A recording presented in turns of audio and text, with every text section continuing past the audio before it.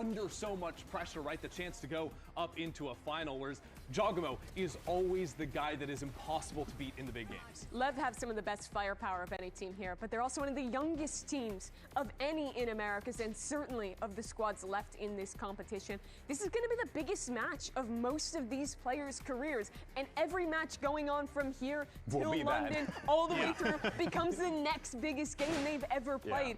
And that's contrasting to G2, who always wins in Americas, who's more comfortable in the playoffs. This is where players like Jaw make their name and make their home. This is just another Friday for G2.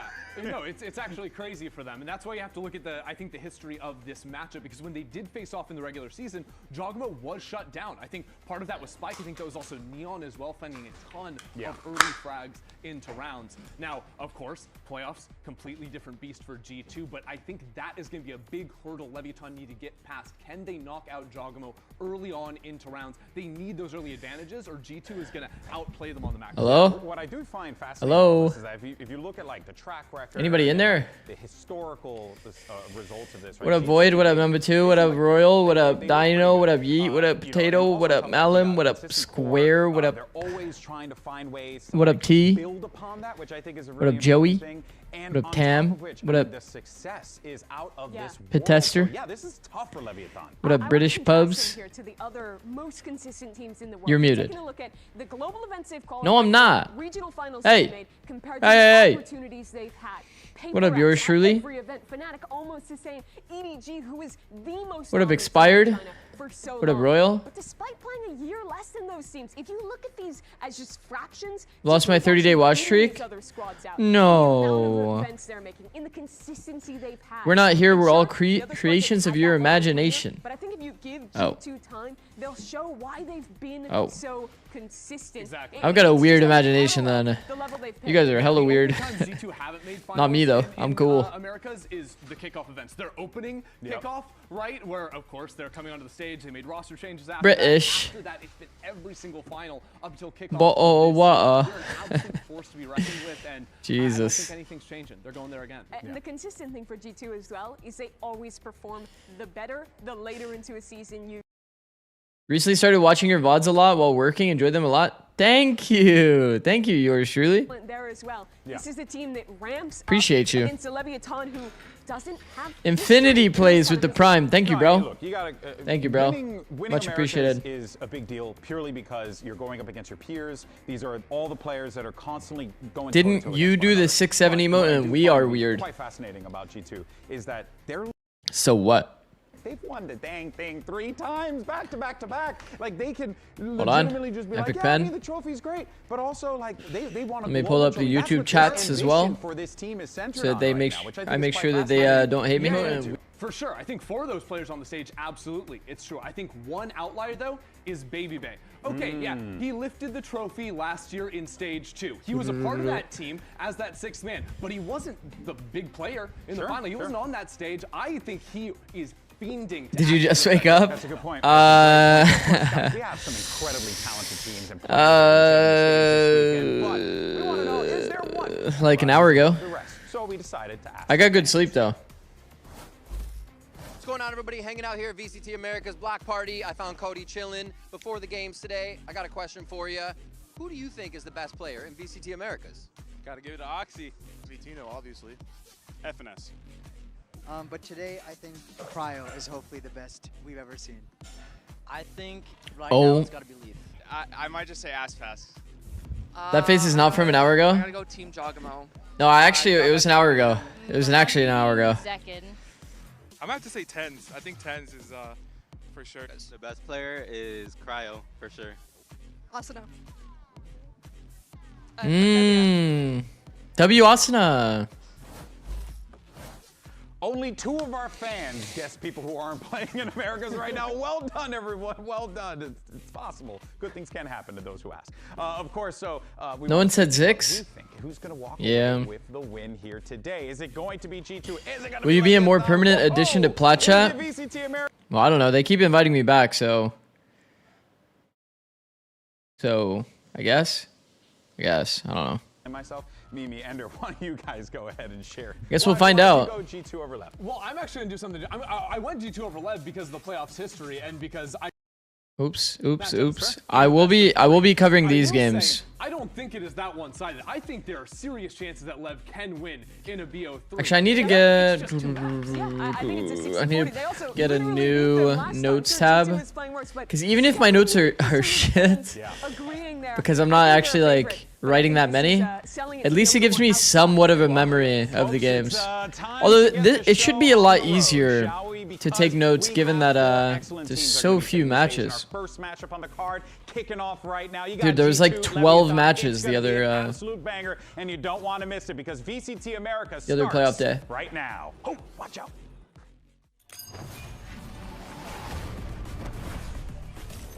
There we go. Got some notes.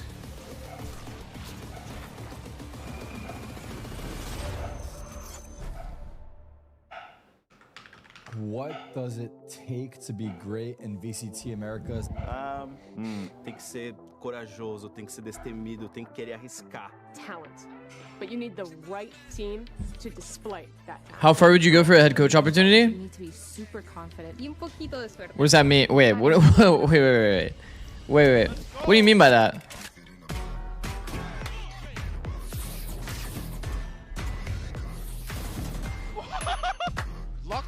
Is Splatchat like a lot of reach? There's been a lot of people that have came into the stream and said that they watch me on Splatchat and that's why they're here. So I would imagine it's been good for growth. Who's got the most willingness to not give up when times get hard? Who's got that dog in them? The audacity to be able to give it to your opponent both in the game and outside. I've literally just witnessed Sato taunting his opponents. Primeiro, paciência. Segundo, resiliência. E terceiro, disciplina. You gotta be in sync with your teammates. So true. So true.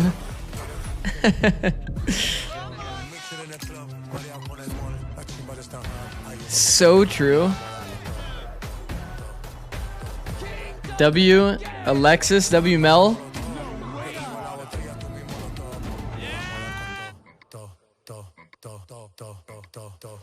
What are we watching? I guess top four.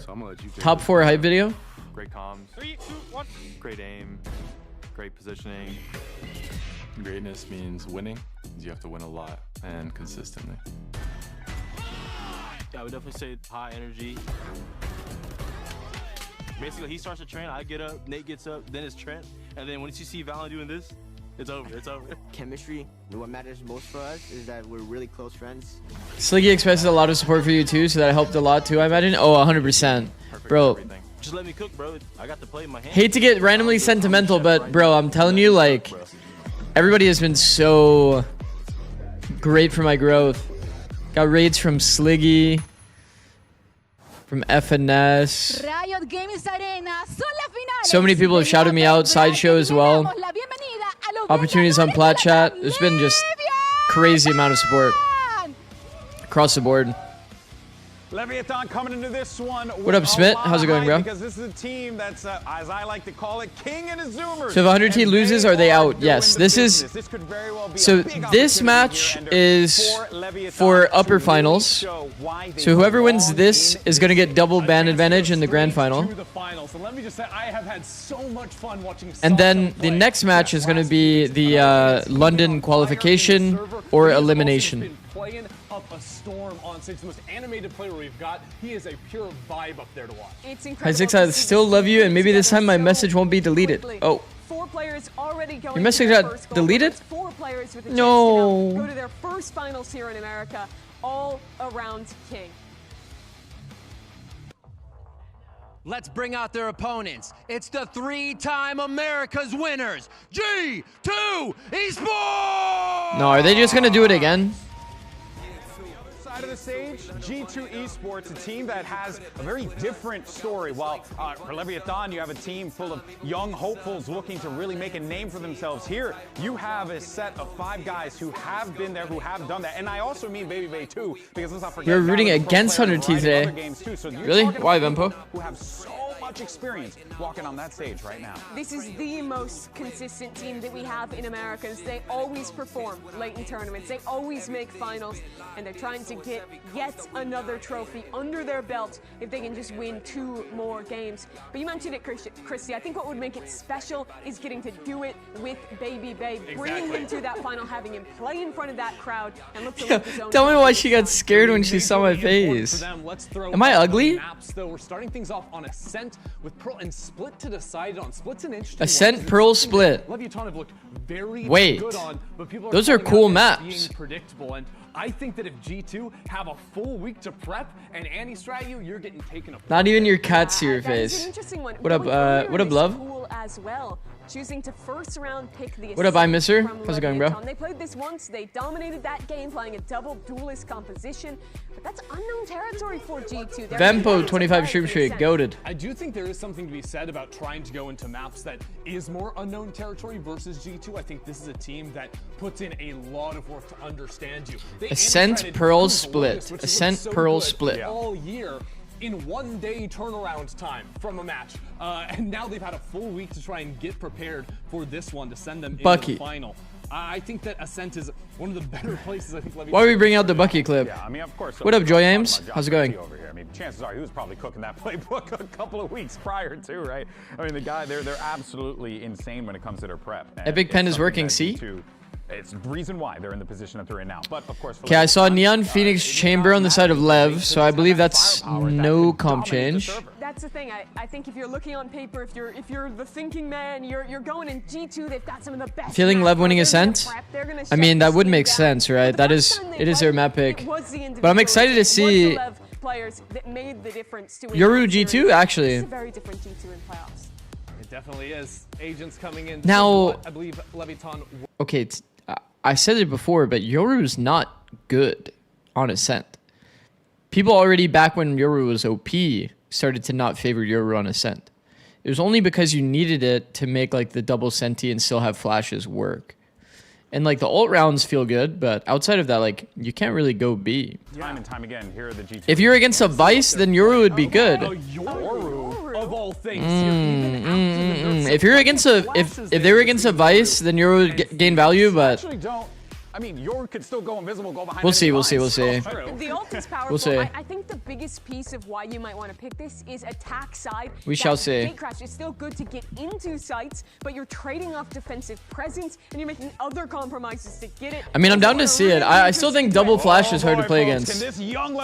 Bro, playing going mid and getting disrupted by like double flash plus fucking Sovidart scan. Actually pretty annoying to play against. You get caught in transition, you just get owned. King and Leviatán were in Santiago, his home country, but not as players. They were spectators. They had to watch it all go down without being able to lift a finger to change the result. That's a different situation heading to London, but that fueled King and this team to drive them forward. And this is a matchup that's steeped in history. Everybody got owned by the 3-hour stream, the EWC stream. Was over G2 back in 2024 Stage 2. And obviously there's a lot of talk about the okay, well, let's see the ideas. G2 used to be a very good Ascent team, so would it surprise me that they end up doing well? Whoa! They picked Ascent and then G2 picked Attack? Okay. Let's see. Into their comp for their first outing since Ascent made its way back into the pool. They're playing Fast Flood style Leviatán. Mid, where you're definitely expecting to be having to break the chamber trip or use the wall just to completely circumvent it, get into this B split. Oh, anti-flood Molly. Molly's on good timing too, but they just send it anyway. Such a Leviatán play. Leviatán play is folded back onto the B side proper. As this is slowed up for G2, but Baby Bay has dealt with King. That's unfortunate. For a wrap angle. The frontside freeze is... I mean, G2's a little too good. G2's a little too good. The frontside freeze, like I've talked about this a lot. The two big things that, like, when you know that Ascent's being played at a high level, you'll see people not even look to take backside. His Vice has been really They'll not even look to take backside. They'll just freeze in front sight. And then if they kill a rotator, they'll just pivot back toward A. Like, you think about him in kickoff, he was really good. Close Preds? The Americas portion, I think they're good. so at Santiago, but man, they put a lot on his shoulders. He was picking up the waylay when Jaw was struggling with it, playing Yoru on a map like Abyss. He was bouncing around to a lot of different agents, and I do think that contributed to him kind of being overwhelmed at Santiago. Too much to handle. Getting attack pistol is big, Chop. Very big. On the device, playing a little bit of chamber. Chamber's denied his third or fourth round operator. Right now. He's comfortable. Look at this. Nice opening here, but might be overwhelmed with this pressure out of B main. Does note Spike crossing. Wow. Baby Bay, bro. Are you kidding, bro? Oh, back to the phase days. that was phase Baby Bay for sure. That is funny. That is funny out of Baby Bay. 3v3, but obviously post plant with Jorgamo. Asserting dominance on the little ones, bro. That's fucked up. And belatedly, there's going to be some pressure coming from Tree side, but Neon never got to see where those bullets came from. Cool to see Jaw picking up this Yoru. Something that we've seen from PaperX, for instance, in their last match on Ascent. They beat Global Esports, and something on the Yoru there. They're trying to farm Yoru orbs, so I guess. Okay. You can still find some sick impact playing him on this map.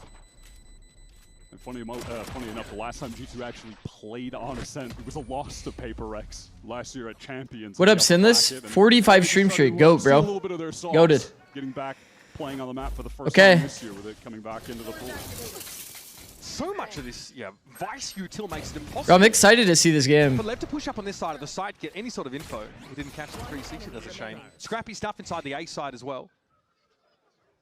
I love that he goes for the 360, bro. It's actually too funny. Now, despite being down 0-2, Sato's already just one orb away from getting the Phoenix ult. He has a Yoru Flash lineup from that spot that you guys saw him line up on. You see it on both sides.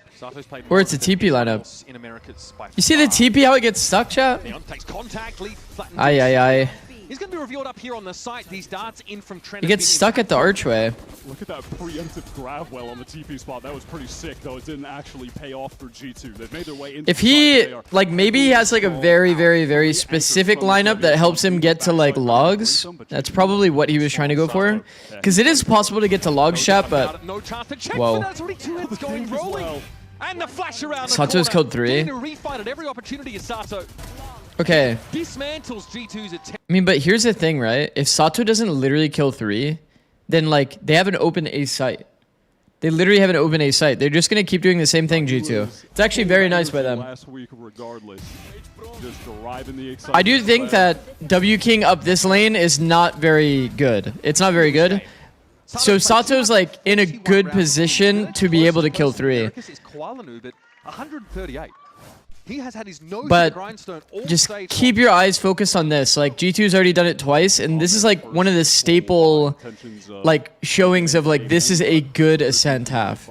If the attack team is like walk splitting here, walk splitting cat, freezing frontside B, those are like two of the best things that you can do, like high level Ascent. You just got to kill with the shock that breaks trips, right? That's placed perfectly there for Ray Main. That is.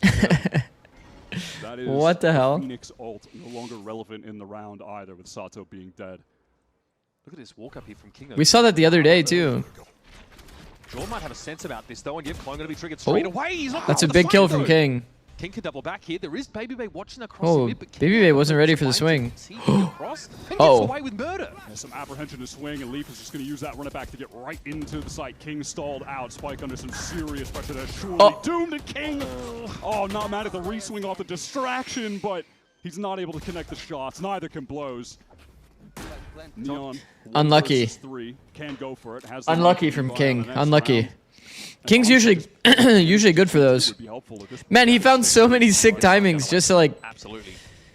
Especially after the first gun round being 1 out. Just to paint a picture. Shutdown of G2. That's unlucky. They would love to build off this a little more.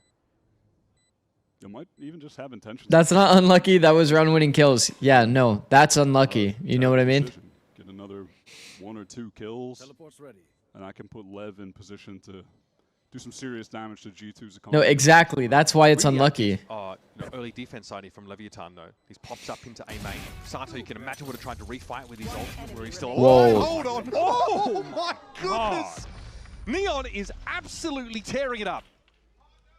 From one round to the other, it's Sato into Neon. Still a G2-1 round, but boy, talk about economic damage. Yeah, just torching the finances of G2. Market crash.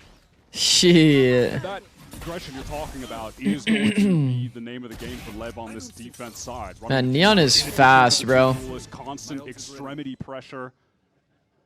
Also, you really want to have someone on this map that's a viable offer. Ascent is such a great offer map. And because we're not seeing a lot of Jet, okay, we have the Yoru for Jaw. He could pick that up on defense, and you get the Chamber with Neon to pick that up. In position is Sato. Oh, refight. Contact. So many little trap plays for Lev. There's that flash and the swings. Wow, so sick, man. 1500 hours of Neon does for you folks. He ain't done. He spammed him. God. He spammed the last player through the wall. That was sick. What up, Mikey? How's it going, bro? The window trap play with the relay bolt in B main. How are you? I'm good, bro. What a sick play. That was awesome, man. Saying what Phoenix comps on this map give you util-wise. You can just dump so much of it. Yeah, Phoenix is really strong on this. What a cool and good and balanced agent. Obviously. Well, I mean, that was like a nice set play, regardless of the Neon slide. Phoenix now, this agent is overtuned. Bro, they just nerfed everything else, and Phoenix is really good right now. Don't get him nerfed too, man. Can you turn up the game just a small bit? I feel like the audio is a little bit weird today, huh? Operator for Neon, and it's just sort of run it down mid, the classic DRX Vision Strikers play of old. And they've just fried them again, They killed them. They killed them in the first 5 seconds of the round. Fast lane down mid. And another 12-second round, by my reckoning. G2 right back onto Eco. No time for me to pivot to even allow you to play-by-play cast. It's a 10-second round, literally. Literally a 10-second round. 8-second round, in fact. That was an 8-second round. Was that 8 seconds? That's who's counting. You've got to watch out for that if you're G2. The tile punch is not a new concept, to high-five your teammates. Well, you know, good try. Okay, good timeout. Try a little high-five. Okay, teams typically have protocols of like, if you expect the opportunities like this to happen, like if it's an aggressive team like Lev, I feel like G2 should have a protocol of like how they hard stop that crunch. I feel like there's a lot of teams that go for that exact B crunch. You would typically have set ways that you deal with it. Like we saw on, was it second round? I think it was second round. We saw that Baby Bay had Thorn. Had a Thorn here. They could also refight like with the flash and force the duels into mid. But these guys were blinded by the B-man player, pretty sure. So yeah, they probably just needed some piece of stall utility here and somebody just chucking flashes, literally. The plant getting to the post, or like Phoenix wall close maybe. I don't know. They just needed tank utility. Neon's got an op to hand as well. In EG and in 100 Thieves, we would just call it tank util, which just means counter util, like, because you know you're getting hard fought. The first instinct everyone should have when they're like blind is just pulling out a piece of util and then throwing it as counter util. It so often nullifies. I don't like phase start. It so often nullifies the entire play if you just have one piece of counter util. Sonic forced back here by some of this early util, but a molly is enough to slow G2 down for now. Aldron gets up A main, but there's not a lot of pressure there. It's delayed, if anything, and King turns him into chum. Cool. Well, Trent, suffice to say you've got quite a situation on your hands now. And poetically, this was in fact the map. The last map of this series where King and that Leviatán roster then beat G2 in 2024. It's an eco round. It's an eco round. To lift America's trophy. I'm sure G2 is going to have a sick 4 ult strat that wins them this next round.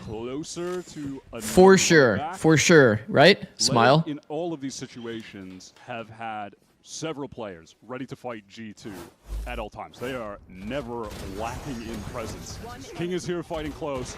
Look at Spike, he is immediately in there to assist. And again, they've always got someone to watch the flank as well. We can see that second play there means. Are you jinxing G2? Nah. By TP. Spike's able to pick that up and make sure the King. Okay, all round. All round goes straight into B. Or are we gap abusing and market? No. No, we're not. Lev, do they set up for the flood? They're all here. Let's listen to G2 now as they try and hold in this retake. Listen. When the ult falls, they're joining out, boys. Might try to flood. I'm gonna flash spawn, get ult. Flash out market. Oh, sheesh. They flash out. Market, run out, coming out. Lane. I hit one market, Omen. Phoenix Omen market. Sorry, all good. They know I'm stuck. I'm flashing early. Yo, we have wall on lane. I'm gonna go upstairs, okay? He's got Phoenix flash. You play, Jake. I have drone. I'm gonna drone above lane. One spawn, one front road.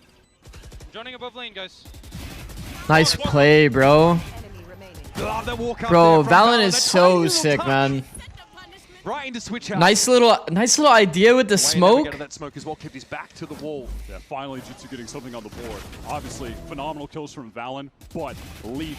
Wow, man. Round. Yeah, Leaf living, by the way. Yeah, Leaf living, by the way, is so massive. Him just maintaining that like B main pressure. Nice little idea with the smoke from Valen. Pretty sick. If you know someone is main, it's tough to just ignore them and get in the site. You're always waiting for that timing, so you want to deal with them, and that's when Valen gets that moment to just slip through the smoke. Gets a crazy 4K. It's a really good post-plant setup, but you have to account for the fact that it required G2 to rip an Astra ult and the Dimensional Drift just to get into the site unscathed to even be in a position to close things out. And that was before they used their Hunter's Fury and Steel Guard. So very expensive round in terms of ultimates. And this time G2 have really slowed the pace down. No mid-presence to speak of, really, outside of a gate crash to be utilized. Neon be forced off that angle there. It's a flash exchange for rendezvous activation. Nice. Okay. Push off the operator. Found operators B. We've already kind of done a bit of a regroup into A. But there's some serious danger for them doing Interesting. that. They use some util pieces to get in there, and they expend the recon to do so. All the while. So Yoru, no more flash in the round. So easy to count util when there's only one left. Stacked up over towards tree. They want to cut off the players on cap, perhaps. The Blaze Wall here is got to cut any resources off from that. Chaw getting one there is already incredible. Spike trying to push up. 1 HP on Spike. Might be enough. He really gets caught with the util in his hand. They're trying to get another. Thorns out.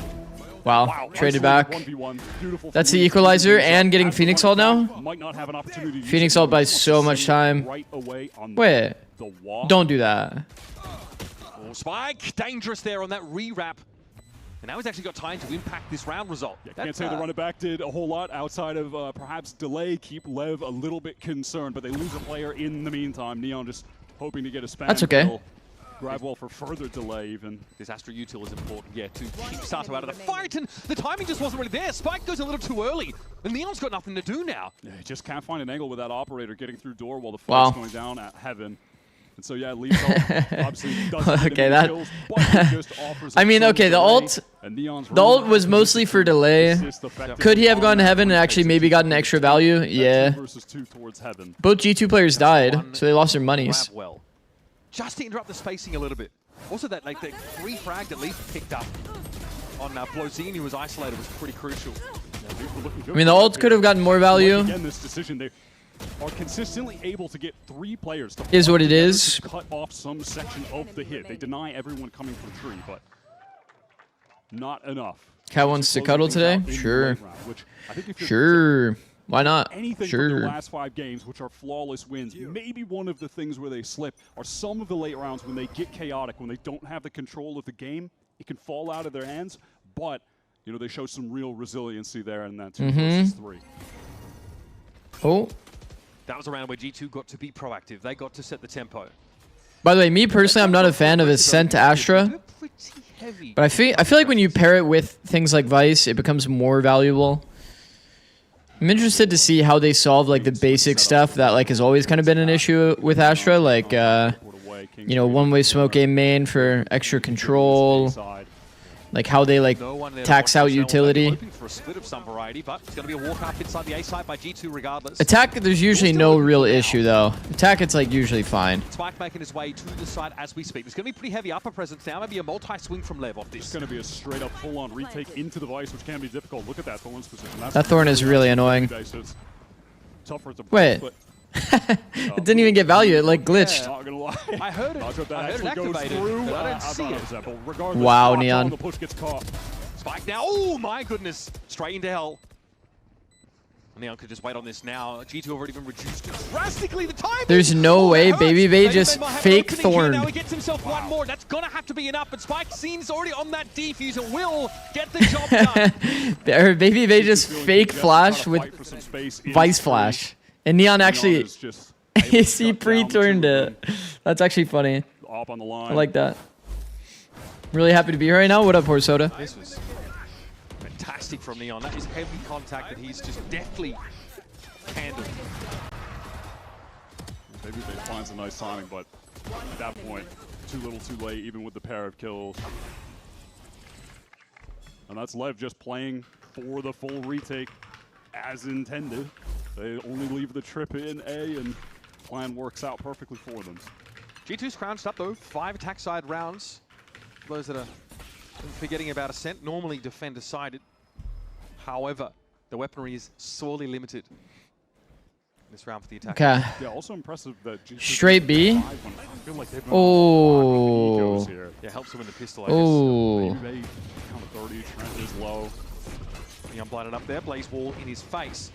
This will give some step to the side for G2, but again, it's just Sheriff and a Stinger. And Leaf left is an insert. Do you think Ascent is still CT sided in this meta? Yeah. To find a kill at some point in yeah, it is. It is. Have to run it back for the last so one. five for G2 is already like solid. So here's the late round pivot. Trademark there is obviously going to detect this push up mid, the standard location for it. Like getting the attack pistol against chamber so that you don't have to deal with this chamber up like consistently. It's definitely very nice. Holding these beautiful angles here, and now Leviatán can let the game come to them. It surely will. 40 seconds left. Spike ready here inside spawn. Tough spot to dig him out of as well, and a superior weapon. It takes Valen to push him down. Yeah, just talking about that Neon off, he has been excellent this entire year. I love how greedy Neon is with the TP. Yeah, I mean, that's always been kind of like the staple of the good chamber players. Like, Cryo's always been that way as well. Ye was like that. It's like you hard greed that TP no matter what. Until you're like absolutely forced. That they've got right now and leaning heavily into the Phoenix on everything. The flash comp has worked out really well for them compared to their approach to the game and kickoff, and just having more time together as a team. You can tell that the teamwork, the fundamentals are just getting there as these guys have. By the way, Zix, I clipped one of the penny jokes and showed it to Ascaris. He absolutely loved it. Thank you for going along with it. Got you, bro. These guys had to get it together pretty quickly after kickoff, right? Leviatán didn't have a whole lot of time to, stake their claim to London. Yeah. And I mean, even timeout round 12. A little future thinking, since we were looking at the two teams that have qualified here already. It's the upper bracket final. Lev are going to have to switch away from this Neon more than likely. She is going to be nerfed heading into London, so they found their footing in this stage. You mentioned, not having a lot of time coming into this one. Hey, they do succeed with the switch, going super Phoenix heavy, getting Spike on his best role on the Neon, but they're not going to have a lot of time to be able to switch up and figure themselves out. Wait, does first time chat look different? Reinvent themselves a little bit. What makes Phoenix so good over a KO? Indexed to the Neon. KO is still really, really good. KO is still really, really good.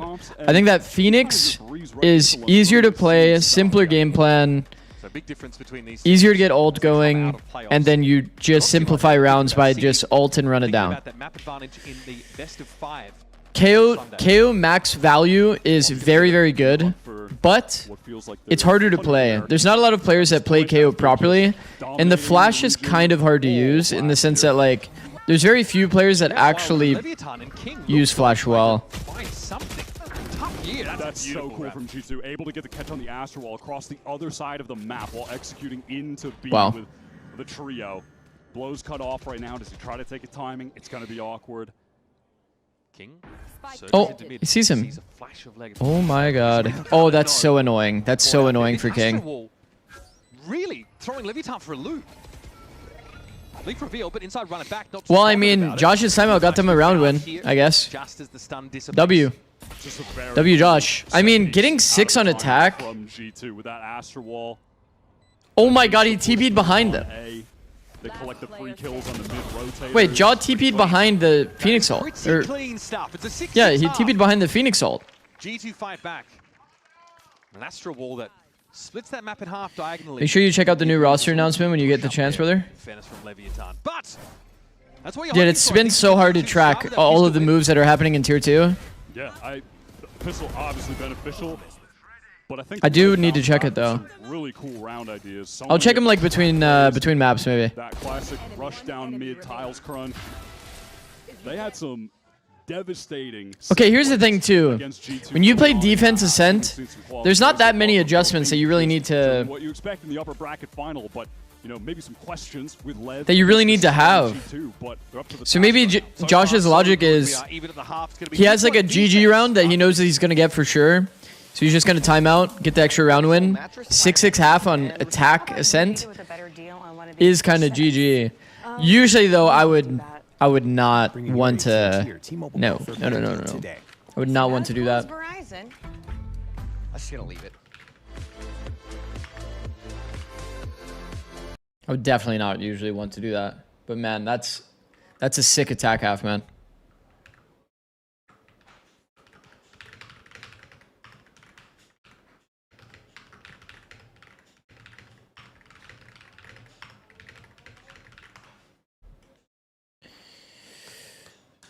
Oh yeah, the ADG. Yeah.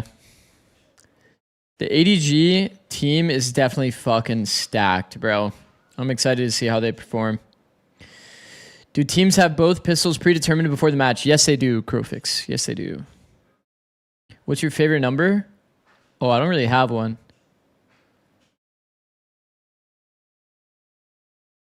I could say 7, though. I could say 7.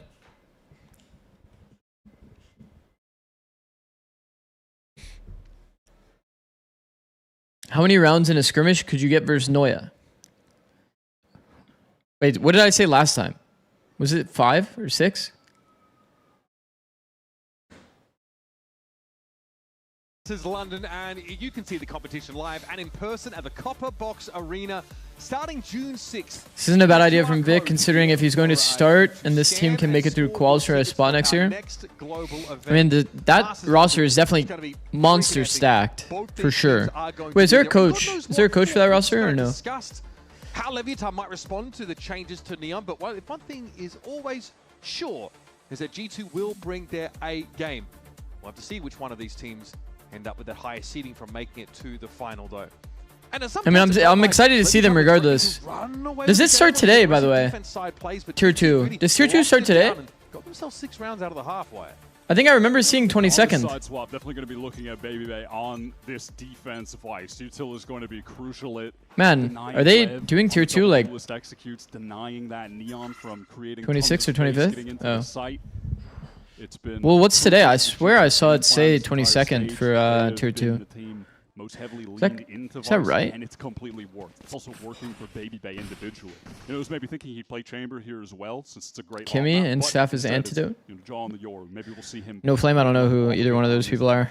Hopefully they're good though, because that roster is definitely pretty stacked. Work towards B. Slowly. Leaf's got that watch.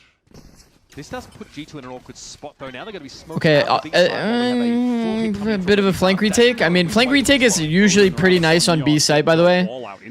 I've always held a very, very high opinion about a flank retake at B. Because these players that are in B main are always like easily traded out, and then you get all the space back. Stuck in this site. I think it's probably the statistical best way to approach this B retake is doing a flank retake pretty much every time. It solves any giraffe player, you just kill him for free. Logs player is same. Oh, the refight here is scary, bro. Refighting into front side is usually not the play. He would have to go crazy, bro. Wow. Insane, man. Insane by Neon, man. What a pistol round to win. Just as it looked like Leviatán were cooked. G2 okay, but on that retake. The ideas favor G2. They got with the double wrap through B main. You're just looking at the minimap, and on paper, you favor them. Everyone on Lev are stuck in the site, and you could see that they felt the walls closing in on them when they go for the aggro flash play. I think the refight double peak. They're trying to get out of that little lane to fight. The refight double peak, like them fighting this together is good, but when he extends himself like this steps up. That was fucking terrifying from Lev. I don't know. The umpteenth time. Yeah, 50th time, 60th time this stage. He has been phenomenal. How about these apples? Big push out of the A side, but behind a flash, but Leviatán. Uh-oh. Well, they've been born and molded by this kind of chaos. They are Bro. happy to oblige. Okay, I hate to be a G2 Glacier, but I love that G2's approach in these rounds has been to like 5-man brawl, because then you don't get like all of the ult orbs on Phoenix, but then Sato killed everyone anyway. So Sato actually got the orbs. Again, that plan for G2 is pretty straightforward, just trying their luck at an on-match push out of the A side. Now, though, serious business. The Odin's already been taken to hand by Trent. Rifle thrown right back to Sato, so he can try to farm some kills with this, run it back. You guys remember Pearl? G2 Pearl?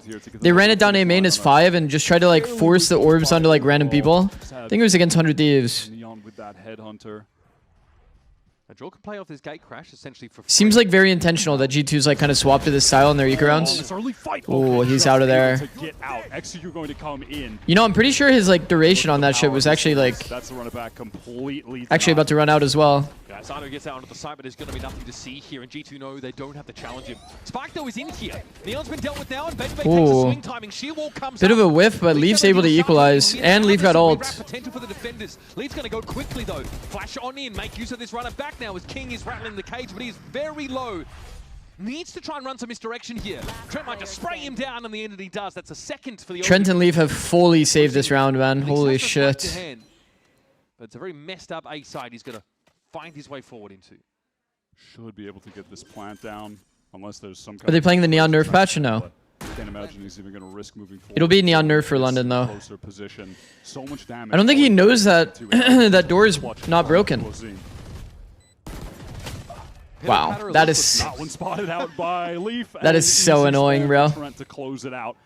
3 kills, still nothing to scoff at, but there's that vice value coming into play immediately. The run it back from Sato, 0 value. That's insane by Leaf, man. Because of Baby Bay. That stall was pretty high value inside tree.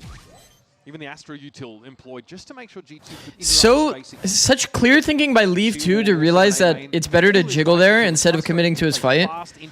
So many players on the flank would just like peek the angle. You know what I mean? He actually jiggled it. Of wanting to get all of his util, so he's just going to be relegated to the stinger. You know, meanwhile, Lev, they've got an AWP. They're spending a ton of cash into this round. Early flash play. Backside off the Neon though. They don't have a Neon slide to like run him down though. Though. In a great Look position. at that. G2 bro, that felt like prep. Chat, that felt like prep. They stunned where the chamber was going to TP back to. Did you guys see that? They have the contingency. They have that seemed like anti. They had no way to like fast like follow up though, because they don't have like a Neon in their comp, right? Get proactive elsewhere, right? Uh-oh. That is the case. So heads up. That was sick from King. That Aldrone meant that his backup from main was going to be a little bit late, so he goes and takes the fight himself. Lev still have so much time on the clock as well. They are not accelerating into anything right now. They are exposing these G2 players. Out antied. I mean, desperation to yeah, they just had a good passive hold setup. Out of their hand, right?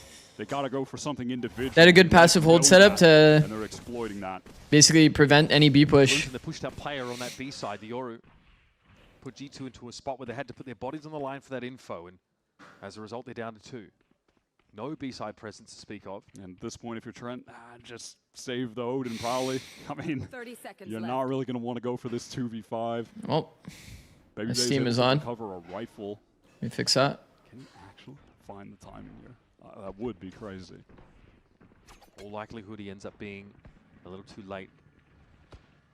Maybe like a double face here in main for Leviatán. No, they commit the Omen. Looks like side. 1 for free. Oh, Neon just turned in time. The awareness. Bro, I swear the audio is so weird today. Right moment. And that's definitely going to be the signal for Trent to call cancel here. Feels like the in-game is like a lot lower than it usually is. Seeing their composition, you kind of think they're full committing. They're going to hit a site hard. They're going to want to try and make use of that pace. But against his Vice comp, So low the game audio, yeah. That would put themselves at a huge disadvantage. It was really cool to watch them. Because like usually I'm good at like 40. That aggro play. I'm usually good at 40, but I feel like it's quiet and I'm at 44. Sprung off of the chamber presence there from Neon. And now even though the Lev economy is not out of control right now by any means, they still want to hunt down this. Well. Evidence. The top fight to win there for Trent.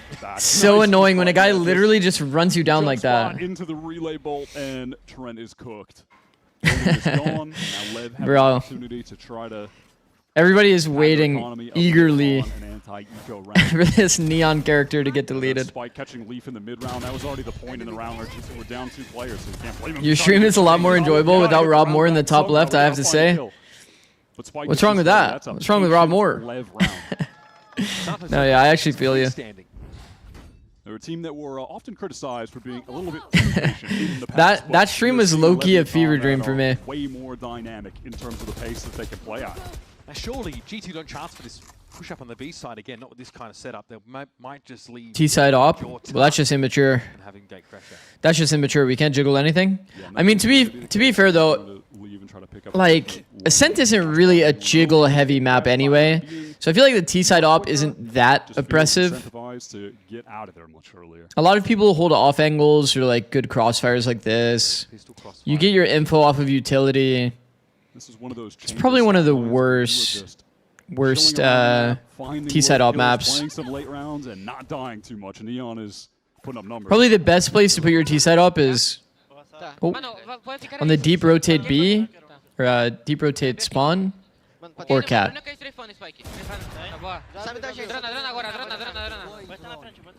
Tem uma aqui, vai apagar CT, tá? Fênix aqui. Ele vai popar, vai popar. Bora. Cuidado com o corredor. Vou avançar com você, viado. Vai quer? Tô cego. Tá sozinho, Spike, tá sozinho. Vai tempo pra nós. Wow. Matei o Fênix. Vou fechar a porta. Eu tô de ult de novo. Passa lá, Blue. Eu vou plantar. Vai fechar a porta, será que I just love the calm nature of the comms. We could definitely pick that up from it, right? Despite being a team that are, on some of these rounds, playing at a crazy pace, running around with double duels. Why does everyone talk about cat on this map? What about dog? Do you guys know there's literally like a call out called dog or pop dog, and it's on cat, funny enough. They bring that energy, but no. I think like almost every pro team uses the call out pop dog for like the close right cubbing at cat. Anti-eco round, they dismantled G2. It's all good. I think he's got to It's here. There's a little dog right here. Started 15 and 12 though. That was obviously a low ball round for G2. One where they just push a player into mid and get him picked off, and it's a full execute. See? Do you see him? Now talk guns. Joel's actually picked himself up in opportunity. Do you see him? Yeah, was waiting for this. No pop dog is untrained. Yeah, I had CS players that came up with that call out, so. But there's a little dog on the catwalk there. Possibility of an op right Maybe we'll see it again this round. Oh shit! Yeah, that drops and Valen isn't ready to assist just yet. Wow. Valen actually just sprinted past the angle and multi-frag. Dangerous there. Yeah, Trent sitting dark as Neon's able to push out, and that Razorvine is a little too slow to stop. Problem is that is the weirdest looking like round I've ever seen. At some point, King is one orb away. And then Neon gets the equalizer by like peeking a Trent that's like close B main choke. Maybe just kind of funny. Uh-oh. Into the spawn, and he's caught by Neon. His awareness with this op on the attack half has really been outstanding. Risky to go walking like that in a 2v2 now. It's up to Jorgamo. What was Silva doing? Ulting cat, I think. A matter, of course, of swooping in and recovering that spike. Leviatán has a decent amount of information about the match here. When you watch, he's got 3 angles in front of him right now. Yeah.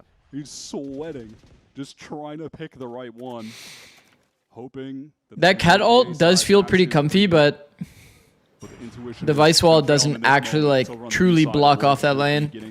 Very free plant. 10 seconds left. No mechanism with which Jaw can really be disruptive here, and he has to retake with an op. Yeah, and is it the point in the game where Jaw feels like this is pretty rough? I need to step up and get this 1v2. Pretty damn rough. So do we really want to go down another round? Do we want to let them get 11? I mean, he overstayed his gate crash at the start of the round to try and get that mid posting for as long as he could. He's definitely been needing to take some risks. That's one. That's the start. Surely you got to be thinking about forward house, but it's Neon finds his third. Fast on the angle, 19 and 6.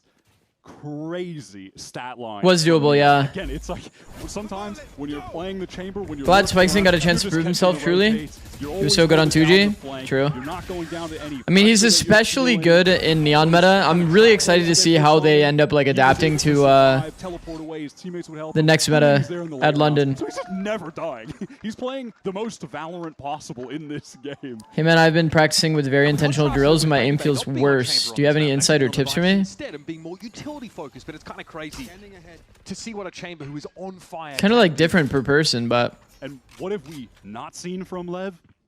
Rushing into a site, letting that Vice util get to. It's probably mental. You know, outside of the one bonus. Like how you approach taking the fight or your confidence. Always pushing off sites, always. And King is so aware. If you care too much, you're just gonna, you know, not play the fight properly. I don't know. You'd have to see though. Just feels like so many eco rounds for GT. I'd have to see what exactly the issue is. Neon trying to get for me, it's almost like I'm pre-firing. Like I'm not aiming. In my current mechanics. Giving that space. They've already got the kill. They don't need to refight for A main just yet. King can be wherever he needs. When you like peek an angle, you're supposed to like peek an angle then micro adjust. Attracting some attention on that A extremity. All the action is building here. It's just different person to person. Maybe you're not truly aiming. Can't get anything done. Tries to flash out. Oh. Can't get back far enough. Bro, it feels like Lev has caught so many teams off guard. He is dominating on this attack side, and absolutely. This is kind of what we talked about when we were talking about win cons. You won't be able to do that in London. True. I mean, that is true, though. You won't be able to do that at London. What score are we pretting for the real game? Leviatán are going to get a map point. Oh, you're talking about 100T and NRG? Yeah, they're going to go for it, but Spike is I don't know. I actually don't know. Looking good on VLR. Instant trade onto Trent. Oh, by the way, something I didn't say on Plat Chat, but I'm going to say it here. By the way, whoever wins this match is almost surely going to be winning the grand final. Because the thing is, every single team has a permaban, chat. Every single team has a permaban. That's like left in the bracket. At least when I looked, every single one of them had a permaban. So you're like guaranteed to put them onto one of the permaban maps. It's going to be very hard for whoever has to like fight through the lower final. I think G2 would be the team that I would probably give the map pool advantage to. That could be the team to do it on the lower final, but yeah, it's still going to be hard. It's already an A hit. Straight on into the site here. G2 have had to allow this to happen by being more. I would have to see if G2 changed their perma or not. G2 though on this retake, they have the Astral to go down. They can take the guns away with the Steel Garden. Okay, that's A-main cut off. Wow, this is like not a very good Silval too. It's like so close to the line, but it's still gotten value regardless. Probably doesn't like what he sees here with his dimensional drift. To get the better of Plozine, it's a no scope to claim the kill. Trent gets okay. as well. Knows he's going to be players down in hell, and he's found a How have they done this? Riddled with bullets. And Neon's tucked nope. in the corner. That's a dirty spot to be in. Jordan wow. misses the shot, and King cleans him up. What a decisive way to send a message. What the fuck happened? It's over? Yo, does anyone else feel like this half just disappeared?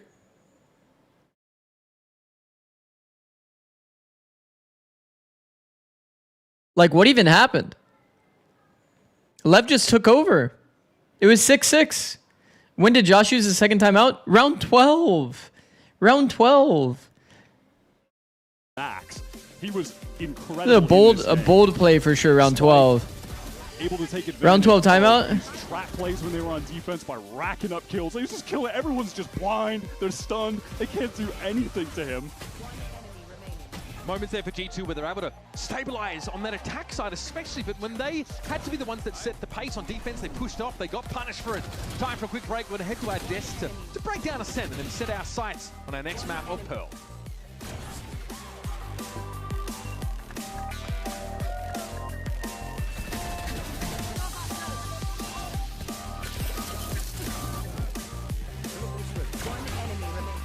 What up, fight? How's it going, bro? All right, let's look at these vetoes. Let's look at these vetoes. G2 still banning Fracture, Lev still banning Lotus. I mean, here's the thing, chat. Like, let's see here as well. NRG 100 Thieves. Look at the last 3 matches. NRG banned Split, NRG banned Split, NRG banned Bind. But Bind is no longer in the pool. This was group stage week 5. Okay. You look at these 3. 100T banned Lotus, 100T banned Lotus, 100T banned Haven. This was, so I guess Yeah, this is after they got smacked on Lotus. They started permabanning. So, I mean, I guess your best result then would be 100 Thieves in the lower against Lev. Because Lev also permabans Lotus. It's kind of like nullified. Well, maybe that's doable. When I was initially doing this like thought process, it was like more expecting G2 in the upper final, but... Who got the 300k VIP? I actually don't remember. Was it... No, I don't think it was Joey. I don't think it was Joey, was it? I think Joey... Actually, maybe Joey did get a 300k one.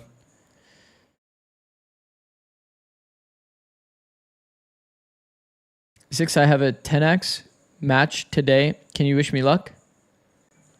Wait. Why does 10x sound familiar? Hold on. What is 10x again?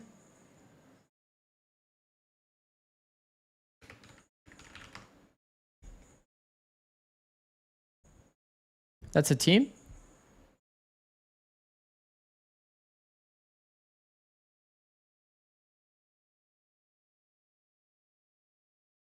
Yeah, sure. I'll wish you luck. Sure. GC tourney? Good luck. Good luck, good luck.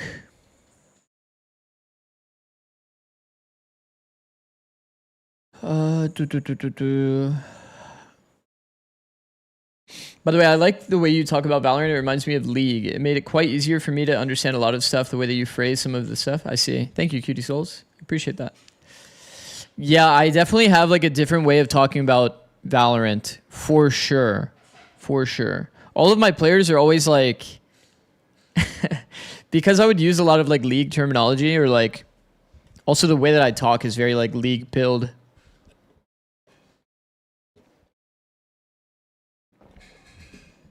My pro players would also often be confused because most of the coaches are like, I don't know, Counter-Strike pilled. But I would come up with these random like terms like juggle aggro, and then everybody's like, eh? The fuck does that mean? I also just like creating my own words for like concepts that I find in the game. Like double angle. Everybody just calls everything an off angle. It's like calling everything a shape. But then there's like squares, there's like triangles.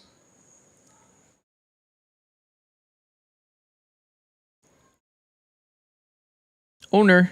Ascend a first map, a victory always feels good. In your eyes, though, did the team perform everything? Everybody got mad at me for calling something a double angle because they're like, what? That's an off angle. It's like, well, I mean... difficult for us because we already played. I guess technically. One week ago, and we are playing like against a team that is very well prepared in the anti-stratting and scouting department. So it's always a challenge to play against G2, but I think that we managed to play well. Let's see what the next map is gonna be. You got the anti-stratting ready for the pro? I don't know. It's gonna be difficult because we didn't show that much on attack. So I think that they are not prepared, but I think it's a good map for both teams. All right. Good luck. All right, Leviatán managed to pick up a massive win, and they take out G2 on Ascent 13-7. Welcome back, everyone, as we look to break everything down. And I think it's safe to say that the story of that match, as we had, I wonder what the reasoning is for G2 picking Pro. About that aggression. It was Leviatán's ability, the individuals, I don't know. the firepower Not sure. that they all possess. How does G2 handle that? Turns out they're team 4. Yeah, it turns out not very well. G2 in a single round on the second half, and so much of it came down to the opening kills. Not a single player on G2 had 2 opening kills or more. They were completely shut out by Spike's early set pieces and Neon's operate. They were 5 for 20 on those first kills throughout, and these are the rounds that really brought... Maybe their thought process prior to the veto is like, if we just pick 2 really good Vice maps, or like if we end up on 2 really good Vice maps against like the Neon Phoenix, then they might think that they're a bit favored. Maybe that's their logic. Maybe. Because, like, I mean, they do play this on Split as well. Because they can't play Lotus. Lotus is going to be permabanned. by wow, I didn't realize how much G2's played Lotus. You see this shot? Lotus, Lotus, Lotus, Lotus. What if they're like crew? What if G2's like crew and they're just carried by Lotus? Nah, probably not. Super high impact from the agent. There was one round with an Do you want 100T to win today? I really do. On XX, which sure would be nice against a hard. Yeah, I'd like to see my moderators win. I fuck with my mods. I fuck with my mods. These guys are W people. All right, I'm gonna run 3 minutes of ads, chat, so that we don't get it during the game. Thank you for watching. Thank you for watching. Thank you for watching. Too, is like when you're His fave isn't on 100T though. I don't have favorites. You know, it's not the composition at that point. Really doesn't matter. You're just getting ran down, dog. I don't have favorites. That's the thing. The game looked like a blowout in the first half because every round Lev was winning was a flawless round over in about 5 seconds. And part of that, you know, of course, got to talk what about Ethan? Neon, right? Because do you hate him? Just every single time. Now, granted, this is the second half. On that first half, it was a bloodbath. They were all over them like white on rice. This time around, in fact, I think that. Okay, here's the thing. I think that both teams are pretty good. NRG and 100 Thieves. Obviously, we're talking about this during the G2 Lev series, but fuck it. I think that both teams are very good. But the only thing I'm worried about for 100 Thieves is just the late rounds. The only thing I'm worried about is just the late rounds. If they're able to like kind of like be composed, close out late rounds like cleanly. I feel like the thing is like 100 Thieves have always had really good fundamentals, and they take micro fights and team fights well, generally speaking. The problem is just sometimes they have like some like historic fumbles, and they usually relate back to some degree of composure.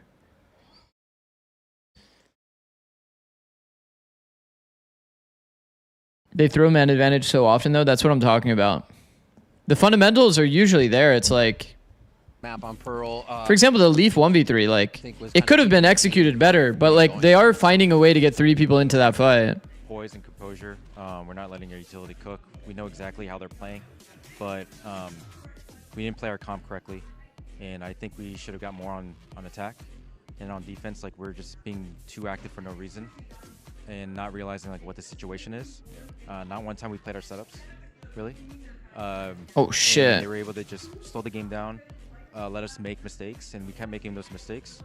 I mean, I think it would be a different game if we won a clutch or two, and even in those moments we're like playing too fast, like even though we knew where the last guy is.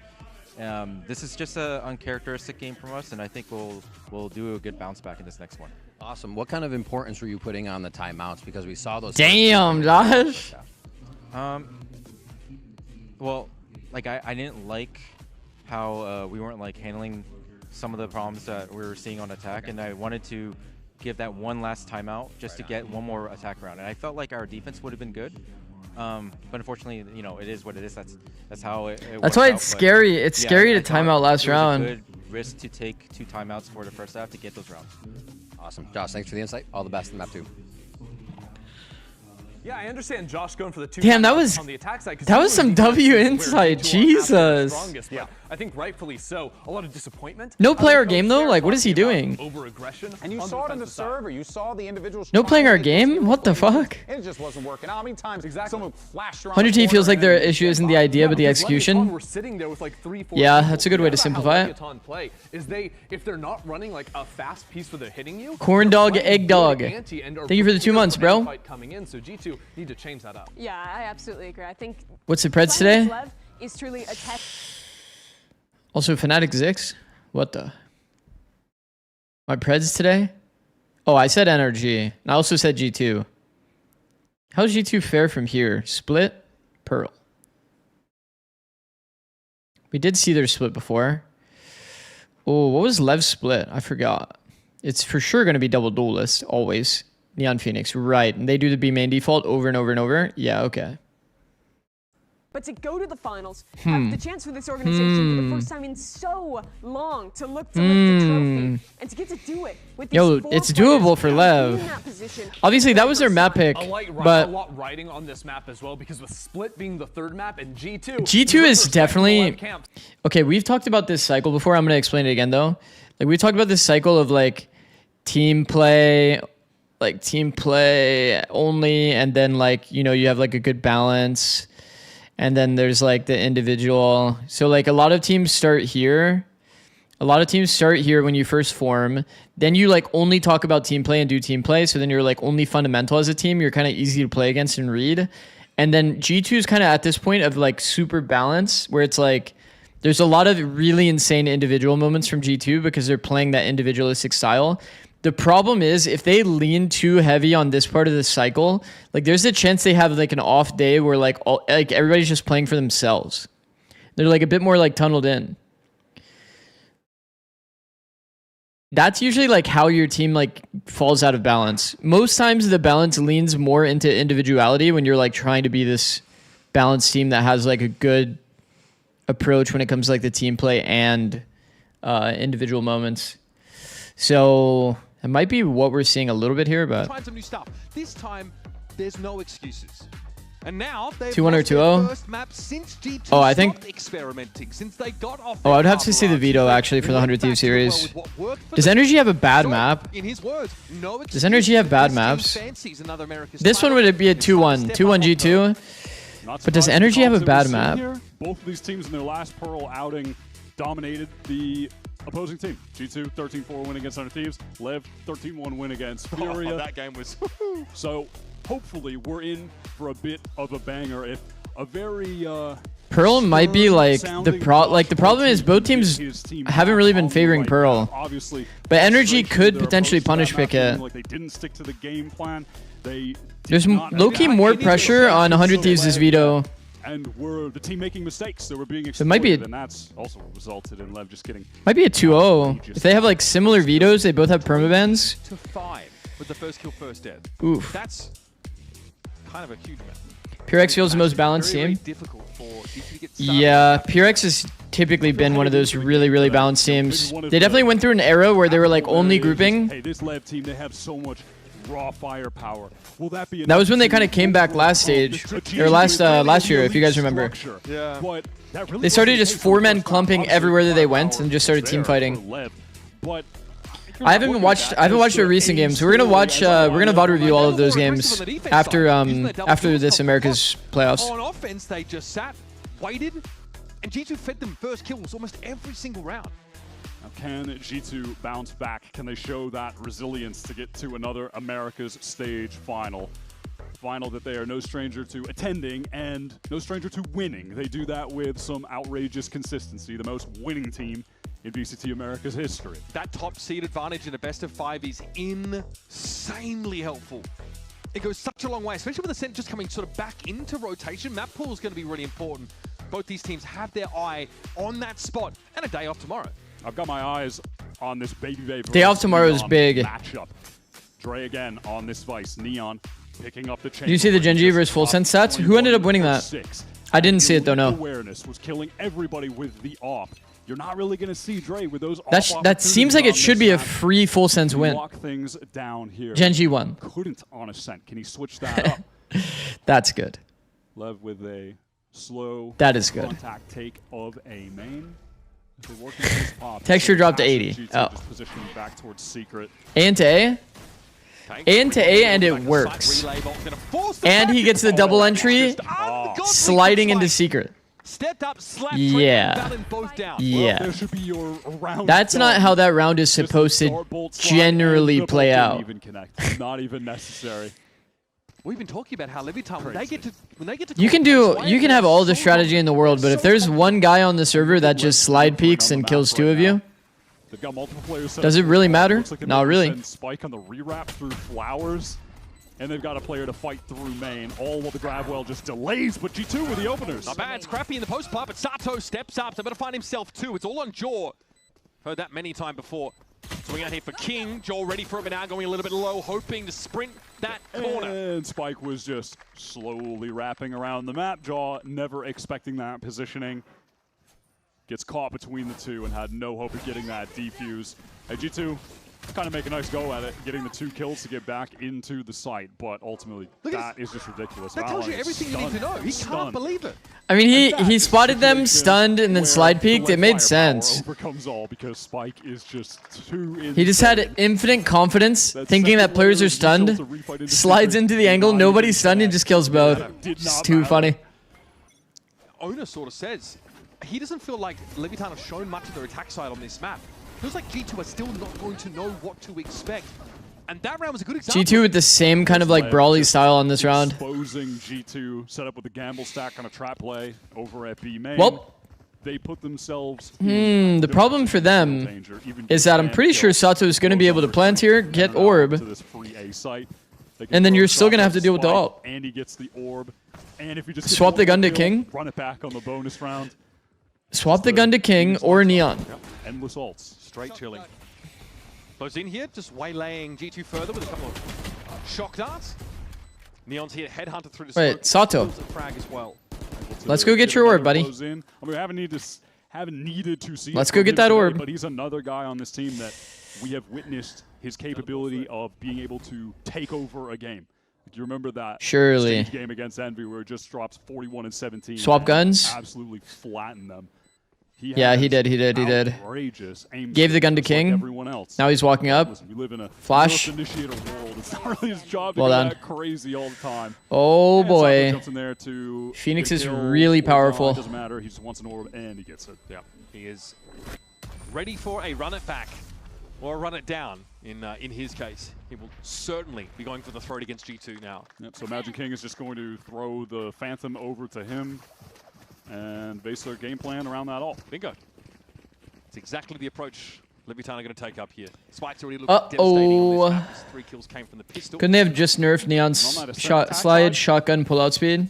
I think Lev's only fast exec. Yeah, that was one of the things that I thought would have been pretty nice. Patience. I don't think the changes are bad, though, by any means. I think that, I mean, they definitely wanted to kill Neon, so they took away, like, the bunny hop spotting. Still sitting on a classic this round. Rush. A little bit of a set play from G2, completely caught off guard. G2 are on the ropes. Train here trying to play Lev just plays with faster tempo than other teams, man. Give him some space. Most teams would kind of contact this B space, but Spikeson's actually like full running it down. I think that this top B trap is like, I don't know, pretty good against a slow pace team, but while the rest of the team just watch across the map to see if there's any kind of overpush, collect another kill, and then get back. Man, Spikeson sees like all of this like util coming, and he just runs it like forward. Get early openings into the round, slow down the pace. Do you think Neon is still picked heavy post patch? No, not really. Early advantages into late round wins. Looks like G2 though, they have the right idea with keeping. I think that Neon is like second entry only kind of character. But wow, Lev, even the next level of awareness. After the patch. The drone in the fast lane, and now they're getting I wonder how the solo queue stats changed for Neon. I'll check it out after, actually. Leviatán correctly surmised there's more than just... What I used to do in League of Legends is you would just see the nerfs, and then you would track like how much it dropped off in solo queue. It's actually low-key underrated underrated way to like understand how much something was nerfed, like how heavy the impact was. Really struggling to find where while like solo queue isn't the best marker, it's like kind of good to see how much it fell off naturally, if that makes sense. Neon's on the headhunter as well. He's saving down for a knock. Oh, timing found for Valen.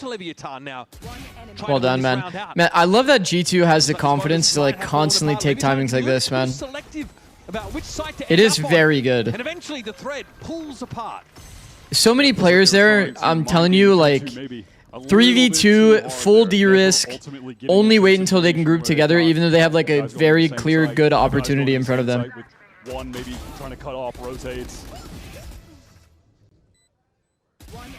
And G2 are able to slowly pick them apart with the better weaponry. Much needed round, they only lose 2. It's not the same. League has like 200 champs, so pick rate, win rate actually makes sense. Yeah, I'm sure there's like sample size issues and this kind of stuff for Valorant. I haven't really done that kind of analysis for Valorant, but I'd be interested to see. I would for sure take it with a grain of salt though. Maybe things have gone wrong in that smoke. But like over time within League of Legends, it was actually like a good indicator of like Holy shit, this shit actually, like, this nerf really did, like, kill the character. Or, like, in some cases, it's like, you know, a character gets buffed, but the win rate goes down because, like, more people wanted to play it that haven't really played that kind of character. Let's say, like, Riven or something. That is so sick from Spike. That is a nice fast open. Set this guy up to succeed. And he always knocks it down because the aim is just A1. It's ridiculous, man.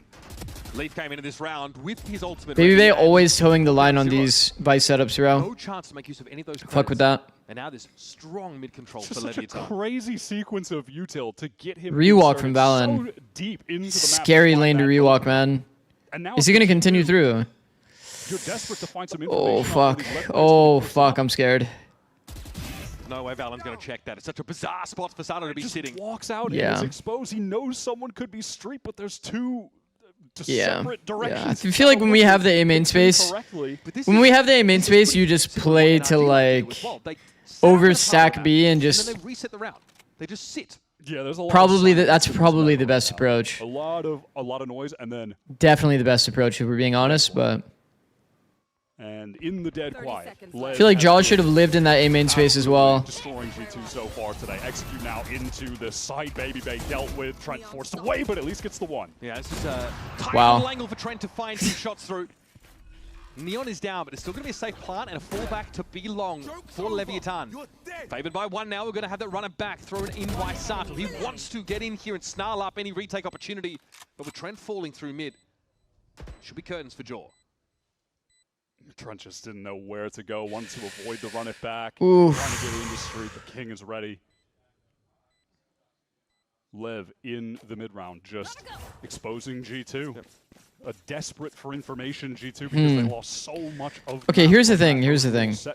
Let's talk about this round. So you lose a player here, start of round, right? Now you're in 4v5. That's the dangerous part. But here's the thing. If you take a risk already on this side and you have deep A main space, almost always worth it unless I feel like it is just better in a 4v5 that you overstack the other site, expecting that like this is going to be an end anyway. Most teams in a 5v4 don't really go for these lurk. Lev have looked good. Like these lurk timings, and sure, they might go through art, which would be completely valid. But then you have the A main space, you still have a way to play for A. And if they go B, then they're going into a strong side B. When you're in a 5v5 situation anyway, you're going to be like happy with a 3B result. Looks like they're on to just 2-0 G2. Obviously, it's early days here, but who's the best player on G2? These same flaws in G2. Just rearing their head on this map. And it seems like the frustrations that probably leave. You know, we heard from the coach Josh for G2. Feels like Valen is so insanely high impact as well. Same with Trent. Pace variation. I mean, all of them are fucking incredible. Lineup are able to work themselves out B long, pillar clear with that, little cubby cleared with that. Kind of hard to call. Feels like map by map, it's like kind of different. They have so much individuality these days too. How are Leviatán going to put them under that pressure? They are playing so quiet around the map.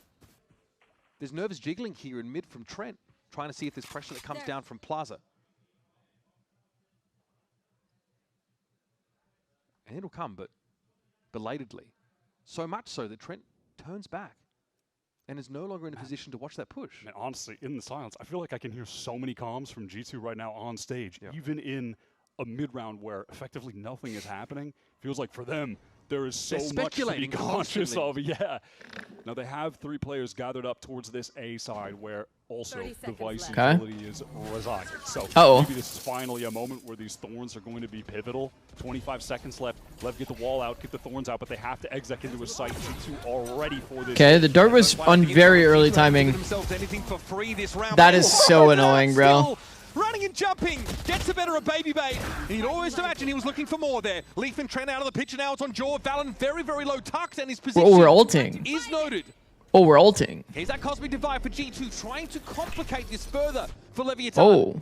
And Blozine has to work this now. Whoa, I don't know if I like that wall. That wall freaked me out. Far from done. Jaw with a tap, and of course, his post-plant util starting to become useful.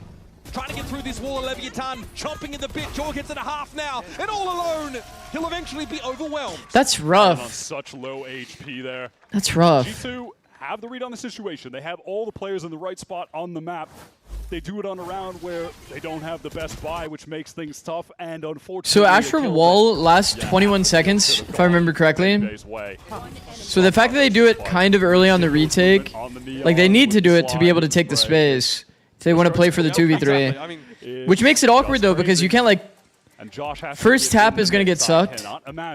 Then after that, you're under pressure of like, now you have to stick it, so you're not really playing fully for the fight. But their win con is kind of playing for the fight. Game started again. It was, I would, obviously some level of frustration, but just like this stern nature to the way that he was talking. It's like also So it's so live, yeah, that adds another variable. So it's pretty hard, bro. Which he should. They're G2, but being in Josh's position, looking into this game, seeing some rounds, yes, where G2 maybe get nervous and they take risks for info that's punished. Fair enough. But a round like that, they're disciplined, they're trying to rotate in advance. Trent goes around towards that A site and is ready. And they just lose out from that individual ability from Leviatán to execute. Yeah, I believe also in the midst of that, there was another G2 player wrapping back to Art who gets caught. And that's another point that we've seen on either side of Ascent. Like, people that are trying to flank on G2 are getting caught so consistently by Lev. They've got some serious awareness as far as that goes. Looks like they want to default over towards B into getting another orb for Sato here, while Neon watches, listens for any kind of action towards A. All right, here's a set piece from G2, running it all the way down mid. Jaw into the spawn. Spots out Blazine. A lot of pressure on Blazine. Also, he's bearing a spike right now, and he wins it out. That's a crucial That is so annoying. Tamp this aggression from G2. They ended up getting a 1-for-1 there, though, and an early insert for Baby Bay. Yeah, he could catch up. Beautiful timing, Valen in the smoke. Spraying for it here. Sato caught out, but this Baby Bay's on a very early timing error. Large now out inside the site. Found by Valen. And this util has done enough here to keep the rest of Leviatán at bay. Well done, well done. That was a nice round. And it's a hell of a leather push straight down mid. Are we ever getting league watch parties if you're still watching? Probably not. Probably not. Off of all of the info that Jaw kind of gained in that play by getting the push through, lead catching Neon, huge in that A main. So 1v1 isolated situation. Also, finally around for G2. I don't really watch any League of Legends anymore. From the back on an attempt into the site. No, it's rough for G2. We haven't heard a hot dog yet. That's true. That means they're in a great place. That's good. I feel. Might be a few rounds away from hot dog. Ooh, it's a late A refight. Leviatán posted up here. Because it's a knife that breaks the dog, Chad, they're going to read into that and know that it's the chamber operator. Okay, well, now they for sure know it's chamber. They've discovered where the operator is. Yes. So that's crucial. They high-key could have played to run him down.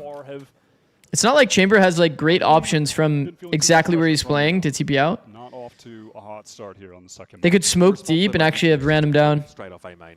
No need. The problem is they don't know where the rest of the team is, so they're thinking that it might be them like contacting past the chamber. Like in this meta with these comps, like how much do you want to commit to that fight, knowing that the other team could also full commit? It can get really awkward.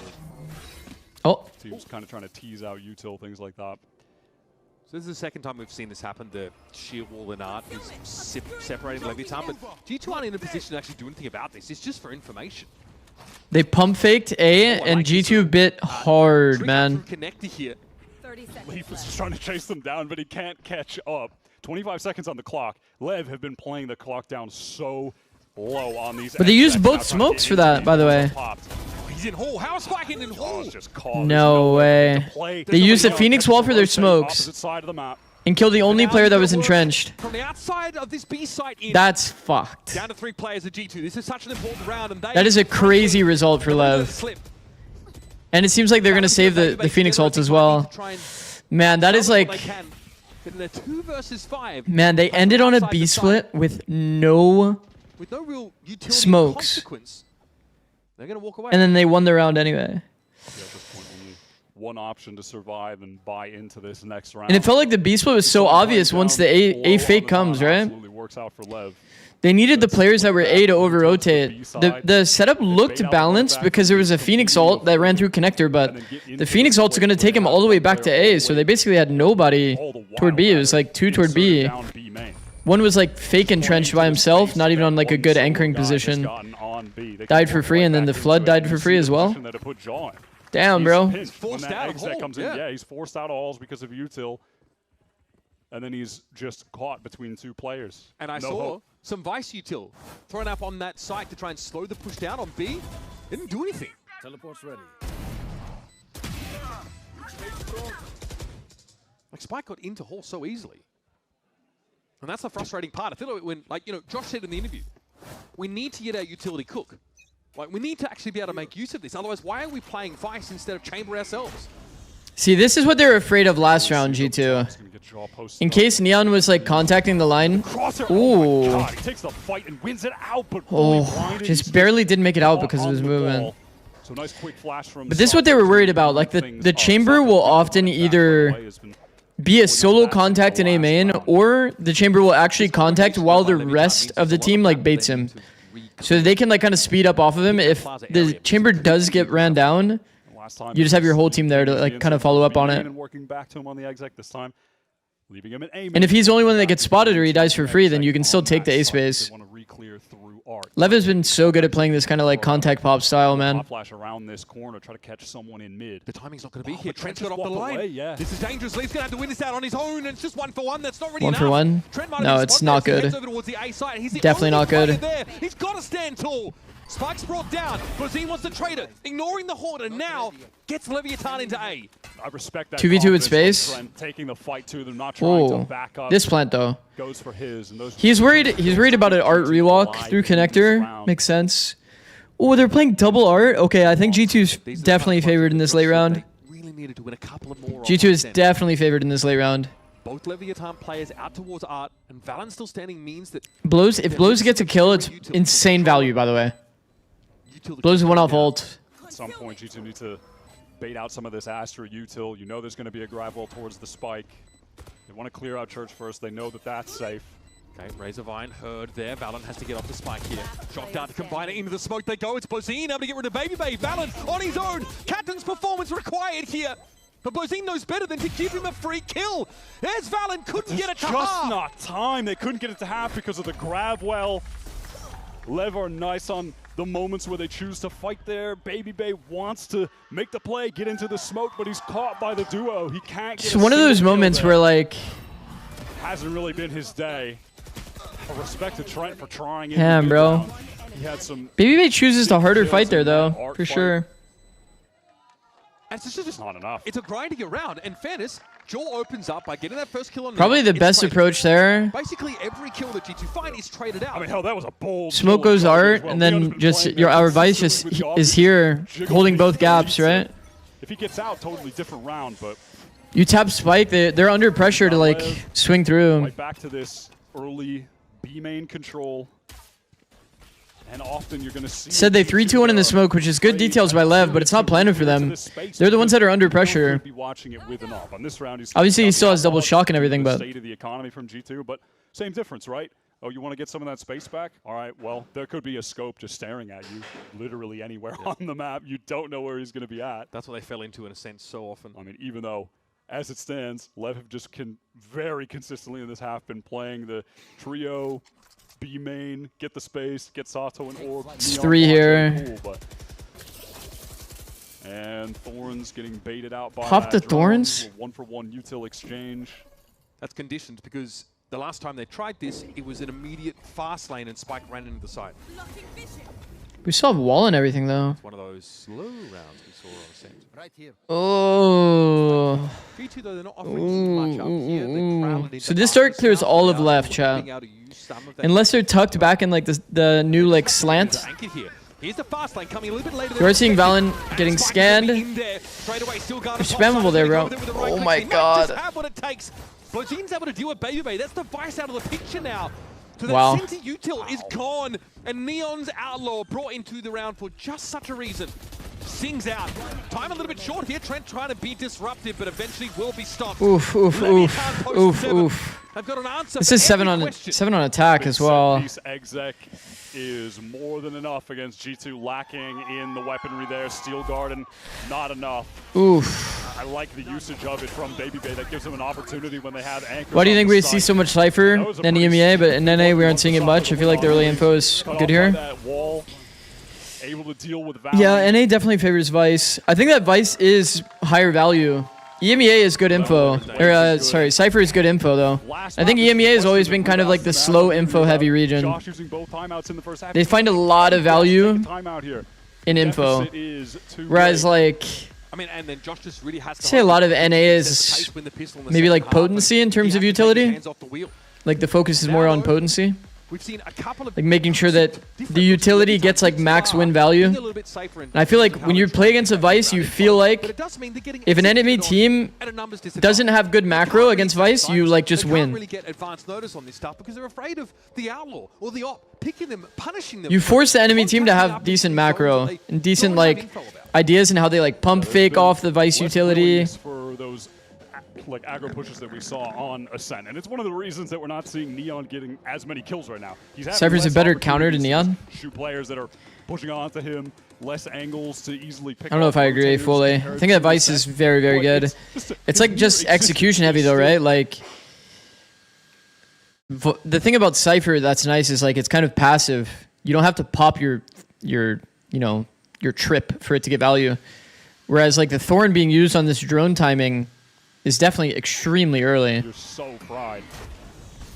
He traded a drone for a Vice Thorn, but it's like your wall didn't even get popped. Use Molly, but they can't even hold on to A main. Lev just go into this full re-clear of the space, so they try to push it into the exec as well. Yep, that's going to be the case. Leap up close. Can he get anything done? He's stunned in the corner, pinged as well. Not detected though. He's still able to win out against Sato. Trent as well. Wallbang on towards Spike. Now can try to fall back with this Nightfall in play. That is another very important kill, and Trent now feels confident staying with the only player here. It's about trying to stall and be a real nuisance. Yeah, the only player, but he's definitely been the most reliable for G2 so far. Baby Bay able to win that 1v1 against Neon, and surely not for Blozine. Gets the first. Damaged up by Trent. And Jaw on that angle cleans things up.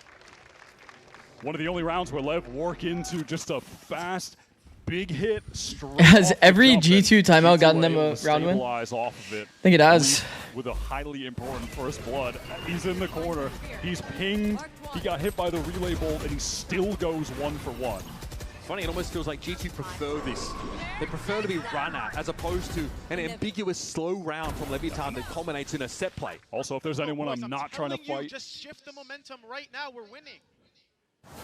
It's Trent. He has been the player on G2 finding the impact kills. Levo just back to the fast A main take. Not much to work with though. Running it down again. They go past the shear wall into the Thorn. Spike is completely stalled out. You'd be forgiving for not expecting him to do it twice, but this is Leviatán after all. Leaf gets some info. No side anchor in dugout is why they're losing this round, you know? Not the Spike carrier, so he'll just be sat there until Trent picks him off. Yeah, man, I don't like seeing teams in this like 4-man toward mid setup. No spawn space. Yeah, nice little fall back from G2 not to take the fight. They end up converting, but man, like... Now it's on Neon. This is a low-bought round for Leviatán. I think on the mid fights, like to have a proper reaction, you need to have like one player on each side, so that you're actually able to rotate into something. That was fucking scary macro-wise, man. Trying to hard force this like flood through art. Remembering what it's like to actually win some rounds. Because like Valen's job there is not easy. Being the flower and secret player, it feels like you could easily die in either lane. But an emotional leader for this team, get them excited. I feel like Lev giving them a bit of an opening here. With a round like this, Leviatán another pretty much same setup here. 4 toward mid, no A anchor. Right, giving Ascent to a degree, but Spike was ready for a flash in for Leaf. He wants to keep refighting into this space. Definitely expecting a deeper fight. Straight into that. Baby Bay's got 2 back. Okay. G2 with a 4 fight in mid. Ready for Lev to be in that area of the map. Leave fast on the trade. G2 are not leaving. Living in mid feels really scary. Now that they have bomb, they can just go double push street or shop. I think it's good. And now they have a real chance in this game. If they can close this one out as well. Very weak King. Just 36 HP with that Stinger should realistically be a non-factor. You're looking at Neon, but yeah, when Dre gets the op in his hands, he is insane with it. 4 in the round. First one was Valen getting them piped up. Now Baby Bay with 4 Lev wins this and NRG wins later. Now Then we get a classic NRG G2 rematch. 2 timeouts and probably a large number of hair follicles, but G2 I mean, been able to make this definitely possible. affair. This is beautiful from Baby Bay. Just slap them down and getting a reply to the I mean, getting 5, at least they recovered the half. But man, they're going to have to put in some work, man. Playing this Vice. They're going to have to put in some work. Fantastic with it, man.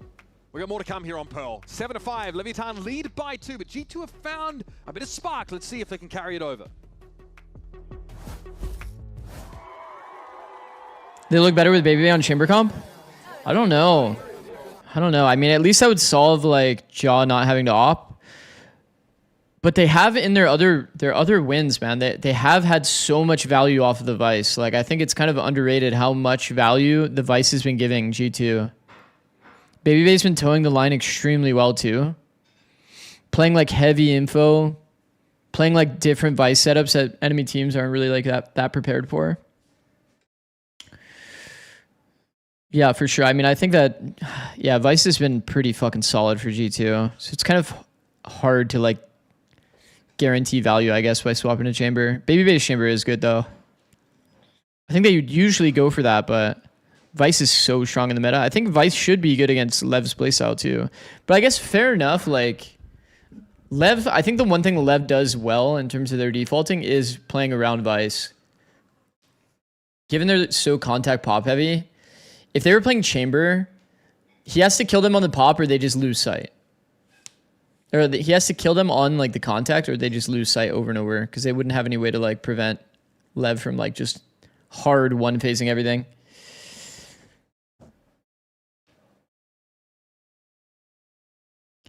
Because, like, yeah, I mean, I think a Lev that plays against double duelist or, like, no hard Senti util is probably going to have the most fun time ever. These guys are just going to, like, one-phase hit everything. Contact pop, insta-kill. A lot of rounds left in that first half, but they had enough. It's, like, so comfy for the Lev playstyle. That keeps it nice and tight here. 2 rounds separate G2 and Leviatán, the latter who are threatening to end this series in 2 maps and book their spot as top seed into our final. Yeah, not only did G2 win those rounds, but we saw them begin to pounce on opportunity and get really proactive fighting against Lev in those rounds. It's not just winning them, it's how they did that I think can inspire some confidence here to keep a lot of noise toward mid. Deficit as they attempt to win this pistol. Walk contact into A. The loose end in mid as the rest of the Prowler's used because of chamber pressure. Very familiar position here for Baby Bay. And to A. Saw that around 12. You had both Baby Bay heard the connector timing. Rotate out. He takes first timing. This is big for Baby Bay. They still have stun as well. Oh, we're doing a deep stun here. It's going to be traded though. Oh, we're doing a deep stun here. And the spike is planted fully. Is Baby Bay gonna... Wait, King actually took that timing? Oh, we didn't see the fight. Oh my god, King actually almost took that timing and Baby Bay almost killed him. Oh, nice from Jaw, emerges at just the right time. Looking for more. Reflood into... Oh, that is nice from G2. It's nice from G2, but Lev actually found kills back. That's so fucked. Okay. In their face. And King's down to 10. The spam is good. And it might just also knock King over. He is way too low on HP. I like how G2 played this round. Also 6-7. Yeah, that 10 HP not going to be enough for King to survive. Again, it's kind of what I was just talking about. Man, I mean, G2 played well, though. The refight into front sight with the flash. I love seeing teams actually teamfight like this, man. So sick. Aggressive line when Jaw's in sight, he gets his one. He's sliding around. He's distracting. They don't on the refight, they actually flash through and just swing with 3. Goated, bro. Play for spam. We've seen a lot of that from teams in this stage. No, they get out of the smoke. They fight together with Jaw to actually help 5A from Lev. Get more kills, and then they're able to win out that round. Now pushed up here. This is more than we saw from G2 on the defense side. He wants to post in A main. Maybe part of the plan just to make sure the right side is stacked. There'll be nothing to see here. Full gamble doesn't work out. At least it gets Sato a spike. Other side of the map. Leaf is going to get the orb, of course, so that is orb for orb on either side. And G2 get this B site for free. And we'll just kind of see, honestly, if Leaf can stack up more kills, if Sato can try to get closer to his ult as well. So how oppressive the Phoenix can really be on this map when he gets going. Sato here perched up. Brought down by Leaf. Okay. So another one up towards that next run it back. Everybody's hiding, trying to die to bomb. Sato's just like, take me. Neon watching in case there's like a really bizarre wide flank. I was waiting to see if Leaf Bro wants his orb for sure. Dre, and that is the case, so he can just run in there with the ghost, and it doesn't matter if he dies. Okay, Leaf swapped. So only has ghost now. Try to get one more orb on the trying to hunt for kills. Want to supplement the attempt to get an orb as well. Should be a swing off this, but oh, okay. G2 had an opportunity there to sort of stem the bleed, but Leaf and Jaw get themselves up, and that'll be that, folks. Leaf is one off. Great pistol building into the second half of now evened up the game. We'll see if G2 tried to do something proactive early to get the orb, but this is one of those situations that I was kind of talking about where it's like, all right, do you try to fight for the A main orb? The defenders know you might try to fight for the A main orb to get it early, so do they just have the play ready where they're going to dump all their util on you? Like, they can get a little Lev has no game plan for the A main orb. They're just going to give that shit up. Runner backs coming thick and fast is also important. You've got to balance that risk. Leviatán here, of course, can finally... Maybe G2 has no intention to use this ult during the bonus anyway. Probably. Light presence in towards A main, so it'll be Lev trying to assert themselves there. Probably. Because Valen here is nothing, he might just call it to come back A. They don't have to worry about Neon. Sovidrone early through mid as well. I mean, I feel like that's... He'll be on the rifle in A main. He can post giving vibes like it's weak A. His one and teleport away. Surely going to get flashed off this angle, though. Yeah, flash and... click the fingers. We'll head back to Kansas. This is what you can do against the chamber, man. Neon is gonna get caught. Can he still get one? Oh, he actually was Tether body shot, bro, is so nasty, man. Veto Bolt aren't gonna cut the mustard for him. They don't set anything up. They will at least let Spike get the wow, man. Wow, man. Chogamo, man. Kings able to shut him down. So sick, man. Done. His first buy round for Leviatán has been shattered. The individuals of G2, I'm telling you, bro. The fact that they're like feeling this free to... I mean, obviously this is a bonus, so people will feel more free to do this, but like, we've seen so often like teams and players de-risk. Especially when you got that opening pick and street. See him re-push Flower first timing. Peek off of the audio is so sick, man. He can't do anything in that situation. G2 are given an opportunity to activate a little play like that. They take it with zero hesitation, and that puts them in position to win the round. Leaf actually didn't grab a orb, by the way. Oh, he died. It was pretty short. Spike was on his way there. Oh. To make it in time. And that gives them the opening, and then obviously on top of that, Jaw just goes crazy, close up. Gets the following 2 kills, playing solo. Look at the tether body shot. Insta-kills Neon. Jaw has definitely been under some scrutiny. Neon the player. Not putting up crazy numbers on the Duelist. He had an insane performance at Santiago. He's the 5th highest rated player there. And I'd never personally really buy into the Jaw is a problem during the stages. He's not putting up the numbers because has it ever been of consequence for G2 not making it to a global? No. And then at the globals, and then he gets to global? Yes. Yep. So for me, it hasn't been a big deal. Like, that's something I'll worry about that if we see G2 not in a position to actually qualify. But that is not been the case since he has joined this roster. In kickoff, it's actually just nothing but net in Americas for G2. So annoying to see Neon do so well, even though they have an upcoming nerf. That's crazy. I mean, the thing that does suck for sure is like the meta's gonna swap so hard. Neon's out. And so many of these teams are qualifying off the back of Neon. So you're just like, I don't know, gonna always predict the teams that are not winning off of Neon to do well at London. Though it's a freebie. Spike taken very low after that encounter. Even at that for Leaf, he just does so much damage to one of the 2 rifles with the run it back and gets all the space. Hey, that works out. Has to swap it over to Neon, who would love to get involved in this game. He has not been a factor so far. Ooh. Pouring out to the side of Leviatán. They're trying to get past that Nova Pulse by the looks of here. They are trying to swing these corners, but G2 are ready for them, and there it is. The refight from G2. And G2 have got themselves out. They've been working on their team fighting, bro. Posted up deep in the site, players. G2's been working on their team fighting. Swinging together. Now we're seeing that high level of fundamentals, even in these late round situations. No hesitation. Bro, we've seen so many teams literally sit in corners, AFK, chill, play post. It's like in so many scenarios, playing the team fight like this, you're just going to absolutely demolish your opponent. Leaves when they win the round.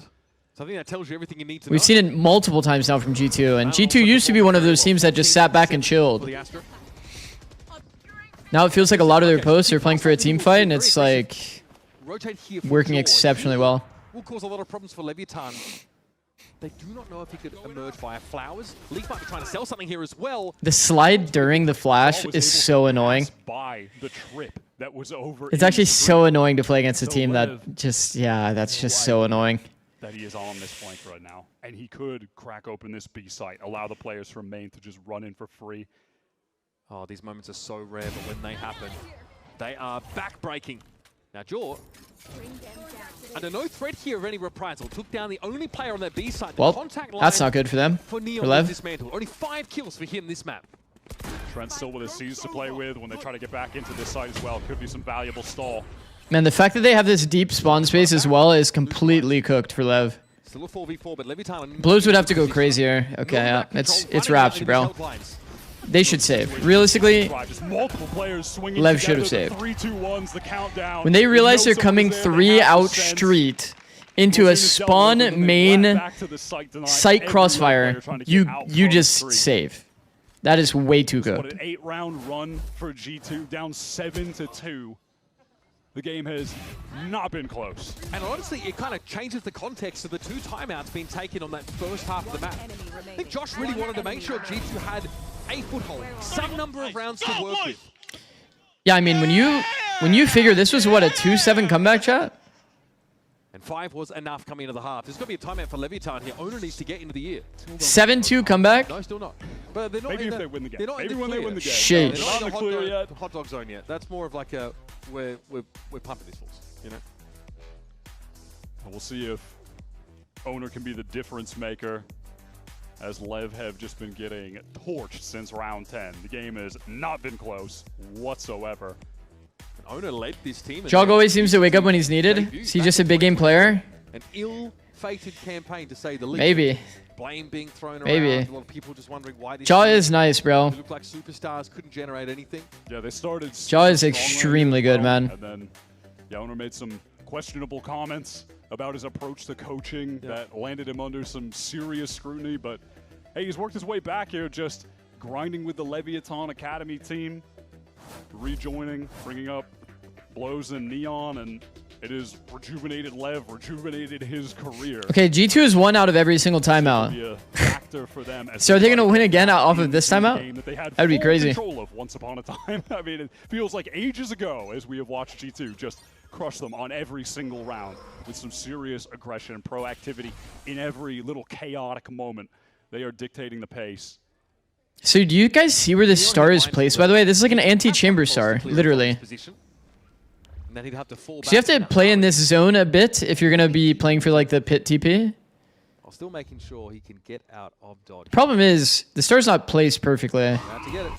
Here's a Prowler, followed by the wow. flash. This time, he couldn't get away. I mean, that's just perfect. More of a risk. Overstaying is welcome. Prowler slide. Hoping that on the low buy round, maybe he can find a kill. Yeah. Right, but that's not going to be the case. Recon well, that's probably the round, to be honest. King does a good macro, walks through doors, rewrap the art player. I mean, so he's getting some free kills. Okay, Blowzine. Gap found. He's found 2 back, and Blowzine somehow got 2. Still a virtually unwinnable scenario for him. I mean, good juggle aggro as well. Baby Bay not overpeaking here. Letting Leaf get next timing. Pretty clean round. Blows must have hit some insane shots. Now on full buy, though. This is Let's see his shots. The round that they were actually cooking up in the timeout. Oh, they're not going to show it, huh? Have some influence on. Or they do. 6 shots from Blows in, but not enough here. Baby Bay just that was so good. Makes it easy on the flank. Finally. And just like that, they're back, huh? We thought for a second that it was going to be G2 getting smacked, having an off day, and then a 7-2 turns into 7-11. So now what? Posted pretty far forward here. Yeah, but you're not going to get that shot off against a Neon on the opposite team, right? Getting the smoke, that's nice. Okay, King actually does get caught by that Nightfall. So has to fall back. Oh, he's decayed, so he just killed by the thorns. To the Razorvine instead. Leaf is deep. Yeah, look at this wrapping through the site. Spray down onto Spike, who was Hold on. low on account of the thorns as well. Honestly, they can do Hold no wrong on. right now, G2. Perfect. Look at, they're going to leave the B side, but it was actually a pretty early push through the wall by Sato. Look at Valen though. He's been gobbled up. They spotted all three, no? In the midst of the Did they see Sato or no? Expose a part of the map here towards. You never feel that comfy being here though. I'm not gonna lie. No! Oh, God! That's 2 for Neon. Bro, I feel like being in that exact spot is so uncomfy unless you like know that they're like full like not expecting you. This is where Trent lands. Getting jump peek there is actually annoying. That's actually annoying. Maybe if he gets a kill, That's actually so annoying. The timing for that to happen, where they're trying to get on the spike and they're going to be forced to be within the range of it. Trent looking like he's teasing a rewrap through sewer. Is he committing to it? Yeah, it looks like he's going to. The rewrap is kind of scary here, man, because you can't buy that much time. And it's not planned for you as well. We've seen this scenario so often, I feel like. Rewrap is sick. With that plant there, they're going to imagine someone has to be an art, surely, right? But no, not the case at all. It's a rewrap. He knows Neon aware of it. Okay, Trent now's been detected Oh, as he wait. pushes towards the side. But Sato! What? He gets the stick! Okay, we had I. We could A have... little bit of a misstep there for G2. G2 could have won that with I, technically. To take this game away. At least guaranteed get the guy off. Try to hit them with something unexpected. Also, the other thing is, they need to nerf Phoenix Wall. This shit being 8 seconds, you can like stick a defuse is crazy, no? Deception attempt, but it does result in Trent being unable to spam Sato in that position on the spike. And Dracod in main, yeah, he gets his one, but when he's forced to reload, the spike is just being stuck, and there's nothing they can do. Bit of a bump in the road there for G2, but still, they are well armed. Have important ultimates. But Leviatán have been given a sniff here, a chance to close the series still rest in their hands.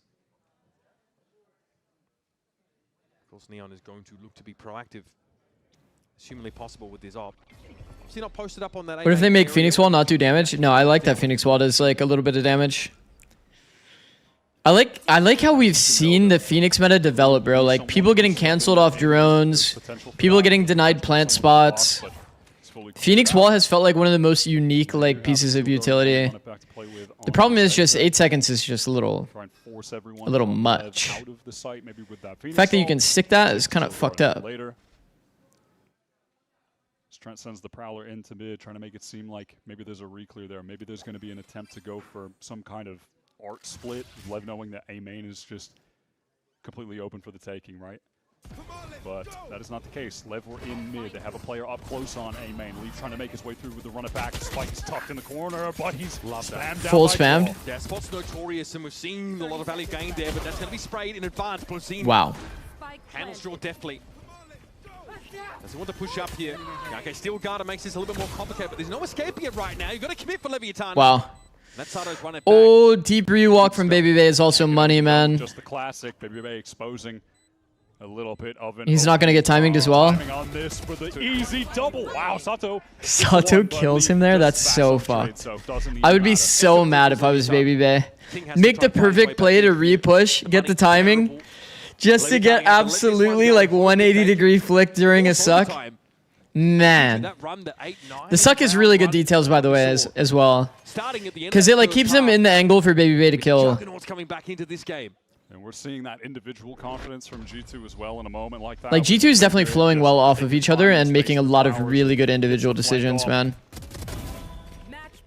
Moments like that, gaining... Did Leaf just die and get an ult orb, by the way? Was he one off? No way, right? Like he literally just used it this round? That is historically the most deadly anchor spot on Pearl. Nah, he's not. And it's not even close. He's not actually one off. No, he's 3 out of 6, I think. I think we saw it at the end. Yeah, well, had a bro, let me watch 100T. Late rewrap. Ended up being a trade, but still more than enough. Timeout here. Yeah, I mean, the stakes in this game isn't nearly as much as the next game, for sure. The next game stakes are like kind of fucked. It's actually crazy. We've definitely gotten a flip on the Sentinel success from map 1 to map 2. Okay, Josh remains undefeated after timeouts. And G2 have not been giving Neon those same openings when he had the operator, or hadn't given them the same openings rather. Most of that was on the first half. Neon a lot of attack hopping, and G2 were just not giving him the chance to get kills. They weren't playing into it, they weren't feeding into him.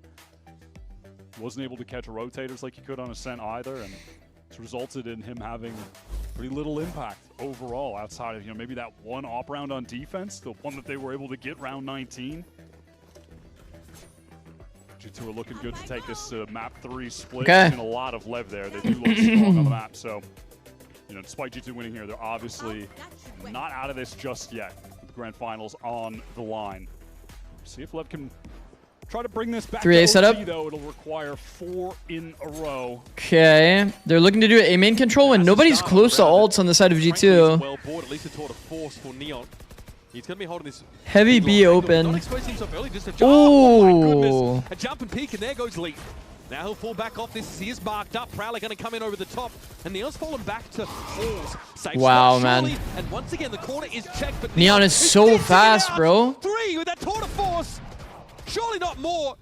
He knows both. Make it hard to close the gap on him, and Trent has to wrap to the site itself. Another one for Neon. Surely you're going to get them all. Neon had 7, by the way, before this round. He was 7 and 16. Just deleted everyone. Stay in the game. And in contrast to the attack side, when G2 are forced to go into this op at times, not knowing that it's going to be there, Neon is cooking. That is so sick. Chamber op is so disgusting, by the way. This guy's getting insta, like... His op on both of them. He's just insta pulling his chamber op back out. Slower start to this game. I think it needs one. I mean, Neon is nice, bro. He just saved Leviatán this match. Neon is definitely nice. 3 more. Man, this is one of those scenarios, too, where, like, Spikeson doesn't know that his teammate just went for this same re-peek at screens. Oh, wait. Oh, wait, we've got a problem. So coordinated from Uh-oh. G2. Oh! How did he live? Neon going to be stuck here. Yeah. Oh, my God. Going to take a bite, and he is barely alive. And this is all before G2 have committed. Jesus. Thought for sure he's getting spammed. Should be obvious that Neon is stuck in this corner. Every G2 player. have to slow it down. Every player from Lev. Oh, King's actually rewalking, angling this shit out. Nah. Not again. I was thinking it would have happened again. Nah, man. GG, GG. Honestly, I like it from Lev. Angle it out, peek off of King. Midway through that first half from G2. Blows in also as well in backhaul, ready to peek off. That was a pretty sick play by Lev. Pretty sick play by Lev. Down numbers. They actually almost had it. It was actually a good fight. They have those accolades because they can bounce back from dire situations. Down 7-2. Lev in G2 woke up. control of the game. Oh man, do we have a series? Oh shit, man. 7-2 to 9-13. They got 11 rounds, and the other team got 2. This is an 11-2 after this. That's fucked up. That is actually fucked up. On their map pick, it really makes the conclusion of this series. All right, Chad, I'm gonna use the bathroom. I'll be right back. Split, but before we get there, we're gonna hear from When we're back, map 3 of Split. Be right back.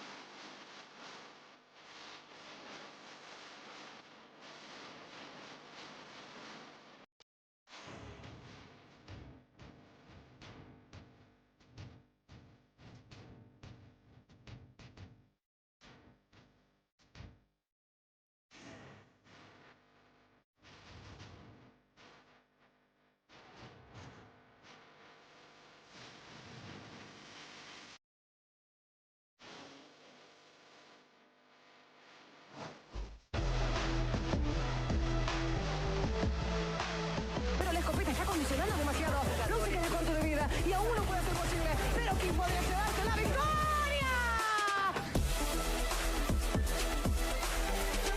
Players jumping towards him, lining up. Lead! That is unreal!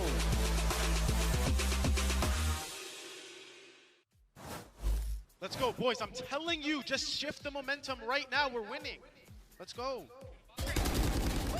Welcome back, everyone, to VCT Americas as we break down this Map 2 victory from G2 Esports. Valen really never gave up, letting his team know that they were still in this. They still had the capability to be able to pick up the dub. That's exactly what they did, Mimi. They get that win, 13-9. They were getting ran down by Spike. 7-2, the score against them at that point in the game. But from there, it was this complete turnaround. They win 9 rounds in a row on Pearl, bring that momentum back, and dominantly send us to a third. And none of it could have been done without Valen to win those 3 at the end. His whole team's negative in the first half. He's sitting at 11 kills to 4 deaths. That set up for the takeoff in the second half where they went out in that early pistol. Again, some clutch moments there, and G2 just took it all. For me, the story of map 1 and for the start of this map as well was G2 failing at the team fighting compared to their opponent, getting ran down by these fast plays. You saw in this one, they were just getting a neon sliding on them literally every single round from Spike getting openers.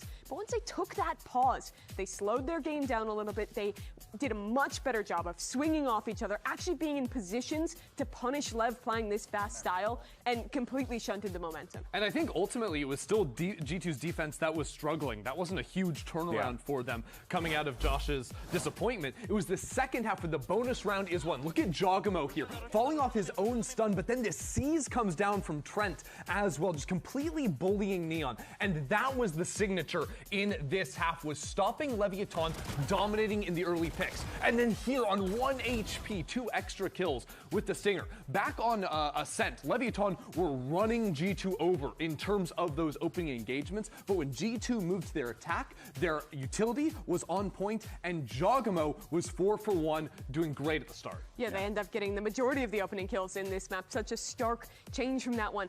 And I think this is where the series really gets scary for Leviatán, because they had a utter surprise in Ascent. G2 hadn't played that. They came out swinging. They go into a Pearl where they've won this twice before. They're good at Pearl.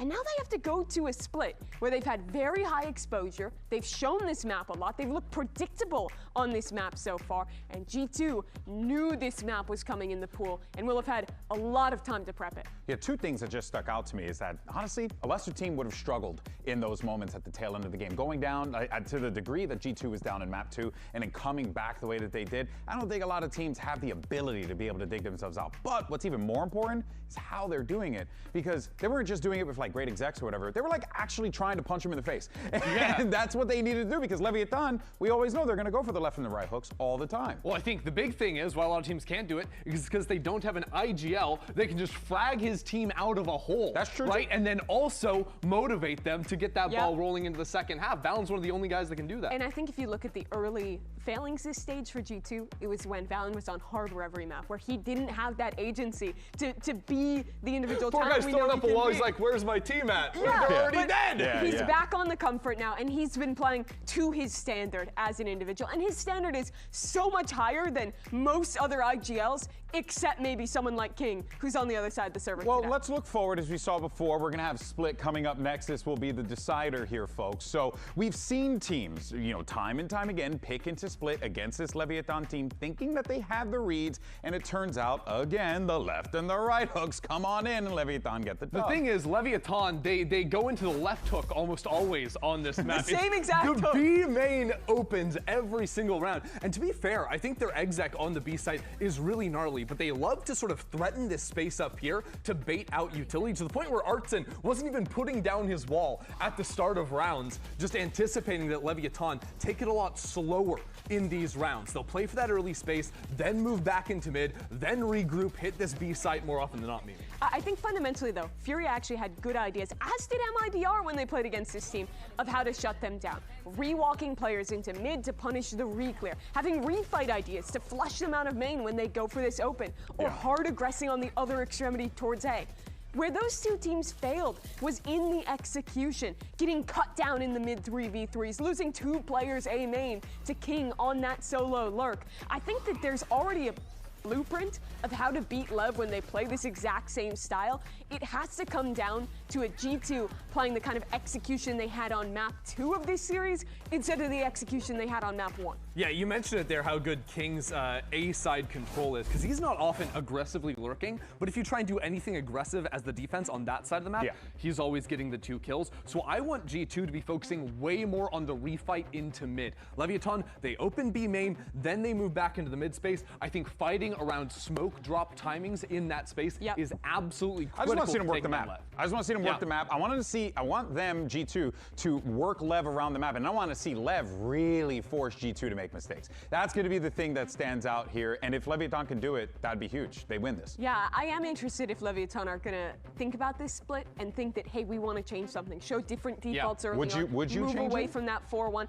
I think that there's a case for it, but I'm thinking, yes, I want to see more variety from them, but they're still winning despite playing the same default at the start of every round in every game that they've played so far on split. Yeah, they haven't been punished for it yet, even to the point where, like, they did start changing the pace in terms of running, like, instant B exec in that matchup against Furia. That was what they did at the very end of that half to close it out. Right? And so they have other ideas. I'm wondering, have they showed absolutely everything, or have they been keeping stuff in reserve because that has just been very effective so far? Great points across the board, folks. This is going to be a good one. Map 3 coming up next. And earlier on, we had an opportunity to catch up with Giacomo about what makes this Leviatán team so formidable. Check it out. I would definitely say, yes, they have a lot of firepower, but that doesn't mean they can't change like their macro flow, obviously. I think we have definitely a better picture of what we want to do in the map. I just think they take their timings a little bit better. They have more set plays. They're doing stuff that's unorthodox, and because of that, I think that catches us off guard a little bit, but we're going to treat them like PRX, figure out how to beat them. Fast, slow, whatever the case is. Hello? You always say hello like you woke up on a phone call? Oh. Hello? You're muted? Okay, you actually got me good. You made me look. Congrats. Congrats, you made me look. Well done.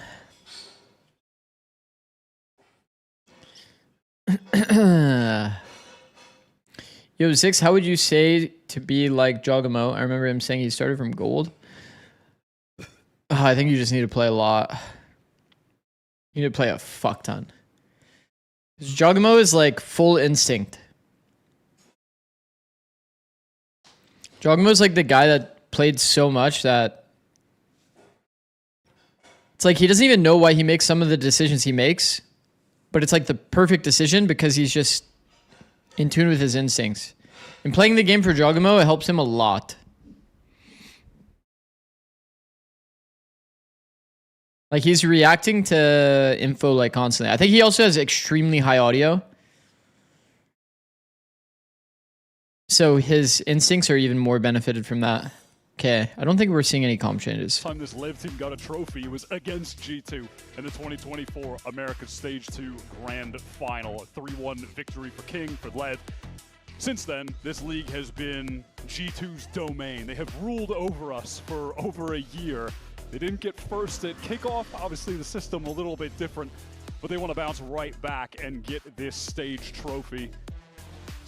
Okay, Lev starting on the attack side. The team this time as a player, playing with them during the stage, but not. Admin, can you turn everyone down to 5%? My game audio to 200%. Yeah, it's literally Giacomo. Playing with the team and lifting the trophy himself, right? I've said this story so many times, but bro, one time I filled he has been so on his PC for like one round. His whole story, obviously, from because like the round was already starting and Jaw was in the bathroom.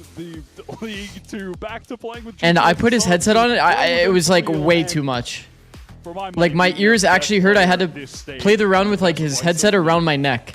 Yeah, last year he carried that trophy, the Stage 2 trophy with him. He came out with us. He ate cereal out of it. Did you go deaf? With it. Basically. Around, he's going to really feel like... Sean is the same way? Yeah, he is. It feels like there's a chip on his shoulder too with having a lackluster performance. Game audio at max, Windows volume at max. After a phenomenal kickoff, but now I think they've got him at his best, locked into this role. Yeah, but having one guy on your team that has max audio like that is so nice to have. High key. Because then they can just deadcom all of the audio related stuff. Yeah, you heard him ramp. You're like in A main. Yeah, you heard him ramp, by the way. You heard him deep ramp, rafter. And as the wall comes down, they'll take some pot shots. As Leaf already knocked to half. Horn just to check these close corners, and on the site we go for Leviatán. Leaf though re-emerge. Was able to find Brazil. Ooh, the walk around. See, Spikeson is so good about the hard entry into full walk during these like side hits. I've said it so much, but I feel like that is one of the like #1 things a good Neon needs to have during the exec. Just being able to like walk around after the initial take. Could be a situation where it's hard for him to get involved. Might catch the cross though, at the very least. Valen trying to amble his way out onto A. Hell is such a bait position post, man. Now he traded in the end. King does get active and involved from Heaven in the end. Yeah, he finds his moment earlier. It's a nice round by Lev. To take it, knowing that he can't really be some kind of weird late round factor with the spike not planted for him, right? So he gets that moment to set up the cross from Heaven. 2 free kills into main. The smoke delay actually got Leaf killed. That's kind of funny. Contact from Neon in main. Yeah, credit to Spike, who got that really crucial second kill onto Dre to fully open up the site. Just switching up the pacing with the walk through elbow. Okay, we are seeing this wall again, by the way. Set up for the big Do we like this wall? I don't. A counter to I feel like it's only good when it's like one guy is trying to hold the B push and the mid push. And then you're worried, oh shit, they might have taken timing into sewer. Okay, Paint Shell Tear's going to punish Spike. He's got nowhere to go. Caught out by that Seize. Oh. Joe's going to be able to deal with him. Wants a bit of the orb, knocks himself sideward with that satchel. The rest of Leviatán aren't really trying to get too much more involved here. G2 and G2's hold this B main control now. Found it early pick. They can't really get the stinger. Maybe an attempt to recover the gun, but a lot of IGLs would call a refight into the pace. Sorry, the place that they push. The Arcros at their backs. We might see. I feel like G2 is doing too much here. Oh, it's a disaster! I feel like once G2 fakes the runaway. Worst case. Fakes the runaway and already did a B push. You just have to chill and just wait to trap them. Is it a little hindsight? You could maybe argue it, but I feel like most IGLs are called to re-push where somebody did a push play. You probably would have found good value, and obviously in this round they would have definitely found value. Yeah, I don't think it's hindsight. It's easy to say that it's hindsight, but Sodox started this meta of like, you always re-push as a group in the anti-eco where they made a push play happen. And sort of the surprise at no team being able to directly counter it, right? They've still been winning. And Jaw, I'm pretty sure, faked the runaway here as well. And even within those rounds, by the way, it sounds like Sato has high audio. So the success rate is crazy. Sounds like Sato has the high audio. I mean, it was working out, but it was a round where they had 5 classics. And they eventually had to push up. First, so yeah. It's a start, but they couldn't close the round out due to the economy. Here it is, with the quickness into B main. Oh, we are seeing the classic default that we've seen Lev do probably 20 times at this point. It is a good default, though. Doing this on the first gun round? Doing this on the first gun round is kind of like psychotic. But he's found value, so fuck it. Now Valen going to get some support backside as Leaf makes his way towards Rafters to take contact if Lev have intentions of trying to get themselves back into that B side. But first they want to go for a mid re-clear. Blozin still has 1 Prowler to play with and is going to be waiting for that Haunt refresh as well. Here's the pivot for Leviatán into mid. It's going to be backed off from by every time I see this wall, it's just player in Rafters who can chime in for Baby Bay. Yeah, look at this little. I think the one benefit of this wall right now is the fact that they're leaning into a B, thinking that B is going to be weak, because Viper's probably anchoring A. But instead, Viper is actually on B Rafter. Simple stuff for G2 in the 1s and 2s. So like, has G2 fished them into this? Maybe a little bit.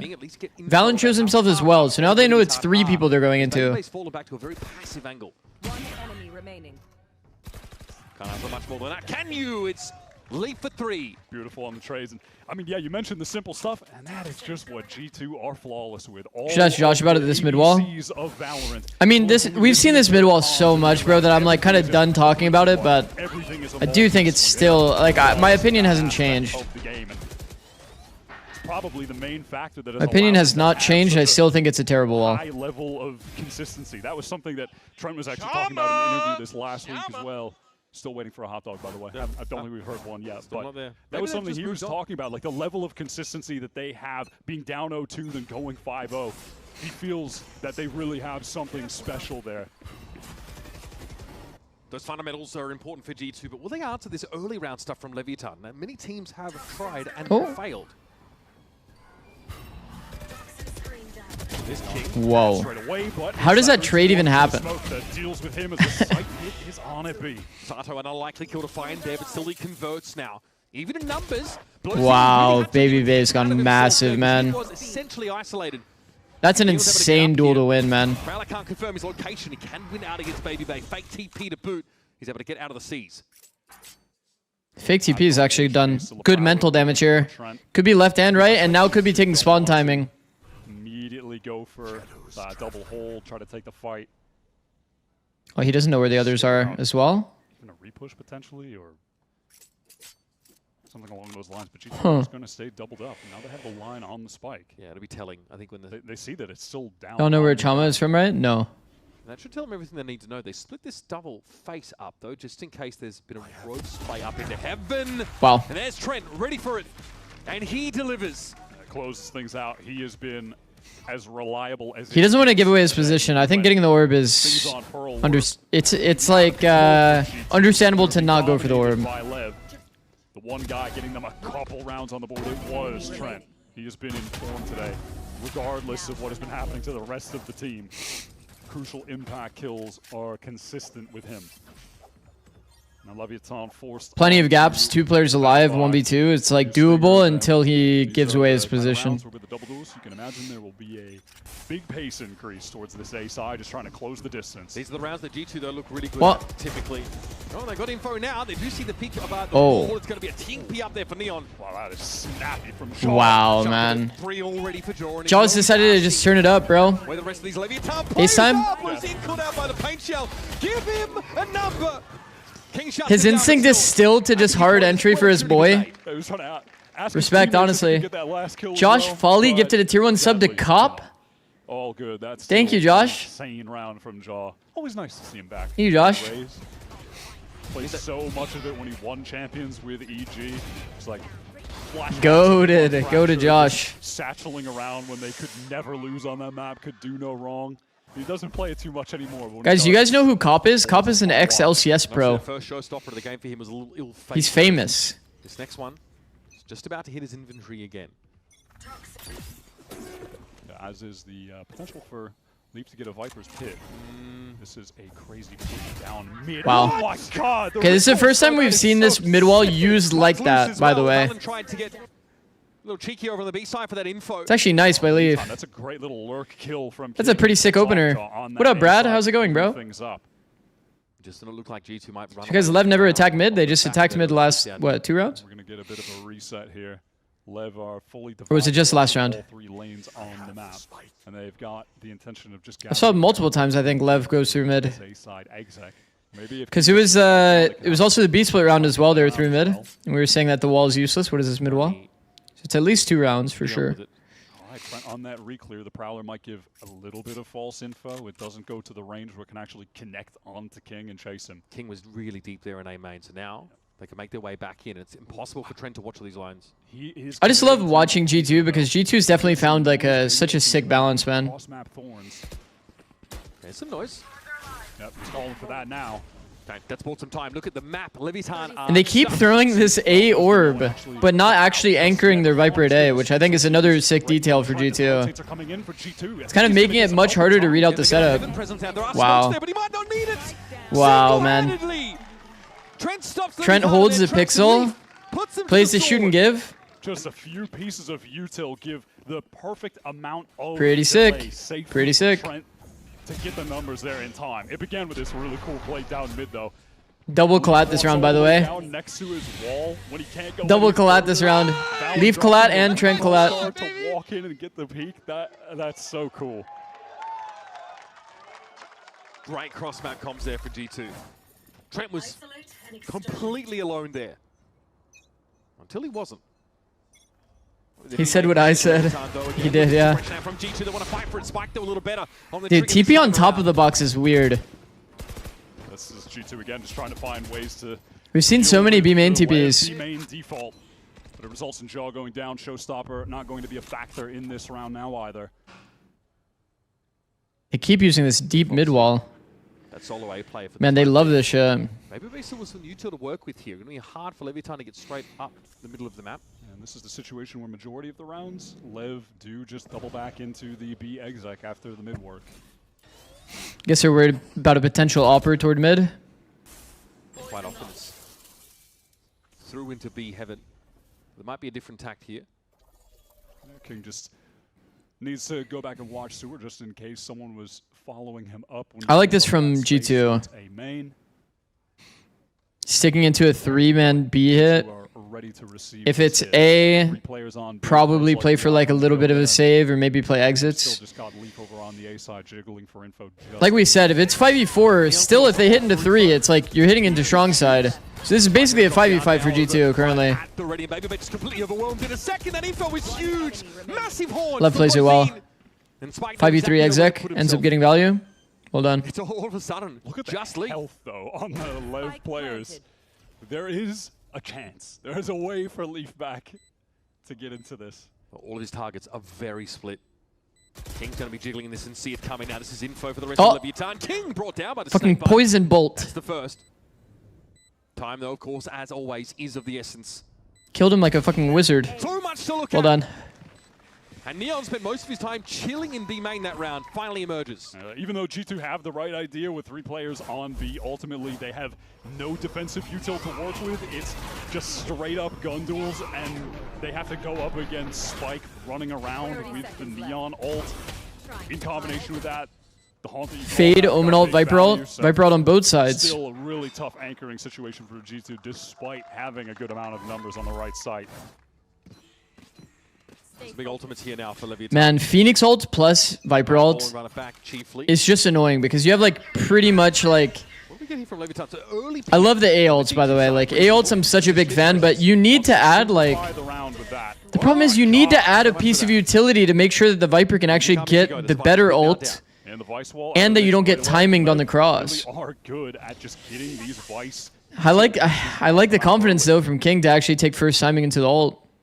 When there's no added util. But man, like, every team that would do A ults in the past would always throw a raise nade, like a pre-raise nade, or some type of utility.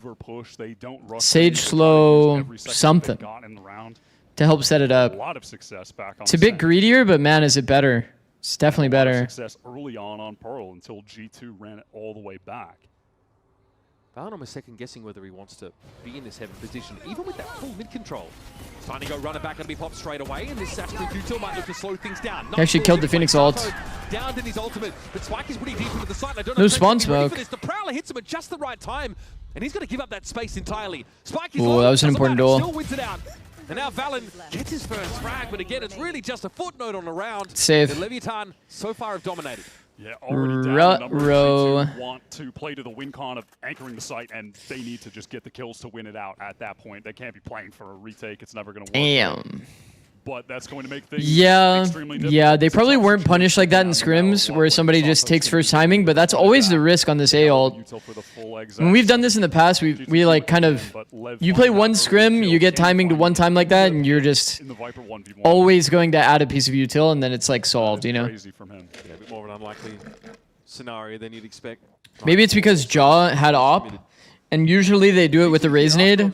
But because Jaw was toward B and wanted to opt toward B, they ended up like not having that layer, but I don't know. Maybe it was something like that. Mostly dwindled here. Coffer's getting a little bit dry. So Leviatán have evened us up on their attack side. Yeah, they can definitely try to... I think they can try to force something into this round, though, considering they still have this showstopper as well. They've got the off. Doesn't Lev have the most predictable split in history, according to TMV? Just as that Prowler hit, that timed out so nicely. Bro, it's like knowing what a team does versus knowing how to stop it, I think is like Come on, bro. pretty different. All right, there we go. It took a second, He's but all good. King is I don't think like doesn't like. I don't think Lev's B default is that bad. It's like pretty good. Is that B main? You're baiting out early smokes. Like here, there's no smoke popped. Here trying to punish that, but So like low key, Lev can read that the operator's here. A lot of spam just in case someone was playing close up there. This is the classic Leviatán look on his attack side. Here they come. Jaw on the open, he gets a showstopper off. Can he actually find a kill with it? Yeah, that's going to be one. Is there more Yo, where it came from? yo. Up in the midair. Started to do some serious work. How has he gotten two, by the way? The flick on the angle was nice. The Blozine chimes in. Now the Raze is out of the picture. Spike pretty deep into the B Bro. side. Is fighting on the ground. Blozine. That's rough. Hypernova. Thank you, bro. Showing that level of class that often he doesn't need to dig for. Thank you for the 3 months. Goated, bro. Lev to stop that. Goated. Steel Garden had at least a one good connection.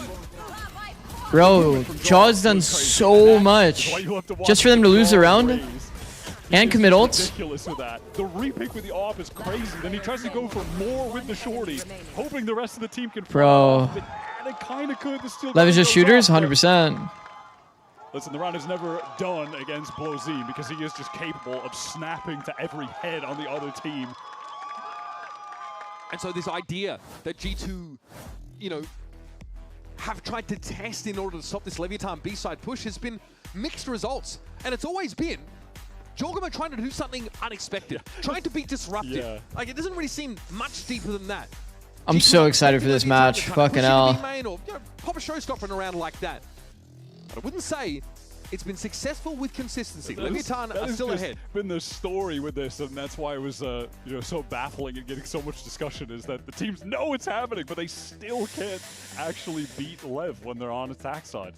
Because behind that, you've got someone like Blozine who just drops 3. Do you feel like this team will be a disaster in London with the Neon nerfs? I'm definitely interested to see how it goes.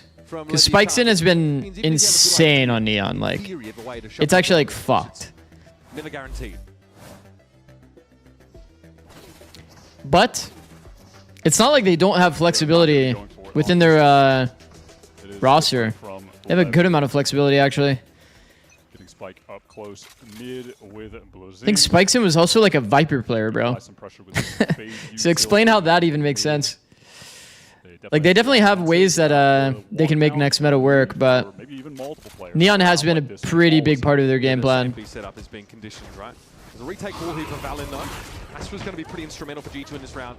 Oh my god. Blozin is 4 HP. Alright. All good. He was in an awkward spot. Had to get off that line. I get it. Prowler's going to clear Male and Heaven entirely here.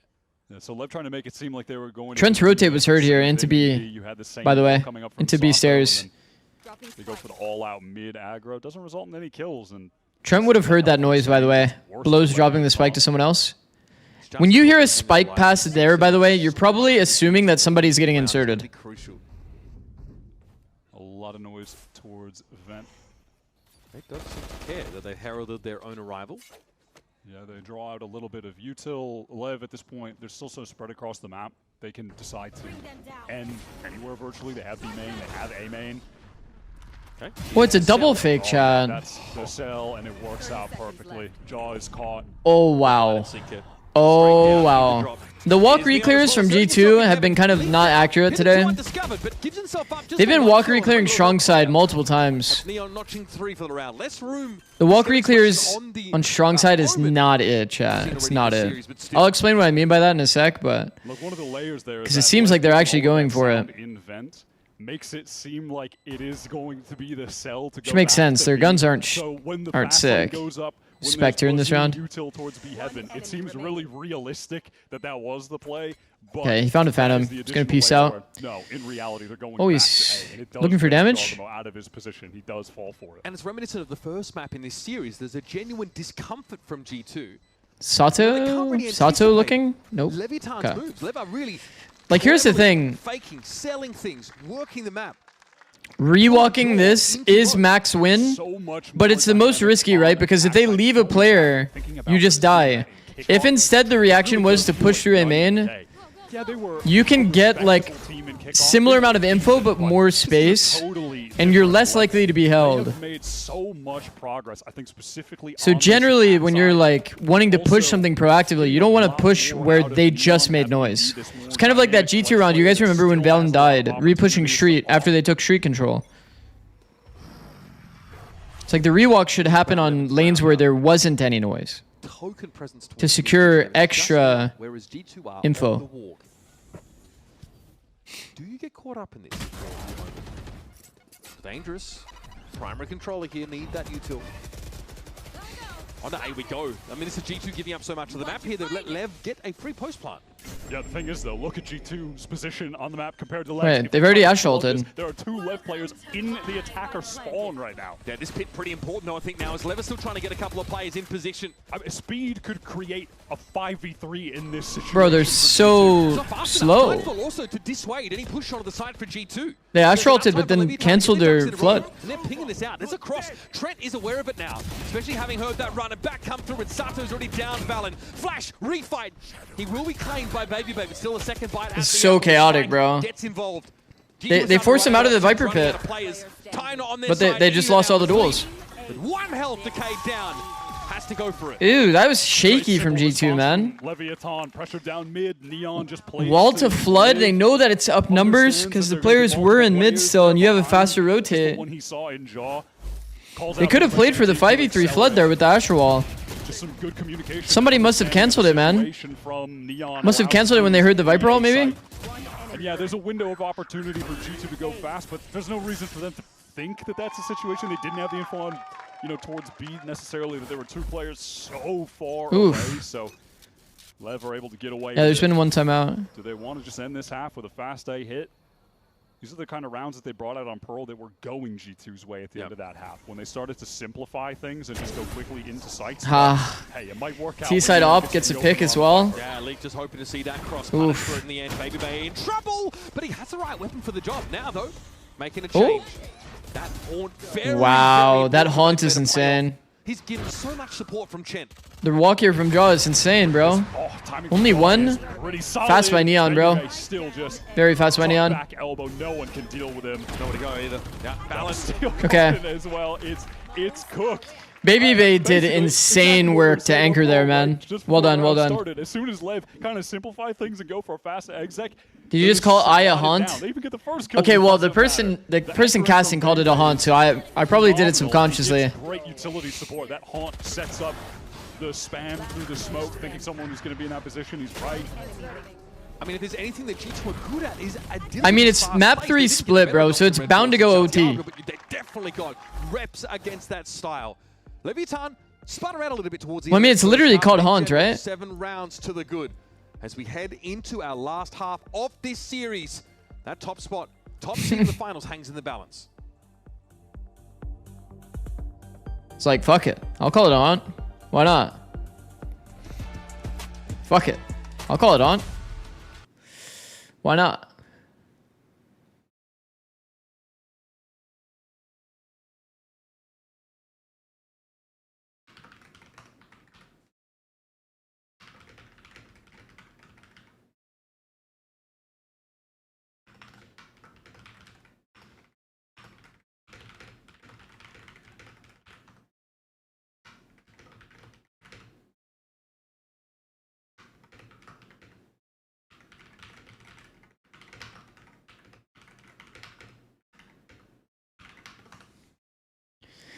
I say tether and seize, both fire. True. Bro's just flexing his ball knowledge. I think it was literally just full subconscious. I never call that shit a haunt. It was like I'm just copy pasting what the caster was saying. I mean, we're in for a banger, man. 5-7, map 3. Instead of no calming, I started to mouth the words without speaking in case Zix is VOD reviewing me. Trick. Trick, so what, bro? I'm analyzing everything on the screen. So what if I look at their mouths? See if they're saying something. Bro, you know what I was thinking, Trick? Actually, funny enough that you say that. When we had a player inserted, in mail, I was looking to see if he was going to calm like the guy that rotated spawn. But I don't think he did. I don't think he did, or it didn't show his cam. I think it didn't show his cam, actually, now that I'm remembering. Didn't show his cam, and then the other situation was the player that was Z could have heard the bomb pass that happened at mid to like tell that the guy was inserted. Early, Jaw taking a lot of right, looks like we're going 5 into A, and it's actually completely empty. Okay.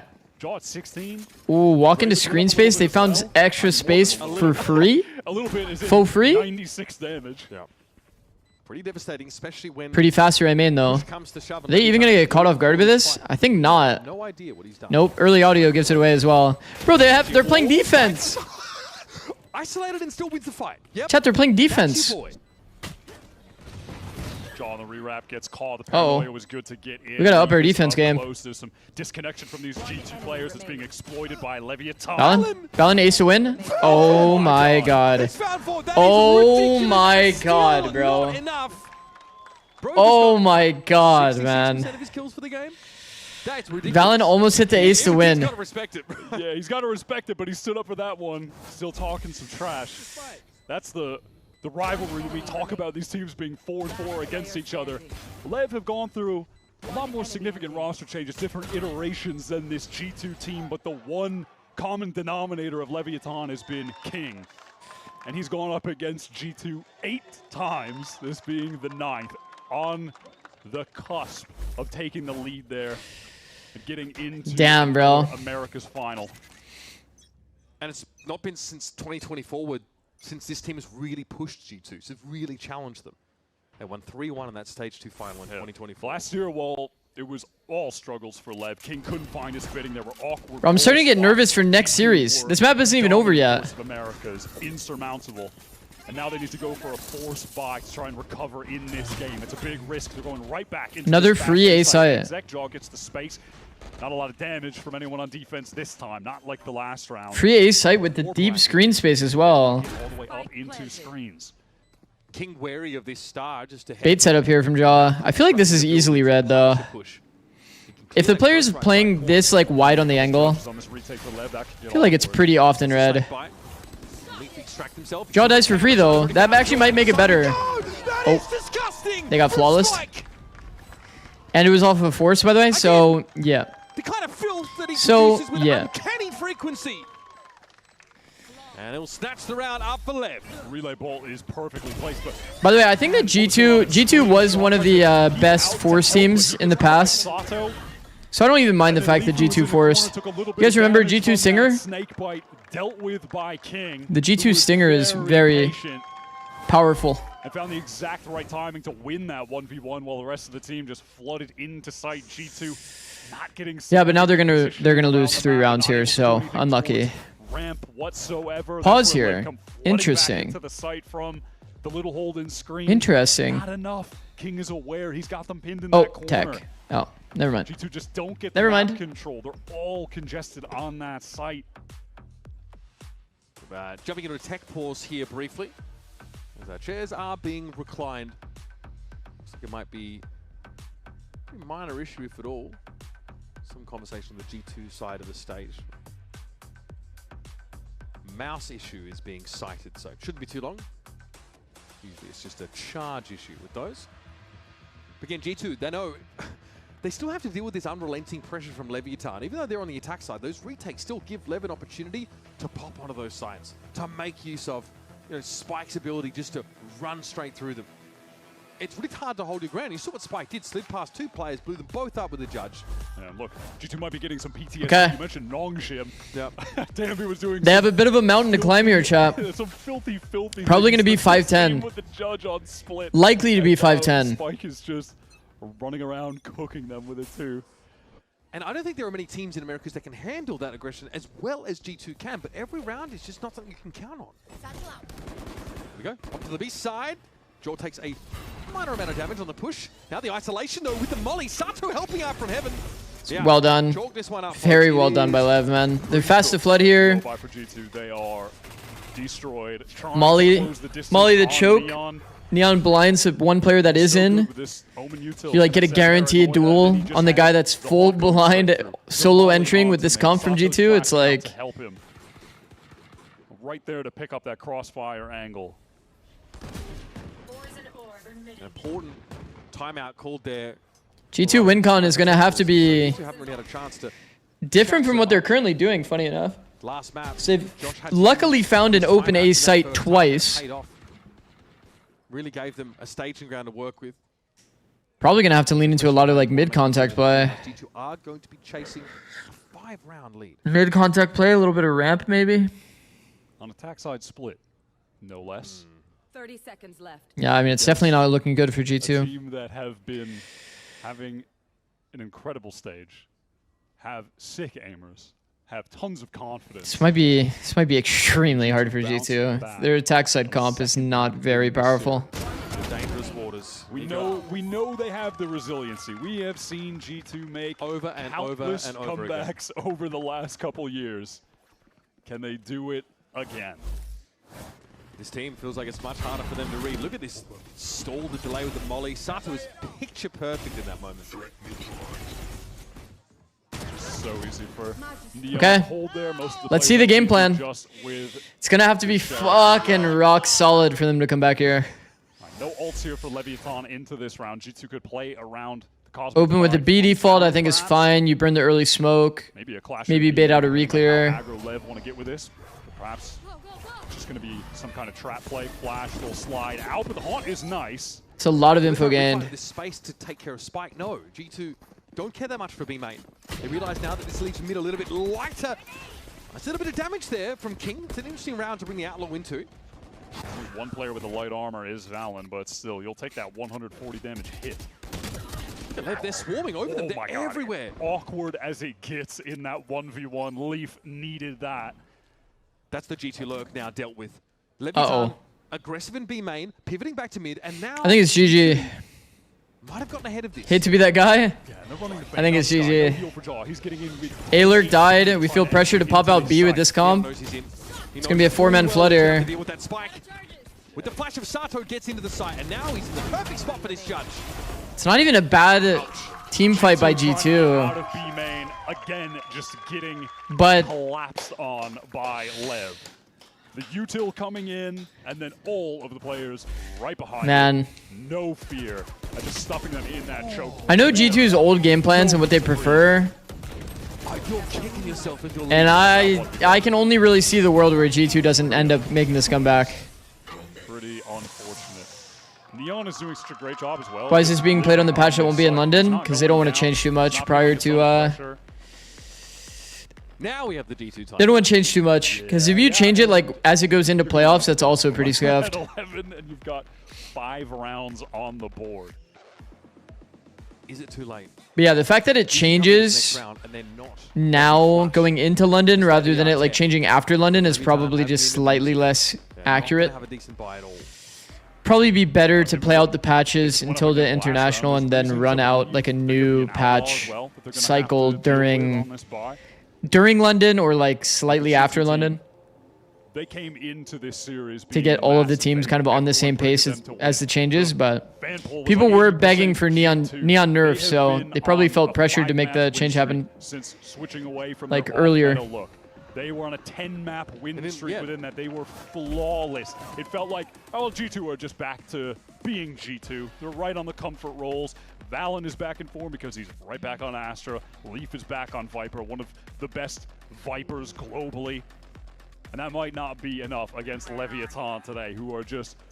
Problem is G2 need to use mid, bro. In this stage, so much progress. They from need to kickoff use till mid. Now, and they're just a couple rounds away from closing it out against G2. For I feel a like G2 doesn't really fuck with going mid. G2 here Kind of historically, we haven't seen like a crazy amount of mid use from G2. That's about it. It was on this second When you're playing this comp, they said there are no excuses for G2. They are on their comfort rolls. They are at their best. you're gonna have to use mid. Are dominating them. Run it back from Sato into heaven. G2 are on the retreat. They're literally 5 in mid, by the way. No mains control on either side. It's kind of funny. Shut down and he spends his flashes pretty heavily. So what happens if they just aggress A main or B main? You just like lose trying to split anything? G2 positions. Oh, I like the idea here. Right now, no one in Deep male insert, re-hit through B. Male insert takes timing. area on the map. I don't hate the insert here in male because Pretty good. Just put all 3 players either in mid or in B main. They just switch them back and forth. Pretty damn good. Arc rows that Baby Bay is given Leaf, so he can pop that and he can try to swing out into heaven while this action goes down in main. It's raw contact, and because of that, King takes a lot of damage holding the cross. Wow, so sick, man. That is a nice round by G2. The stinger. Sato always dangerous from this spot. And I don't think this is going to be enough from Valen. He's able to bring Sato down at least. Low as he is. Spike v Trent. No spike plant. Still in play, and you don't want to be on the rope at a time like this. I mean, that was the best round that G2 had, to be honest. Insert mid. Well, the #1 seed might be about to follow. All out in that clutch. That was the best round that G2 had, and they're on all stingers. Just creating such a chaotic situation. Trent didn't know where to look. The play from they could have just closed out the round so much cleaner, man. That's it. I believe there was a smoke for him to work through, or maybe it was just off that flash, but regardless, he's able to get in, get the double back while G2 are coming out of main. It was another great set strat that Josh gives them out of that timeout, even on the low buy. Maybe teams don't really push extremities, so they're not scared about it. 7 in a row. No, I think it's just because it's eco round, and they're just rather, like, literally 5 men together. They played out the rest of the round well to go back to the extremity, though, and re-split. Neon's still alive. Sitting over this B side with the op. But yeah, Leviatán does push extremities, by the way. Now, and we take mid. Leviatán move as a death ball. They do like to actually push, so. There's a dive there for Spike. He's really trying to close it out, but the rest of the team. Lev's in upper finals, bro, or in grand finals. Holy shit. Lights them up. And they get the double ban. They get double ban, force G2 onto Fracture if G2 makes it back. He was there as an invited guest. Oh shit. Someone who could tell everybody where to go and visit, what the tourist spots were. But he couldn't play the game he loves. King had that fire in his belly to come. Happy for this Lev team, bro. Say, the next global that comes around, we will leave our mark. We will stamp our authority. First, it had to be on the competition here in Americas. Coming up against a team on a 10-map winning streak. We talked about this.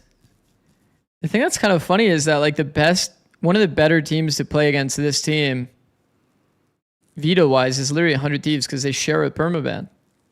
So it's not like 100 Thieves would be put on Lotus because Lev already bans Lotus. So in terms of the Veto advantage, it's like if 100 Thieves came into this Lev series, like they're not going to have any Veto disadvantage. But is 100 Thieves going to make the journey up to grand finals?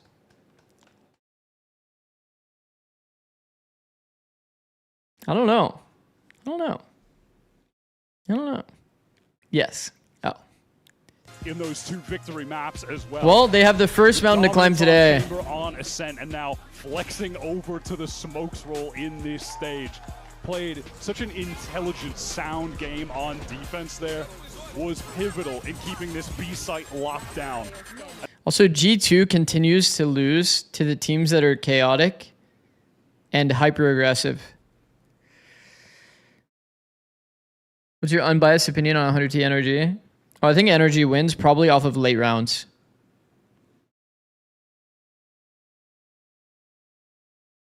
So, like, if 100 Thieves have, like, some really good late rounds, like the 2v2s, the 3v3s, like this kind of stuff, and they play well together off of it, then they can definitely beat NRG today. It's not like 100 Thieves has bad game plans, usually. Some comps are a bit, like, wacky. And they even said in interviews that they're like, some of their comps they like swapped. You guys remember they were talking about Fracture. They only had like 1 scrim of Fracture, and then they played it against MIBR and then like barely won. So it's like, I guess those are like win cons in NRG's mind. Interview with King and Owner. Welcome back, everybody, to the stage. I am with King and Owner of Victory over G2. Heading Wait, to the double grand interview. finals now. IGL coach. In the pistol round of second half, though, when Valen seemed to be taking down the whole team, you were finally able to shut him down, but you had hand on head. Talk to me about what you were thinking when you stood up, just in the moment in that play. I was just thinking that he fried my team. So I'm gonna be honest. Whenever I swung, I'm like, I think he's gonna one-tap my ass. So I just swung and kill him. I'm like, thank God. Like, they should have never won that round, but it felt like it should after his 3K. Yeah. Well, you made it happen. The king gets the crown on that round. Owner, Lev was. Are you going to be on Plat Chat regularly, or was it just a guest appearance? I'm probably going to be on Plat Chat again this week. Also, Space Alt Grin, 10 stream streak, go, bro. Go. To show everybody what this team is about. I think it's like very special for us because I will be on Plat Chat this week. Started a long time ago. Moderators! Neon Look at him. is with us, with Lev. Also bang. Since he was like 14, you know. Yeah. And the core of Neon and Blow started in Lev Academy 1 year before the VCT. I started a long time ago with Kim in 2022. So I think it's very, very special for me. I'm happy for Owner, bro. Every minute with this team, and I think it's only the beginning. It looks like it. Congratulations on the success so far. King, earlier we talked about you saying Owner grinded from the bottom after getting hard flamed. To do with so much firepower on the team. I mean, me as an AGL, I'm just doing my job. You know, everyone's doing their job. But thanks to this firepower, honestly, I have to give the props to Honor. Like, all the fundamentals are on point. All our maps are just incredible. So he makes my job so easy. So the W firepower Owner is one part of everything. But yeah. An Owner, that sets you up. Final question for you here is before I let you guys go and get ready for that grand finals. You came in with a plan, and obviously the results prove themselves so far. Where are you in your eyes in that plan? Have you kind of reached success there, or are you still ready to grow more and show the world what you can do? When I think about this team, I think about a team that is gonna be playing together for a very long time, maybe 3 years, maybe 5 years. So in those terms, I think we are. That would be a miracle, by the way. You know, 3 to 5 years playing with the same team. Good luck, bro. The potential to be one of the best team in the world, of the best team in the world, but that's only an idea. On the practice, we go match every match, thinking only about the next game. So only the future will tell. All right, awesome, gentlemen. Thank you so much. Can Lev match the firepower of APAC teams for sure? As they make their way to the grand finals. Thank you, everyone. Amazing stuff. Don't go anywhere. We still got 100 Thieves versus NRG elimination match on the line when we come back. Elimination and qualification. Holy stakes. Holy stakes. Almost knocked there. What the fuck? Okay. Also, I keep getting asked about this match that happened, so I need to go look at it. Why does this not bring up Gen G? I keep getting asked about this match. Okay, that's just ridiculous. This surely wasn't streamed, right? Like, this actually wasn't streamed? Bro, what is that? What is that? What is that? What is that? What is that? What is that? 88 in 3? 88 in 3? Yo, what the fuck was this?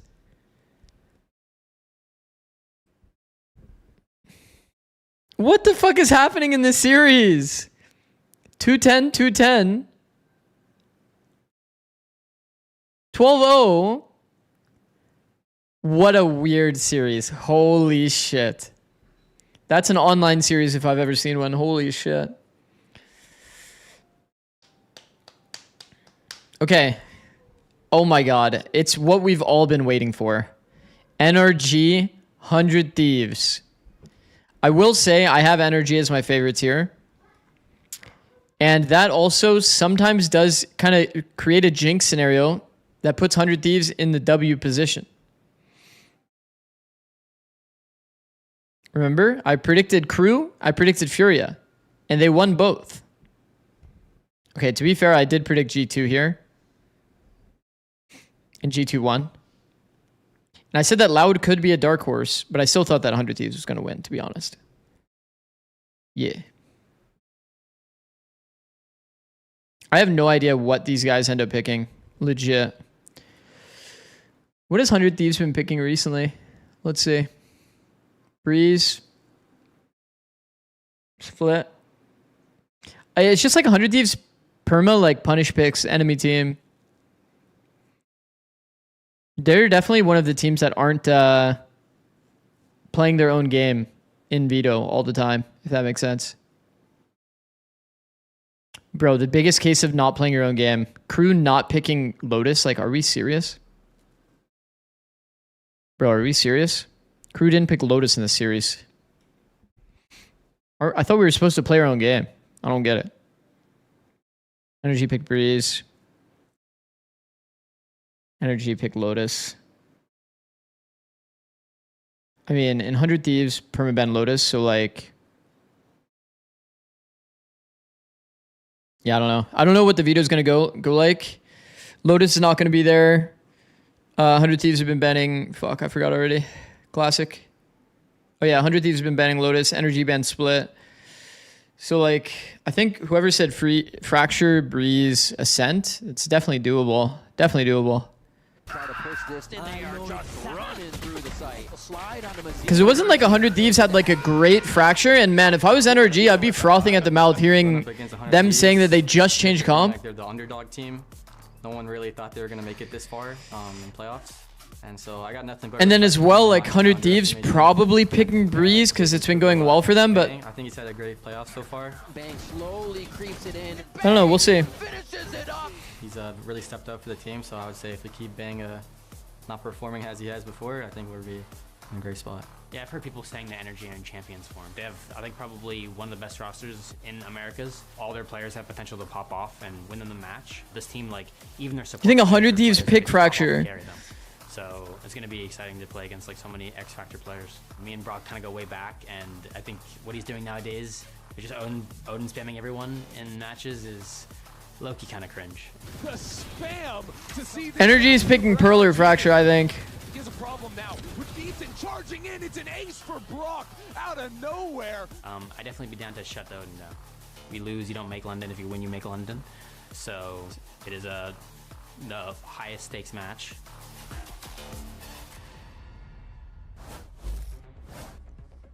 Welcome back to Stage 1's playoffs and our second match of the day. It's 100 Thieves versus NRG. Of course, I'm Golden Boy, Mimi, and Oh my god, I'm getting nervous. Break it all down, and well, this is going to be a good one. I gotta swap the titles. Right here, this is the match that will determine the final spot of Masters London. And of course, the loser will be going home. No, I'm actually nervous. Punched their ticket to go see, what is it called, Big Ben? Something like that. Have some Big bangers Ben? and mash. What's it called? You know, see the London Eye. They're going to play against a G2 in the lower final tomorrow. Well, they qualify. Also... It's true too. It's true too, right? They, of course, because oh, it's me. Chad, it's me. Here, right?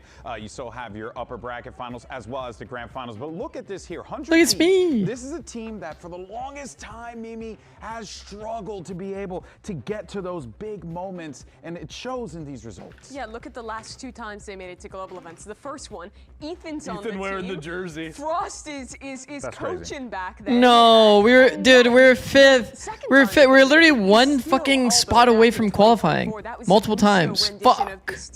100 Thieves has always been a team with such high expectations in Americas that has always been so close to making it to these global events, but it's honestly been so rare that they can actually deliver in these critical games and make it there. Yeah, it's been a huge drought for 100 Thieves, right? The outlier was Stage 1 2 years ago when they won the whole thing kind of out of nowhere, right? You remember how insane the 100 Thieves bind was back in the day, but since then, 714 days since they qualified for a global Oh, it's me again! Coming off a pretty impressive match, taking down an MIBR where Austin is absolutely frying. Like, the one guy that has been with this team since the very beginning. He's been What's Doombros pointing at? For forever. Now with Zeppa stepping away from What's he T9, pointing at? Like the only OG left with his original team in the entire scene. And when you look at that Holy, on with the 3 stream streak? Jeez.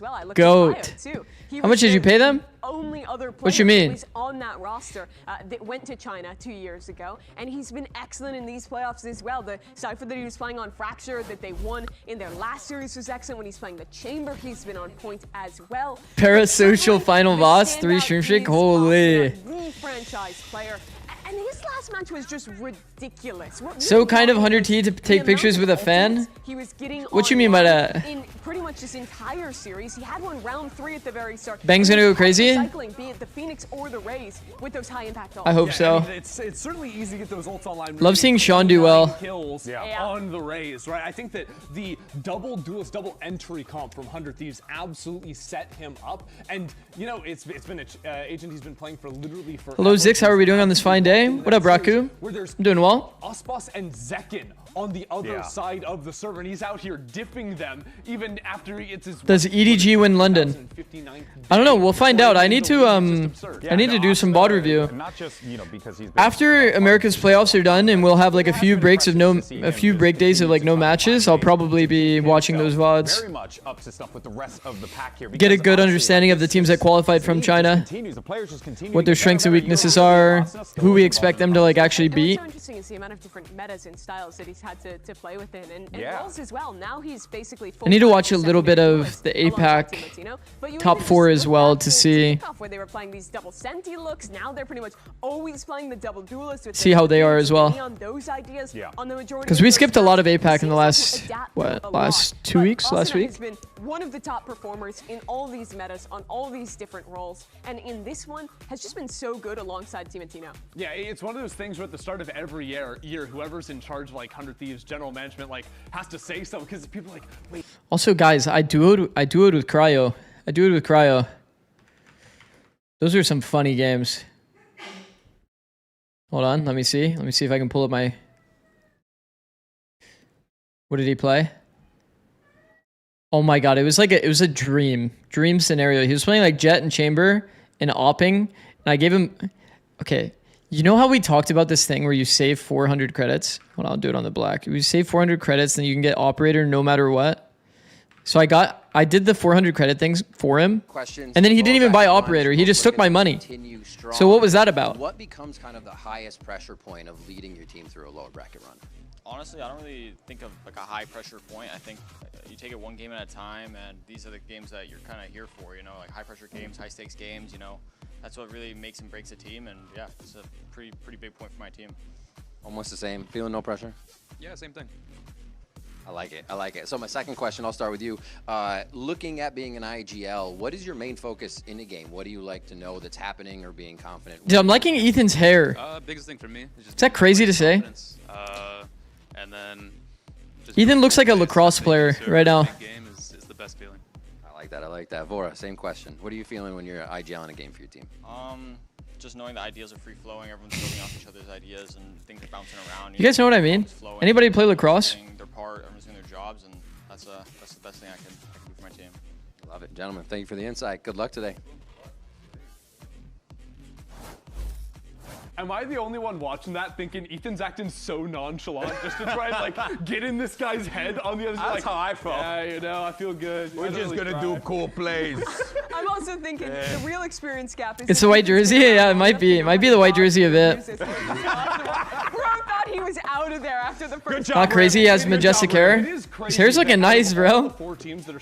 Hockey, lacrosse players look the same. True. Hockey and lacrosse do have like the same kind of like hair flow. Valen, you've got King, and then it's Bora on the other side having to face off against a championship roster. Yeah, and you know what, man? Look, the kid's here, top 4. That's impressive. So if anything, you show. Six, do you think the stonks for going pro and Val will increase exponentially after the 2027 changes? I feel like the upside is there, but it's going to be like, I feel like it's going to be so chaotic trying to go pro, and there's going to be so many elements of like luck that need to like kind of fall into your favor. Like the current system, I think, is a pretty balanced system for helping the like tier 3 players. You know, once you make it into tier 2, then like as long as you have a good showing in tier 2, you'll like probably end up in tier 1. But like if you're in that old system and you're like, you might be just like hard stuck. You might be like hard stuck without like any clear opportunity forward, and it might be like more connections based. So I'm not sure. I'm not sure if the route to tier 1 is going to be as clean as it is now. But that being said, if you're a really good team, you might just randomly qualify for a tournament. So I think that's the part that excites people and is going to bring more orgs in, which I think is really cool.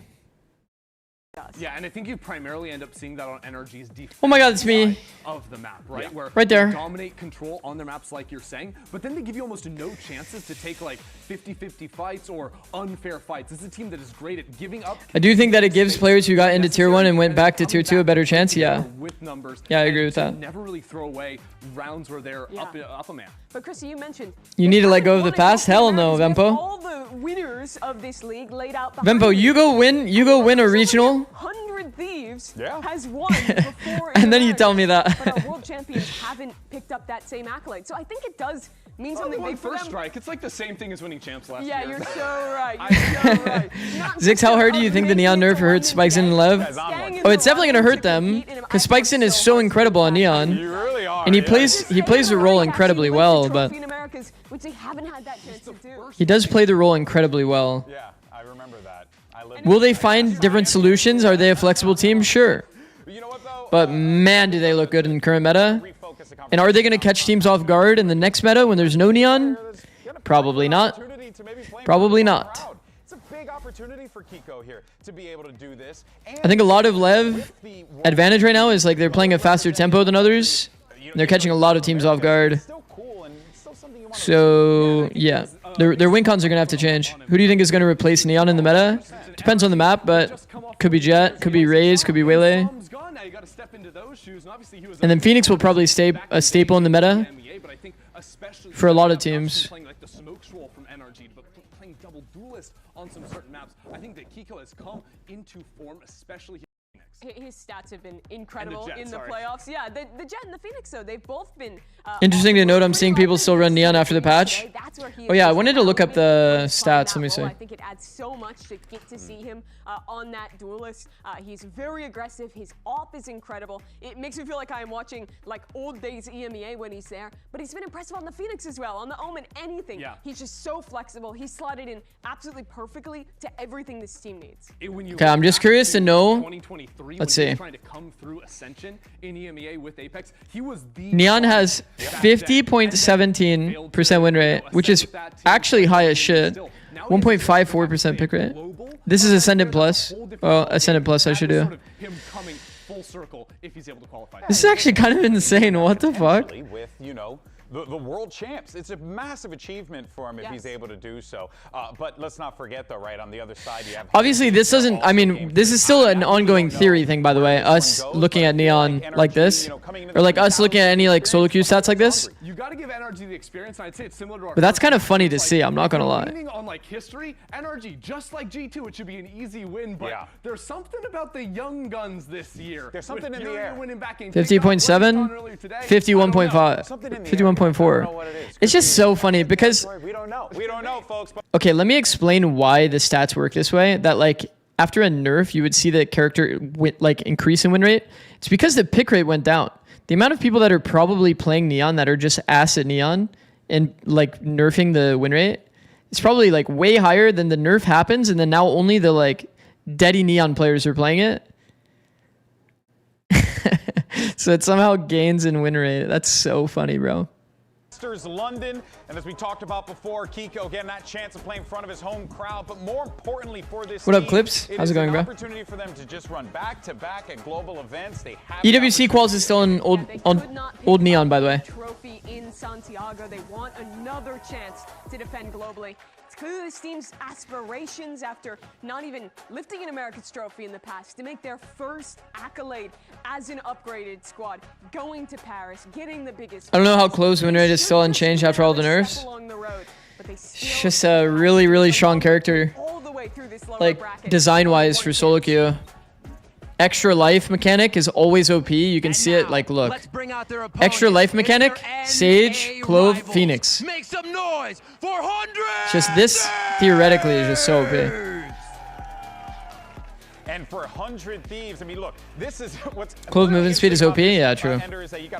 Oh my god, get excited. Already won themselves an America's trophy. But this is a much different team from the squad that won that trophy. Yeah. And I would even... Okay, I like that the broadcast is actually pushing for regionals to matter. Did you guys notice that? I feel like community-wise, people don't actually give a shit about regionals, but the broadcast is actually kind of pushing it. They're talking about, oh, 100 Thieves already won a regional trophy. NRG, you know, still needs to find theirs. Even though they did well internationally, they still haven't won domestically. That's kind of cool. Kind of a W change. Fracture.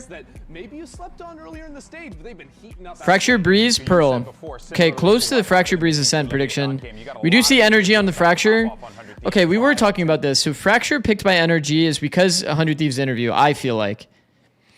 100 Thieves said that they just changed comps, and like their Fracture didn't look good. I would also be punish picking Fracture or Pearl every day of the week. Both teams have been kind of mid on Pearl, though, so it makes sense that it would be map 3. And then Breeze, 100 Thieves has just been winning, so it's like a play their own game kind of map pick. I think that makes sense. Pretty valid. I feel like this veto is fine for both teams. My brain is telling me NRG, right? That's the sensible thing to do. But also, I don't think anyone's super favored on either map, man. That's interesting to me. Just lit up MBS said they used to run Breach Tail. Really like both of Yeah, I will say that was a bit of an oversight, maybe. Saying that you have like actually like 1 rep on your comp. That was kind of risky to say in the interview, for sure. Because me personally, I'm licking my lips when I hear the enemy coach say something like that. Oh, they have 1 rep on this comp? Oh, shit. Oh, shit. Don't mind if I do. I'm picking that shit. Because that's like a completely believable thing, too. Like the Breach Teo. And like, where these teams were in the same side of the stage. So like the only benefit is, if he's saying that to throw them off, let's see group stage. They're on the same side. So these guys didn't scrim. So like NRG wouldn't have confirmed info. So maybe there's a world where he said that to throw them off. Maybe. Who's C9's latest pickup? He any good? Oh, Fireball Ops? Yeah, he's good. Fireball Ops is very good. Actually, somebody did say for me to react to Fireball Ops. I think that Fireball Ops is incredible. He's also an IGL, which if they were not very confident in Zelsis being the new IGL, like they've also found a way to pivot out of that too. It's pretty incredible. Or if they just want him to help with like mid-rounding in some degree as like a vocal leader, it's like a good person to add. There is so much on the line outside. We did say that Fireball Ops is probably the obvious ad. If not, who's the other person? I think we said Satellite, right, chat? It's like Satellite or Fireball Ops. To play for Masters London, the last spot to represent Americas overall. And you have 2 Lucio's gonna watch this game with FNS over you. Why did you punch him? Similarly, NRG. They've attended, they've lifted a trophy before, but they want to round out that. Yeah, me and Bucio got into a fist fight, chat. That's why the change was made. No leaks though. Over 700 days. I'll leak it myself. Themselves. It's a team that is hungry for the chance to even compete on that global stage once again. Zix, love you and love the stream, but let's go NRG. Build a legacy unless you go. Well, thank you, Darilla. I appreciate that. On the other side, you got 100 Thieves, who I think are trying to replicate a little bit of who won the fight? Did last year. Oh, it was like one of those situations where we punched each other same time. We both got knocked out. So we called it a tie. But I was in the power position, you know what I mean? Because I'm like above him in the hierarchy, so then I got rid of him. And how did they get it done on Fracture last time? Win the pistol, charge up the show on some sore loser type shit. Okay, we are seeing 100 Thieves on the attack side. And we're seeing a bit of a flood kind of setup for NRG. 1 entrenched A, 1 entrenched B. I feel like the entrenched A player is so much easier to kill than the entrenched B player. NRG leaning into the A. On the way back. Away. Yeah, why not? Just pick up. Well, they're gonna hear this audio, no? Players leaving dish. Those orbs. Who gets the plant? Who gets the diffuse? Look at NRG. Does Ethan not hear that? Felt like he was close enough. Thieves are just gonna kind of roam around here. I think the audio circles on Fracture are like completely fucked. By the way. 100 Thieves might be playing for the long con here, but slow and steady. Underneath the tunnel here, NRG will be ready to respond to whatever happens. That's why they've got that pack of players sitting in their own spawn. Oh no, we're gonna go into a B pop. Really important here if 100 Thieves do try to up the tempo, but they are going. No, it's what in the world? Insert dish. Arcade the underpass to B main to A main. Run through A main. That's what the Stimmy's for. Yo. Look to cleared away, mostly. We just did a fucking world tour, and then now we're getting 4-man stacked. Well, that's not ideal. The rest of his team played him perfectly, and all that waiting around just spells doom and defeat for the pistol. 100 Thieves did not stand a chance. That's the kind of beginning you need against 100 Thieves on this map. It more than any other map, I think. Okay, the only problem is, like, because it took so long, they felt like they had to make noise early. It made it a little bit more obvious that it was going to be A early on. It's like easier to react to the A. NRG have just deleted them. Oh my god, it's running around. 100 Thieves had a 60% win rate on those pistols heading into today. Yeah. And NRG with a crucial first Okay, sure. Is what it is, fine. All good. GG's. No, don't say that. It's not GG's yet. Very similar look as well to that pistol here. Seeing how much space Did I even run ads, bro? I guess I got ads off during the halftime anyway. I don't think I did any ad runs, but I think it auto ran. Got to expect a lot of trap plays too. So if 100 Thieves are going to play slow and contacty, like we saw on the pistol, look for flash off timing. This time, no. Okay. More of a defensive setup. Just looking for information. Oh my goodness. Our Phoenix has a judge. Kiko's going to be posted. Judging. Well, that's just immature. Won't be able to stray too far. Away from tower. We've already used our nade as well. Well, I mean, what is this, the third orb? The 100 Thieves are just grabbing. Ascent is grabbing every orb in the world. The game plan, though. I mean, listen. Gulp. Round win. Looking out of sight, but they'll just take it. I mean, what is Ascent up to? He's 2 away. He's 2 away from a Raze ultimate into round 3 when they did not win pistol. Oh, it's just ridiculous. It really is, and that's why it's so important to actually get the pistol wins against these guys. They min-max these kind of ult orbs more than any other team. I think you can see the impact of the coaching staff change for 100 Thieves. Yeah. I mean, you're seeing a lot of validation, I think, for 100 Thieves at the beginning of the season. A lot of umming and ahhing in terms of decision-making, but clashing together the old... These new coaches are just so good. I thought we were going to go without it, bro. I thought we were going to go without it one day. Just one day without... just one day without saying it. Fuck! Speed up a little bit from NRG. NRG look to deny the one over towards Hall, by the way. Yeah, I'm going to have to cancel the plat chat. No, I'm just playing. I'm playing. Test Ascent to pick up this one at 3. NRG might end up... Just kidding, guys. ...around a little more aggressively. It's super passive in terms of allowing a lot of space, but critically the trip doesn't get broken. Yeah, the thing is, you know... We're making so much audio, man. And you see his ult points go up and up. Yeah, it's like... The thing is, too, like, I feel like 100 Thieves would kind of autopilot without thinking about this audio that it's giving, but... Here he is. Posted up. It's gonna have to be straight to the dome. Yo, Tim might be the best player at killing oppers, bro. Killing these scope players, like... I know obviously he has like full armor versus an outlaw. He's like confident on the peak. But do you guys remember against MIBR as well? Poking right towards the top. Ascen's gonna be dropped out now. Just hard peeked him dish and like insta killed him. Whoa, this timing is weird. Oh, this timing is exceptionally weird. But nobody's home. These players have just missed each other, and with it, Vora, he pays for it with his life. No, he got timinged on his timing now, I think. Inclination, I think, as Brock was turning around. Oh. He could have some backs towards him, but we'll see if they even note it. Ethan's going to be finished off towards it. 25 seconds left. Spike has to be picked up and planted. Scuba. Oh, that's not good. Tackles Timatino, takes him out. It leaves Cryo into Scuba should pop the door here. Because then it would make Cryo, it would make Cryo less comfortable to push. I think this is a big mistake by Scuba. He's going to find an upgrade in sand. There it is. I think this is a massive mistake by Scuba, to be honest. See Cryo now, wall. To make things tricky. Tiny gap. Tiny, potentially a window to play around. He just spots it, signs of life. Brings it to that 1v1 cage down. And Kiko, oblivious. But for Cryo, it's absolutely everything. He is the savior that 100 Thieves need in that final moment. That's my duo. He realized that his wall has left a fraction of a gap. Barely any gap at all. Okay, by the way, I told you that today will be defined by these late rounds. 100%, it'll be defined by the late rounds. Cryo in the late round, let's keep him there. Let's keep him in the late round. Thieves' economy would have been in a bad spot, and all of that good work of charging up the showstopper for Nort. Let's keep Cryo in the late round scenarios. Back onto NRG. equalizing the scoreline here would put NRG's Also, Will, position. What is that? I never punched Xander. Xander punched me. Behind that cage. But also walking, spray going everywhere, and you've taken down Ascent of the play with the showstopper. Couldn't be a better beginning. No, critical. Oh, yeah, that's pretty bad. That's pretty bad. Asuna had Rocket as well, and he died spam. For the reaction play, but he got to win this fight out to try and dominate Hall's control. Mada, he's gone. How many walk contact kills are there going to be? Notice Kiko as well, not long for the world. This is a complete takeover towards the spawn. Okay. Hold on, he's going to be hearing this now. Signs of life, but they're skirting. Oh my God, so much audio heard, bro. Might be looking to try and find a timing here.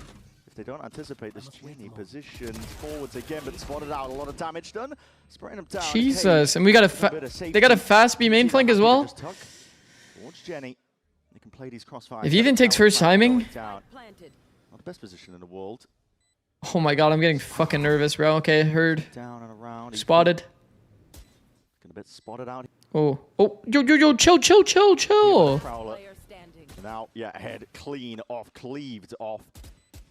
Scuba's got to do it all from a spot like this, but as soon as Matino goes down, you're going to see it. The swing comes through. 100 Thieves. Okay. Second one on the board.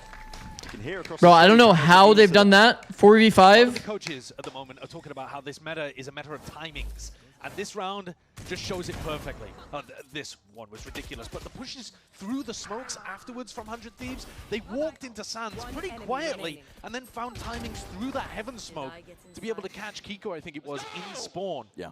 And suddenly the whole map has exploded, and those B-side anchors... Maybe Scuba should take the walk timing behind. Nah, I mean... Yeah, no, that is true. I don't know, Scuba had like a decent opportunity with the kill onto Neon, but it's just hard to kill Neon jumping around like that. But by hook or by crook, they've knocked down... I don't mind Scuba's play to like play for his advantage from Gen. Because if there was a third player that was like holding their back while they were making full audio like that, then it would be worse for Scuba. It's really quite risky, though, contacting around the map like this. Contact is king right now with the metagame. But I think, especially into NRG's composition, you are expecting to run into cam contact and then Kiko flashes you or Mada hits you with some kind of saturate. The NRG composition, you can cook up a lot of tactics on defense.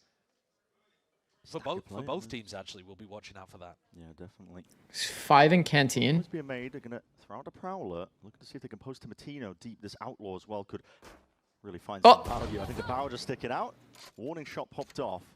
Only one player seen that. Yeah, not too much in terms of signs of life. That Wall's going to be whipping its way across here. Walking up, flash through, hoping that they could collect a player that might have just been left as a straggler, but now... Okay, well... Towards the A side. It is vacant. And not a showstopper even being committed. Ults to confirm. I mean, why not? Just trying to use everything at I don't mind it. Secure it, but I know some people wouldn't be happy with that, but I think that it's completely fine. It's acceptable. They didn't have that information. The full stack was over towards B. Felt the time it's a worst case scenario for sure. You already had the space and you burned your ult. So NRG's going to be happy, but I mean, using one ult to confirm the round is not that bad. Okay, 100 Thieves are really feeling the heat and pressure despite that weaker weaponry. Honestly, NRG, you're counting your wins already at this point. These are all silver linings. Yeah. Wait, they use Fade ult too? Okay, maybe that's a little too much. NRG in this situation that they were going to come out into the next round with an Header. possibly large amount of ultimates.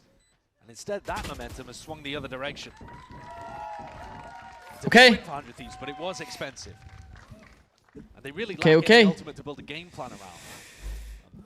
The showstopper. Yeah. I think the Fade ult is a little overkill. But now it's back but that's in okay. NRG's favor. They now have Mada with an operator. That's okay. It was a key part of NRG's game plan when they played against Sentinels, for example. Those are probably some of our best ults, though. It's the sad thing. For the last time I saw Fracture being played so slowly. Yeah. He's been insanely cautious. Yeah. So trip to cover Mada's back as he takes a passive line over towards B. Early dish pressure has been the name of the game for 100 Thieves early on. Yeah. Especially when Asuna doesn't have this showstopper, they are just funneling ult orbs into the guy. Similar game plan again. I mean, NRG not really prone. I mean, from we've seen them play Fracture to pushing out areas of the map, they do it occasionally. Well, it's really hard to refight over towards dish as well. A info line. If you see Timatino B anchor. 100 Thieves. Good game plan. Out of here. You've got to jump up to fight him. The flex jiggle from Ethan. Flex, W. In order to go for that jiggle peek, doesn't show as much of your shoulder. Crazy tech. That was crazy tech. C's for a C is going to be used to lock down 100. That's me! Through halls, walls popped out. Timatino taken out immediately in a blink of an eye. Kiko looking to lock it all the way down. Asuna immediately taken out, and the operator gets active. Mada shuts it down. We got Trap Day main. Pivot options now for 100 Thieves. With the Brim ult. Burst their way into this A site, but reinforcements have Trap Day main with the Brim ult. Really bunkering. Tried to contact through B, died to the Opper. Mada's on the good line as well, like the passive B line. Kiko, bro. Yo, Kiko's shots are always so snappy, bro. How loud is zipline audio? If you're directly... Okay. Okay, the zipline audio is actually extremely hard to... It's extremely hard to explain. I'll do my best to explain it. There's zones that you can hear more audio on Fracture. And it's like here, here, here, and here. When you're in like the between space here, you can't really hear the rope. But if you're like in these zones, you can hear the rope a little bit more like directionally. If you're like not facing the rope, like you'll hear it very clearly in like your left if you're like looking away from the rope. Does that make sense? I don't know. It's very specific. They like really fucked with the audio to make sure that you couldn't really hear the rope that clearly. You can technically hear it when you're in spawn, but it's very faint. Like insanely faint. You have to have it max audio and then you barely hear it. If there's anything happening on the map, you won't hear it at all. Whoa, he's going for a peek. Yeah, well, he might be gearing up for it now. Forwards, just potentially signs of life. That's going to be convergent pass, offloaded. Hearing the scurrying of these footsteps, a couple of shots being rattled away here. Kiko the reclear is so nice from NRG. Double ult reclear. 100 Thieves actually stifle it though. Now it's the equalizer. Forwards now though, but in a 3v3. No more ults. Op and play. 2 through spawn, 1 flank. See if they can try and peek their way through. Molly sent flying. They have flash and Brim Molly for the retake. We have stim, stun. Yeah. Barely gets out of the way of it. Just out wow, that's big. It is very big. Now thriving. As soon as the smokes dissipate as well. Not much of a chance. Wow. One more. Tim Ace. Got him for that ace. One more bullet left to do so, but Kiko already running away, trying to make it hard for him. Bro, that's double ult from NRG. That's a W-ass round for 100 Thieves. Just really sit back and play. Insane round. They got the win. And Kiko wants his rifle. Only 400 credits in the bank there. And a disastrous round for NRG to lose. It was one of those trap plays that I was talking about, Bren. They had Cam to contact over towards Arcade, and Mada was making his way. He's got that Waylay ult. Cam, Waylay ult, Phoenix ult. 100 Thieves baited out. Timatino shreds them. What a round. And killed it. For the rookie star. Sick. Plays inside of these smokes. These smokes are weird, by the way. Oh, yeah. Brock uses very strange defense side smokes. I'm letting everybody go through smokes and kill my teammates nowadays. So shameless. I mean, you're allowed to bet on Duelist if you get 4 kills in the round and win it yourself. There have been some very good baiting Duelists in Americas. Yeah. He says with a smirk. Naming no names. Okay. We will name no names. Deep peek. Ooh. No, that's a punish onto Timatino. Great punish. I'll be able to take that up straight back here. Now, listen. I think. Oh, no, no, no, no. Oh, my God. Oh, my God. Look at the rest of trying to adjust for it all, but Ethan, he just leads a charge, taking a fight. I don't feel so good. Jump the angle. I don't feel so good. It's even like a salmon upstream. Sets his team up beautifully for success here, Cryo. Left us that last one remaining. This one kind of crumbled. Squatting on the spike. Yep. This one kind of crumbled. You are never getting this back from NRG. Yeah, this is a tall order for Cryo. Bang has ult for next. Cryo had an Omen ult. Bro, they're like trading rounds back and forth. NRG with a high, mid, low setup. How do you? I think Pete was trying to cross to the. The thing is, with this smoke here, have locked this one up. I mean, totem pole. Hold on, here's the cage. Here's the second one. Now you just need to swing. Yes. And well, maybe not. Okay. 4-4 though. That's such a cool. With this smoke here, they do this slow squeeze onto the you do want to try to get a player across. I think he's just kind of caught in transition, trying to get more space for his team.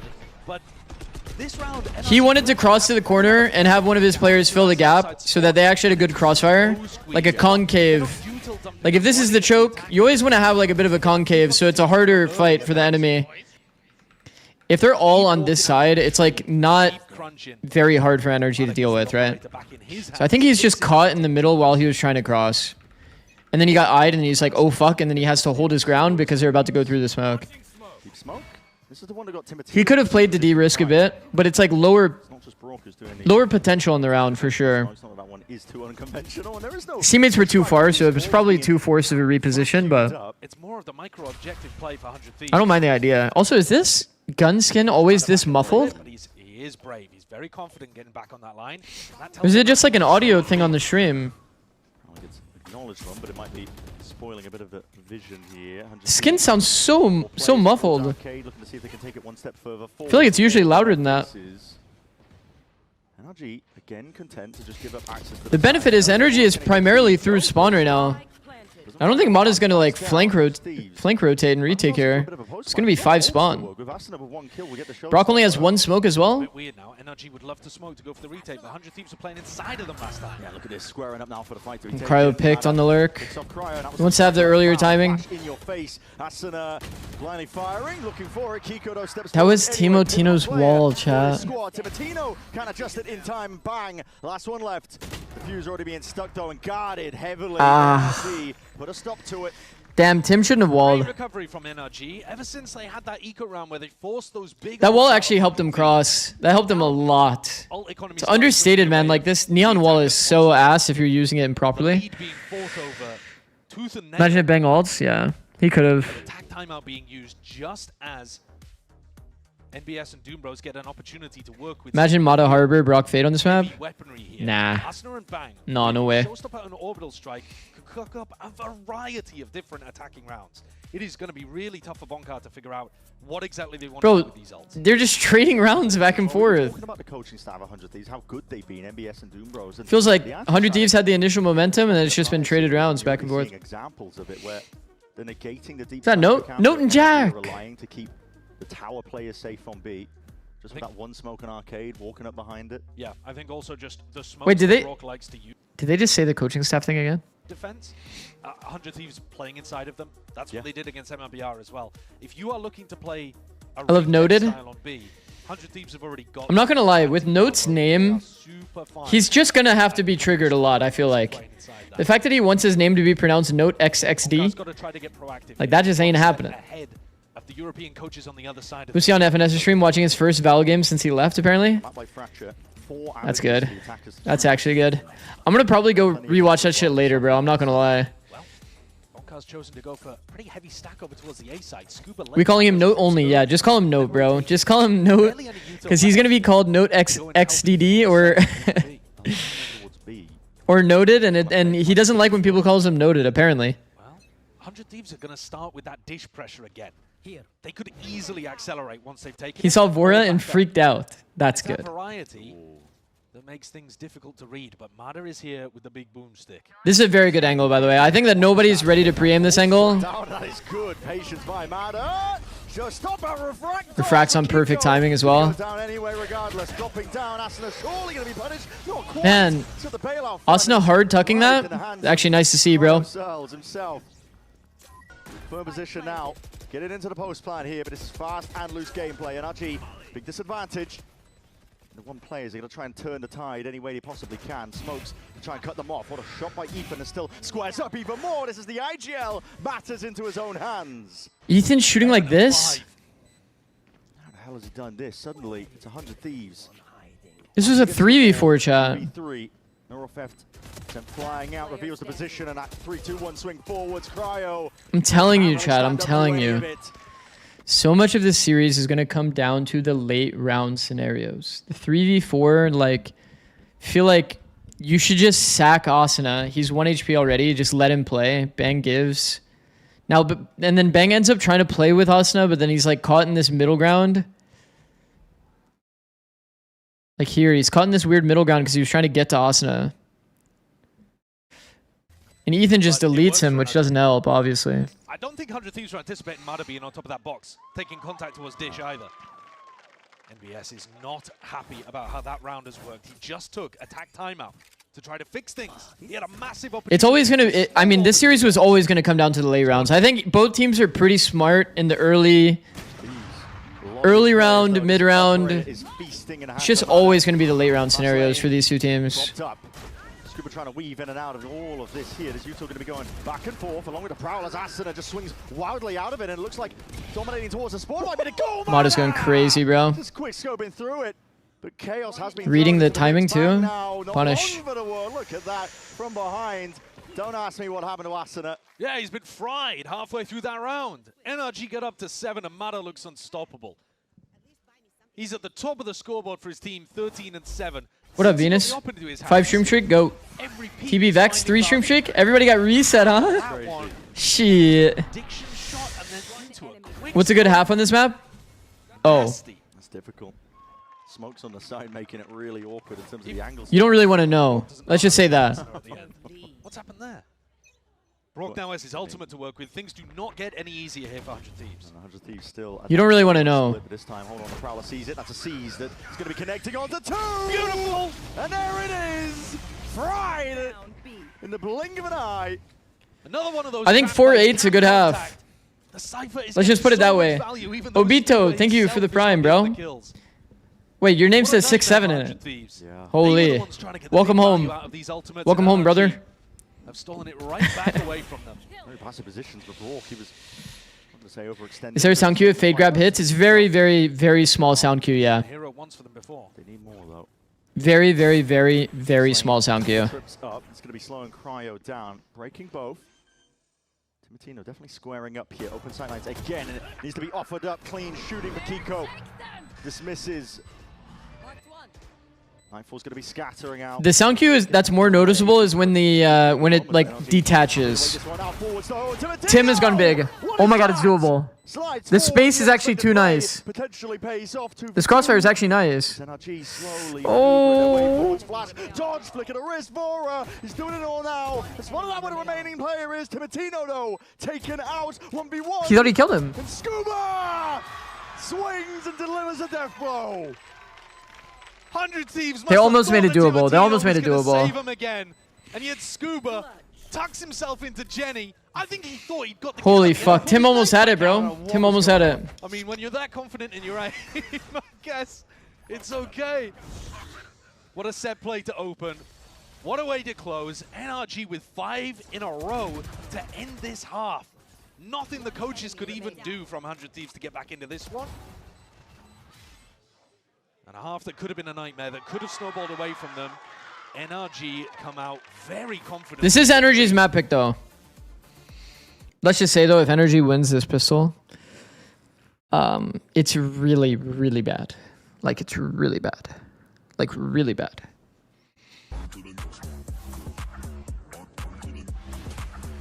Like, really bad.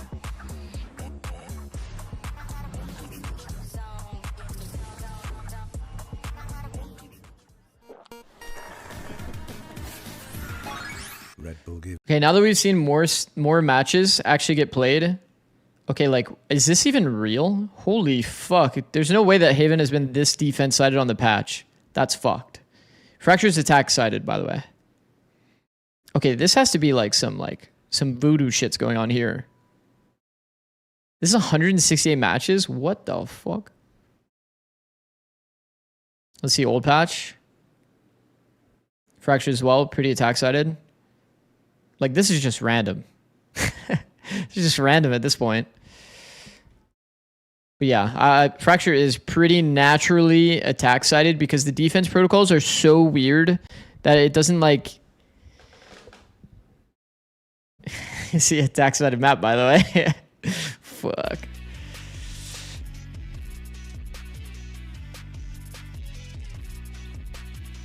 By the way, when the tether is like actually stuck on someone and like it's actively going, there is a slight audio cue that if you're like next to a smoke, then you can maybe hear it. But like, it's not very reliable, to be honest. It's so quiet.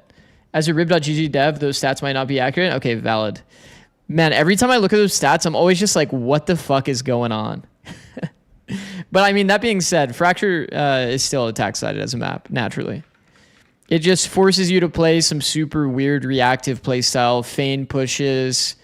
The retakes are super linear. You have to like flank retake like more often than you actually like spawn rotate. It's just a weird map, bro, on defense. He's drilling things in. There's a little look of desperation on his face as well. They do need this pistol. Yeah. They've won 6 out of 8 pistols in their last 2 matches. The site isn't really being maintained anymore. I see. Okay. 6 of the bonuses. Timatino, brave angle to be played on. Pixel angle has already shown that presence. One shot, somehow not taking any damage. Quick disengage. Hearing that scurry of the footsteps here, Scuba. I wonder why are stats so like why are stats so weird in Valorant? Take it out. Deep horn's gonna be broken. I feel like in League of Legends there's like 30 websites I could go to for stats. Maybe that tuck corner, bang! Second guessing. That's Mata onto that clearance and a smoke to play with himself.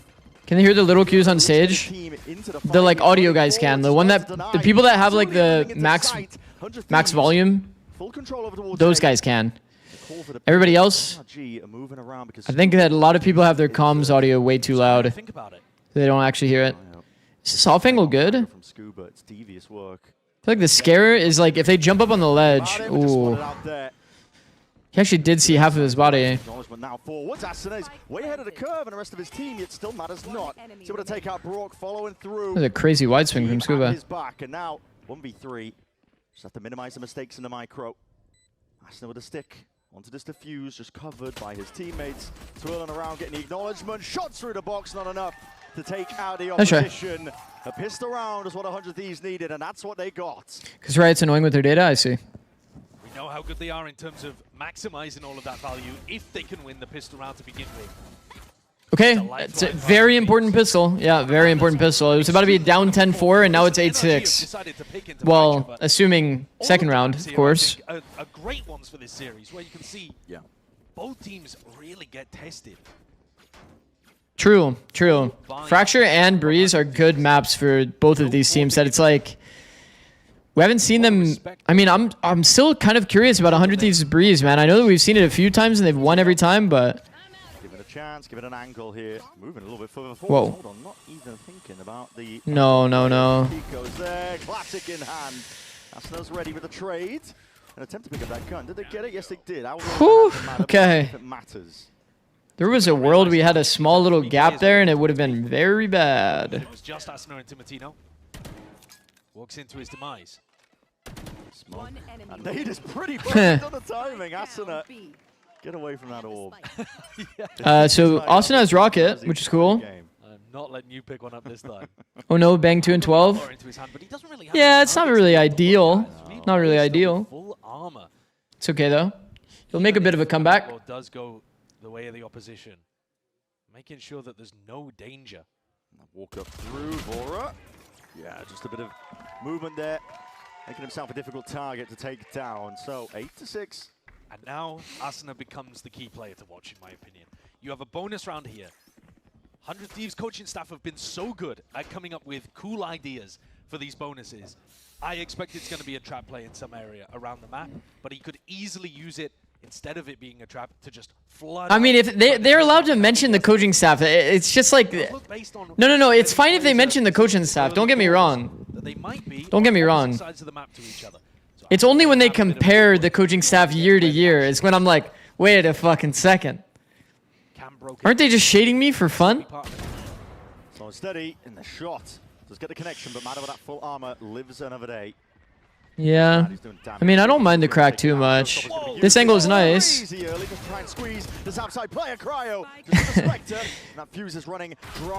Traded from the rope. 3v3. Equalizer found. Oh, it sucks that Bang ends up dying there. We committed the rocket here as well. Really strong wraparound there from Raw. Credit to him. Goes underneath tunnel and deals with Asna. Chance for 100 Thieves. I haven't been that locked in. Okay, I think I'm gonna lock in, like specifically focus on 100 Thieves for this next half. Not even sure about the post-plan positioning of these players. He's only got the Bulldog. He's poking, prodding, hoping to see if he can. So I'm kind of like watching both teams a bit generally. Pretty perfect post-plan. Slight jiggle of the off angle and a crossfire setup that is played okay. here. So Kiko gets himself 3. pivotal player for NRG. A lot is being demanded. The only thing that sucks is we use our Raze ult. We use our Raze ult to equalize, which obviously, you know, pretty unfortunate. Cryo might have been able to multi, but kind of hard. He has a Spectre, right? Kiko does hit an insta trade from the rope, which is just like unheard of. And then swapping over to Killjoy, map 3. Yeah. So if he's having a crazy game across Fracture, and Okay. Phoenix, he then has to take a back seat and trust 4 his team to be Phantoms. able to convert things. Complete change of tempo. Kiko has ult. It's always impressive when you see players capable of that. Deep Haunt. It's not broken. NRG think No early A main fight. And we have no deep A line. Plays Ascent and Timotino goes forwards now. A slide and a glide forwards now. We see it. Matter's going to be gone. Taken out. The nade rebounds and a flash is perfect. And Kiko, he's not done. Not finished whatsoever. Wants to put the squeeze onto Vora's gone massive. Single-handedly pushing back the opposition. Oh my god, Vora's gone fucking massive. In A main. Those 2 kills. And he's re-wrapping Dish first timing. Okay, this is actually low-key not very good though. Yeah, Kiko though. While this might feel like a first timing, like good play for Vora, it's actually not that good. He has to drop out Dish. Just limping into this fight. So 1v3, weak as anything. Doesn't even feel. This is like one of those plays that you feel like is good in the moment, but then you end up being like, yeah, that probably wasn't the best play. Possible scenario for this guy, despite how well he's been playing. I mean, this is still pretty impossible for Brock, if we're being honest. Tap to see if he can drag and draw some of these players out, but 100 Thieves not convinced. Play with discipline, bide their time. Second one. 30 seconds This time the full stick, and now potentially the go button hit. Players activating across the board, and they Okay. swarm him on the site. 100 Thieves players. Vora went massive, bro. Some major impact in the rounds. Vora Vora went crazy. with the Vandal completely caught Scuba off guard. Scuba's got an outlaw in hand and can't do anything about it. But then he deleted the trade player too. I was really worried here, man. All the difference. Because it's like Phoenix ult, 4v3. He has an outlaw is why. Almost a pre-fire, I think. What Way the? he acted that quickly. Nightmarishly good. Yeah. What the? Necessary round here for 100 Scuba had an Thieves to outlaw? Drag it back to even. 9-7. Starting to build up to a. Dropping Dish is fine if you have spawn and sand if you drop in the corner. Yeah, but like you'd rather be just A main. Those A main fights are way better. Like they feel way more comfortable. I love this position on top of Jenny. If you just maintained your A main space and you just have all of that space, it's like his play is better if they actually like were just chilling in Dish and they were stuck Dish. But because they made it into sight, like his play ended up being worse.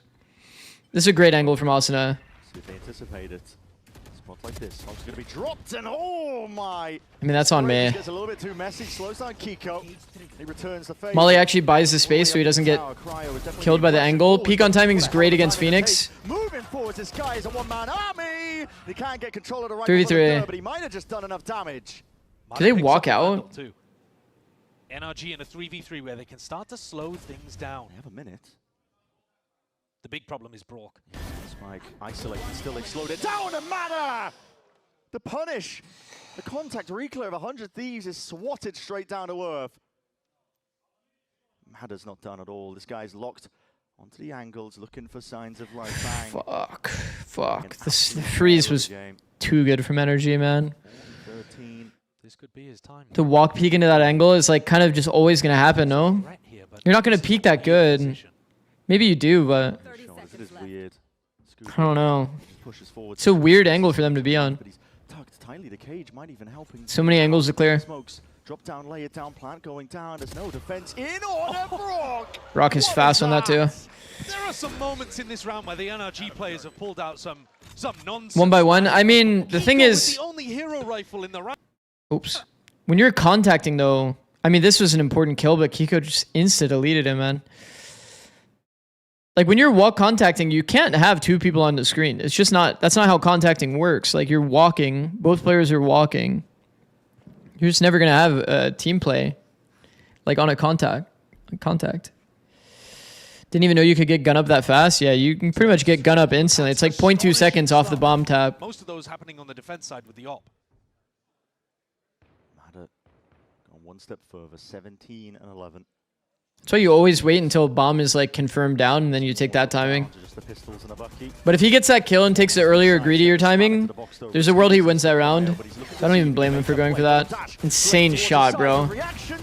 Kiko's so fast, man. plays the rest of his team in. He might go down here for Brock. His auto sign, surely now. Okay, doable. Target selection as well, not quite realizing where 3 spotted on this fade ult. To get the map back in order here for NRG. All 3 found. Yep. Ethan's picking up the underpass timing, so he knows that there's nobody underpass. They're just gonna trap B main. Ethan is so fucking smart. But very much alone. His fast lane is going to be causing issues. Overdrive into Tibertino's hands, and he's looking on a scouting mission. Boombot fighting. Bro, Ethan is so fucking smart, man. So annoying. He just wall fade ulted, insta runs underpass to go clear the timing. Neither team really had money in these last couple of rounds. He runs there to insta clear the timing, and then they re-trap B main. They could have had a better trap on B main, to be fair, but Atlas holding up the post plant positioning for NRG. the Roomba getting the kill is funny. Tibertino's movement is great. Okay, nice round, nice round. Into Asuna swinging, and then he just sends it with the ultimate. Yeah. Nice round, nice round.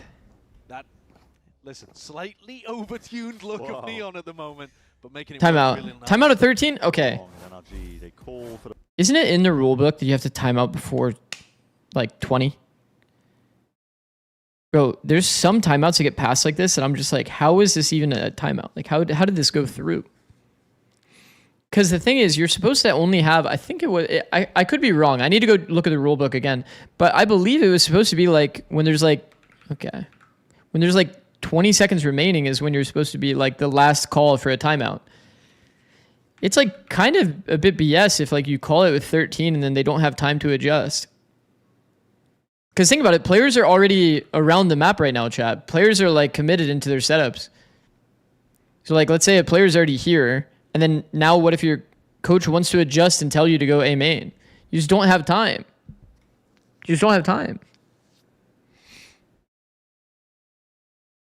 So I don't know. So far for 100 13 seconds feels like too little time. And they're still making it very Does it start instant when you call it? Pretty much, yeah. The map that could be incredibly pivotal, yet to be seen in this match that is not just elimination, but... What up, Demon One Glazer? How's it going, bro? I've never met a guy with more curse power than you. Thank you, bro. Thank you, bro. I'll take that as a compliment. We're not on this crack, right? Okay, thank God. Motto is low-key diligent about that. In front of the Phoenix wall is crazy. That's actually nice. It's gonna get a connection all the way forwards now. We see it over the strike being used. 100 Thieves. If I'm NRG, I'm staying away from B. They've donated the spike as well, just fully onto the B side. If I'm NRG, I'm staying away from B. The play of NRG is immediately anticipated, reacted towards, and can do all the unconventional smokes you want, really, Brock, but a spot like this. Tough going. Really tough going. Oh, attempting at the final moment to deny Asuna and Altor, but he got the kill anyway. I mean, any I'd love to see Bang running around grabbing orbs here. NRG got destroyed. Okay, they are sending Bang now to go grab orbs, I think. Hey, Tibertino gets the first kill and gets away. That's, again, the power of the Neon Op. Yeah. It's so good. But then just tucks inside a smoke and gets delivered a second kill by Bang's ult. The tide has changed ever since 100 Thieves got to this defense side. I mean, NRG struggling. Bang not running very fast. Yeah, I mean, I guess they actually didn't tell him to go run and get the orbs. Now I know where the last is. Brock. This Tim is grabbing his orbs. I'm pretty sure Ethan and Mada are pulled down to 0, so it's important that he holds on to it. It really is. Yeah, you can see Asuna looking around over towards Hall. See, Asuna doesn't care.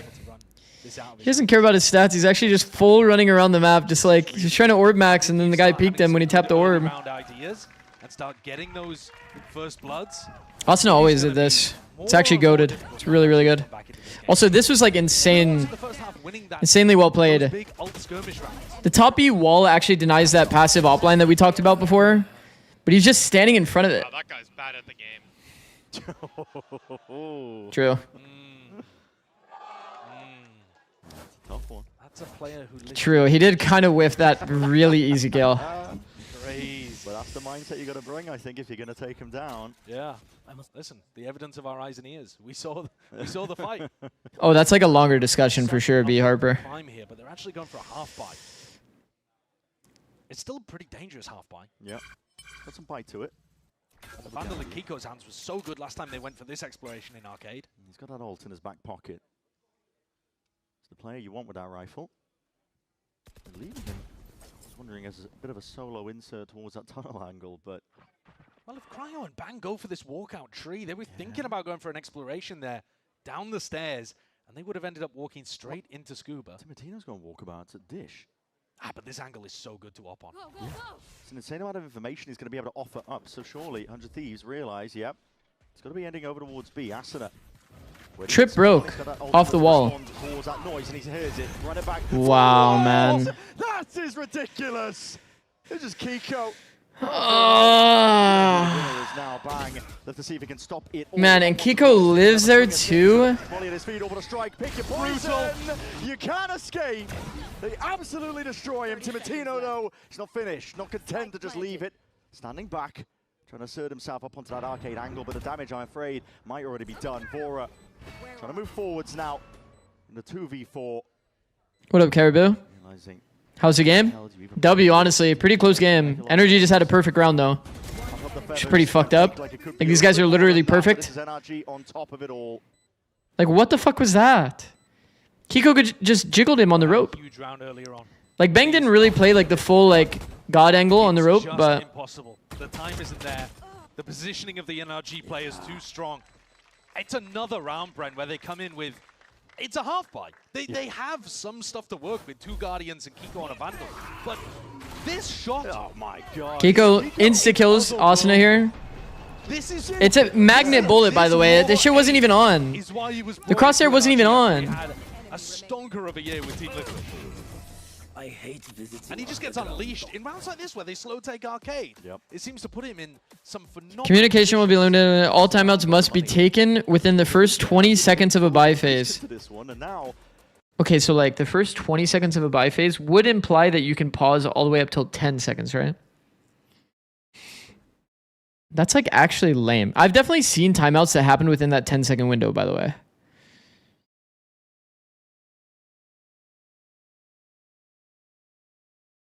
But yeah, 13 is like so late, bro. It's like so late. You have like no time to actually like adjust, which feels bad. Sources. It's in the playbook. Somebody just copy pasted what's in the playbook. This half of the map. But I do remember reading something like that, and it was kind of like... NRG now with a little bit of an yeah, I don't know. to work with. They might not catch up in time. No. NRG are just occasionally putting another round on the board. And a lot of it coming off. It'd be mad annoying, especially with setup characters, yeah. W Death Snacks. Thank you, bro. Get them at a deficit. I mean, Doombros was talking, I think, to Pedro Romero about it, and talking about the experience difference, right? Because it's a 100 Thieves squad. They are 0-3 this year against NRG. Yeah. He was pinning it mainly down to the experience difference. NRG, they make every single round difficult, an arduous struggle. Timatino on like the common line operator in A main. Dribs and drabs of money to work with. Man, I feel like against this comp, because you're not playing against a Neon, you can play like... You can play like these fucked up angles, feels like. And then be able to like stun wall, get yourself out. He could be a bit more greedy. Like here, if he was already in the close corner, he would easily take this timing through, right? Very cautious. Seeing if they can post up matter, but... I think Ethan heard this eye be used in A main as well.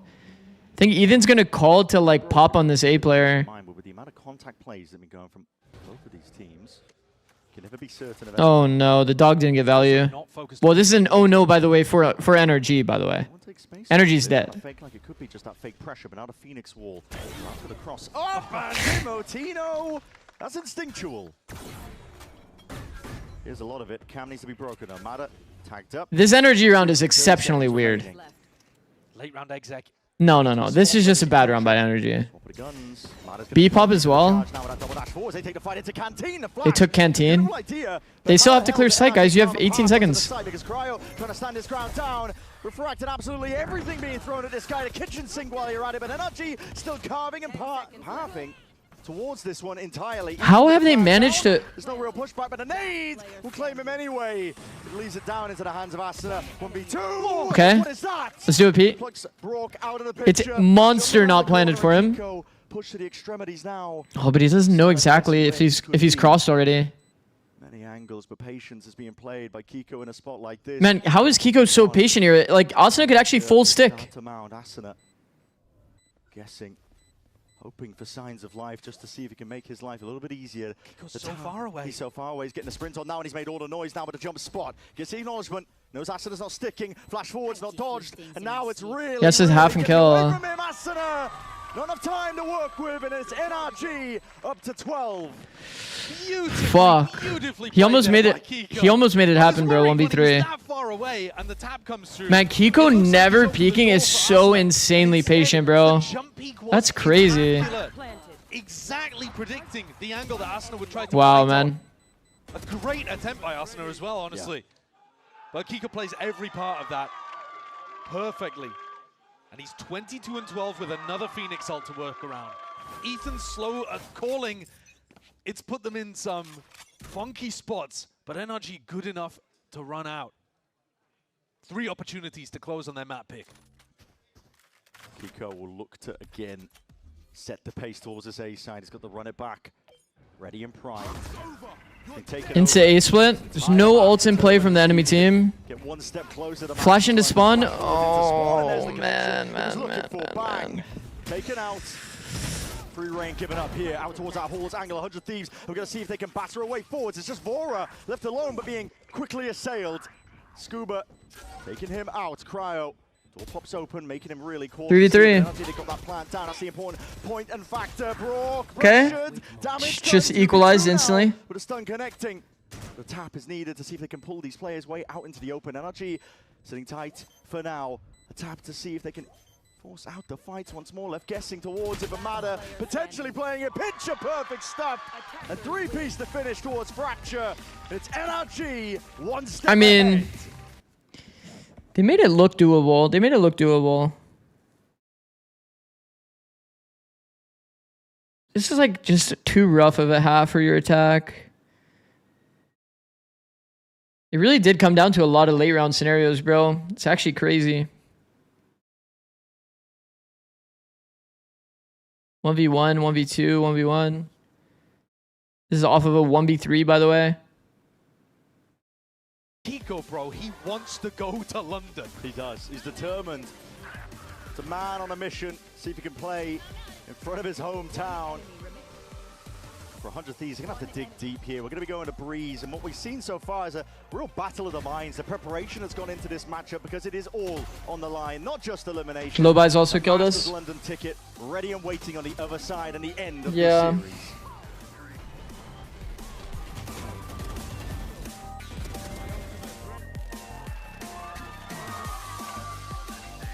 100 Thieves also had a low buy win, right?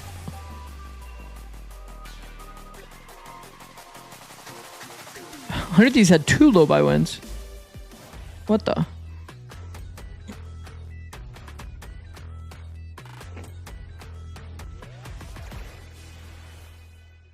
XL2566X Plus, which uses the newly developed fast TN panel. That's okay. It's their map pick anyway.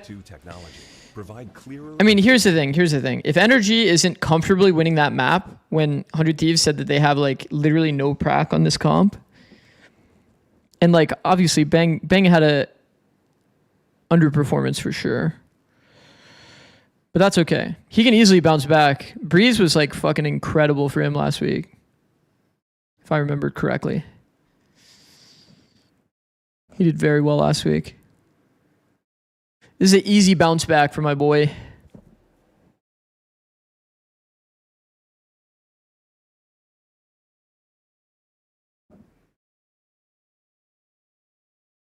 Considering Bang had a rough map and they got fucked on first bloods, it's not that bad. Yeah, I mean, if they had a bit of a better attack half.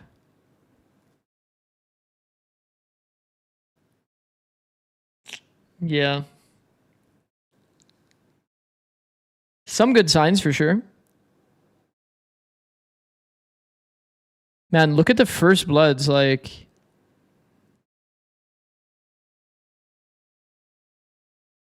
Bro, they're -8 on First Bloods.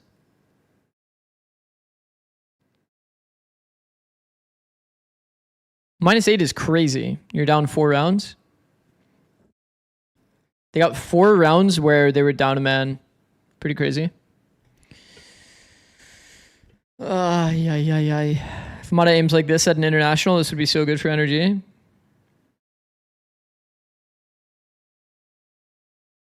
Yo, what the fuck did Caribou just type?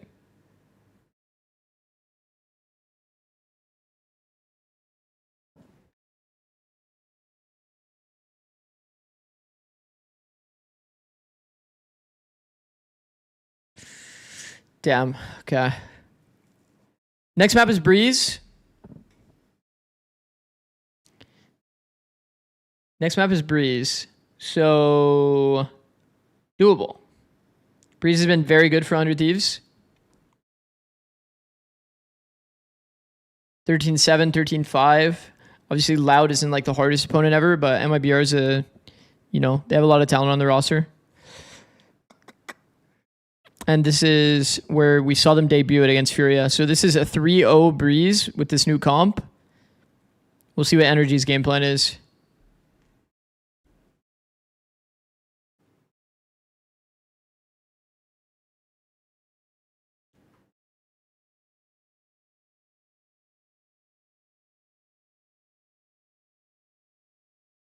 Oh, I just saw. Oh, I missed your bits. I'm sorry, bro.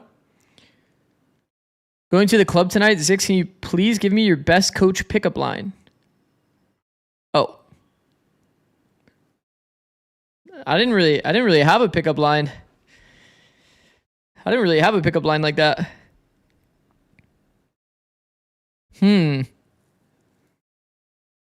Are pickup lines good? Are those meta or no? An awesome map for the viewers to watch for sure. Might have felt tight on the side of NRG, but looking at Breeze now, going into a comfortable map for 100 Thieves. How are you feeling now that you have the momentum? I feel like pickup lines aren't meta anymore. It's going to be fun to play against them. They play a very unique comp. I think we're going to do good. It's more about us as usual. It was the same thing on Fracture. I think we had a couple of rounds slipping away from us. It should have been a little bit more one-sided, but a win is a win, and we move forward. All right. Best of luck on Breeze.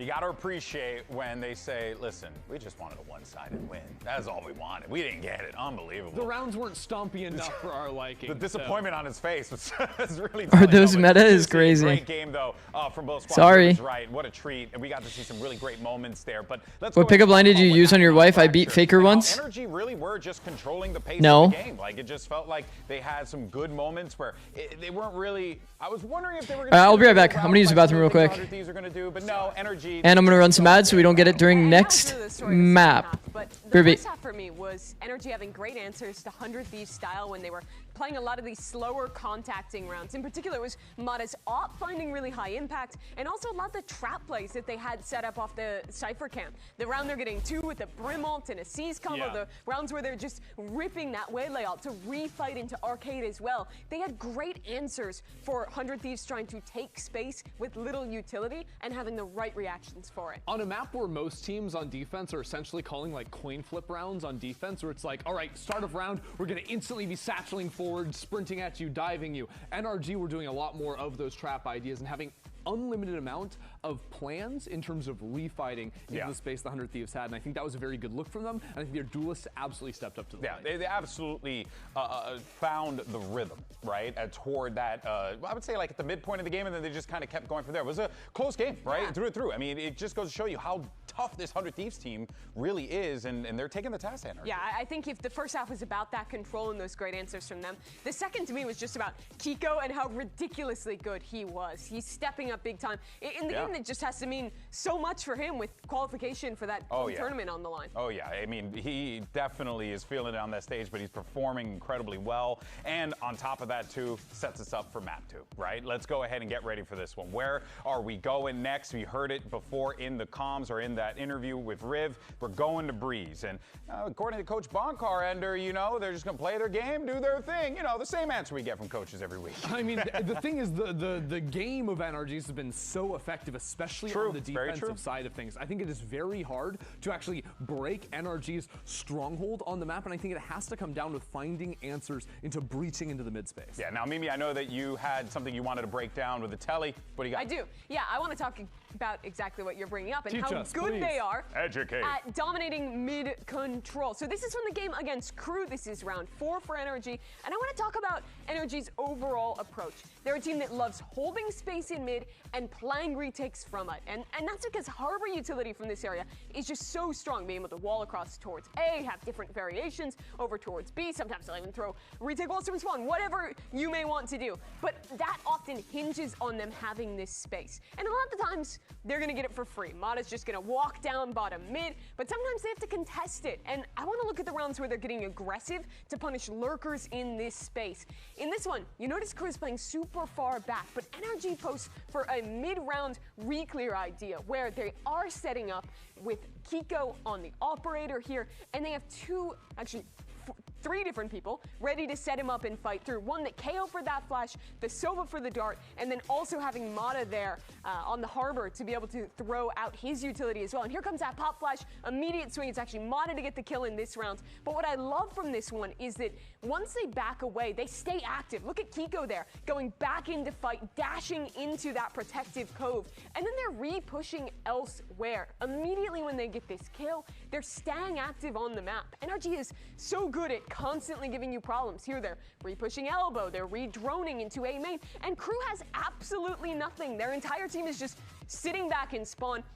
Really quickly, I want to show you another round. This is a variant where they have that operator up now that I was mentioning, and it's a super similar idea, right? They're off of a bit of a timing, about 5-10 seconds into the round. They let this lurker get into the corner, and then they flash, go for the refight off of that Harbor stun as well, and punish there. And again in this round, you'll notice that Kiko is still trying to swing back in, still testing this space. Even once they go for a set play, they still have other ideas to hold on to that area of the map. And for a team like 100 Thieves that has a very exec heavy comp, plays a unique approach to this Breeze, I want to look to see their ideas to shut down NRG's mid control. That's one of the questions ahead of Coach NBS as we check in with him ahead of Breeze. Yeah, I'm here with NBS before the next matchup. It's going to Breeze, but you're facing elimination now, but also the chance to carry this series onto a third map. Why is Breeze so comfortable for 100 Thieves, and how can it be that map you need to get back in the series? Our guys just feel comfortable on the map, whichever comp we play, doesn't really matter. It was always in the very start. It was really tough to lose against NRG the last time when we lost with like almost 0-13, but since then we changed the comp and it feels just like fresh, and the good parts up from the old comp kind of carried over. So yeah, like we're very comfortable, confident, and hopefully we can make it to map 3. All the best in bringing it to 3.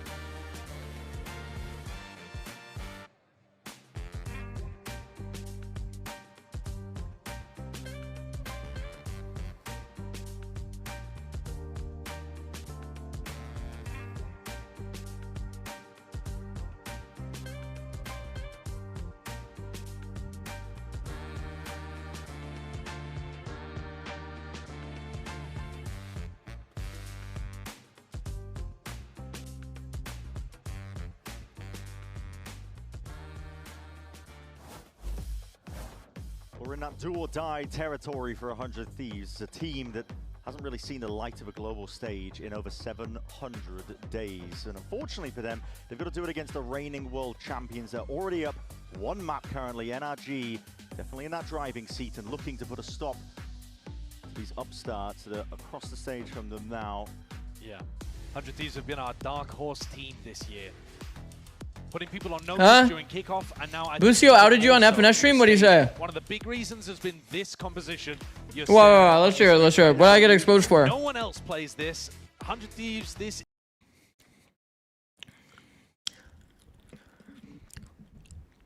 You leaked Polchan bid. He already knew that, bro. NRG, though, choosing to go on the attack. He already knew that. He already knew that. The opposite of what Mimi was showing you. Mimi was showing you the defense side and how good they You were the mastermind after all this time? Everybody knew that. they have clearly noticed something about the way that... Well, not everybody, but... defense that makes NRG confident that they can call this attack side and get out to a good start here. And cement a position where they're in the driving seat. I thought everybody knew that. Did everybody not know that? True, you know you started that. I know. I hope everyone knows that I started that shit.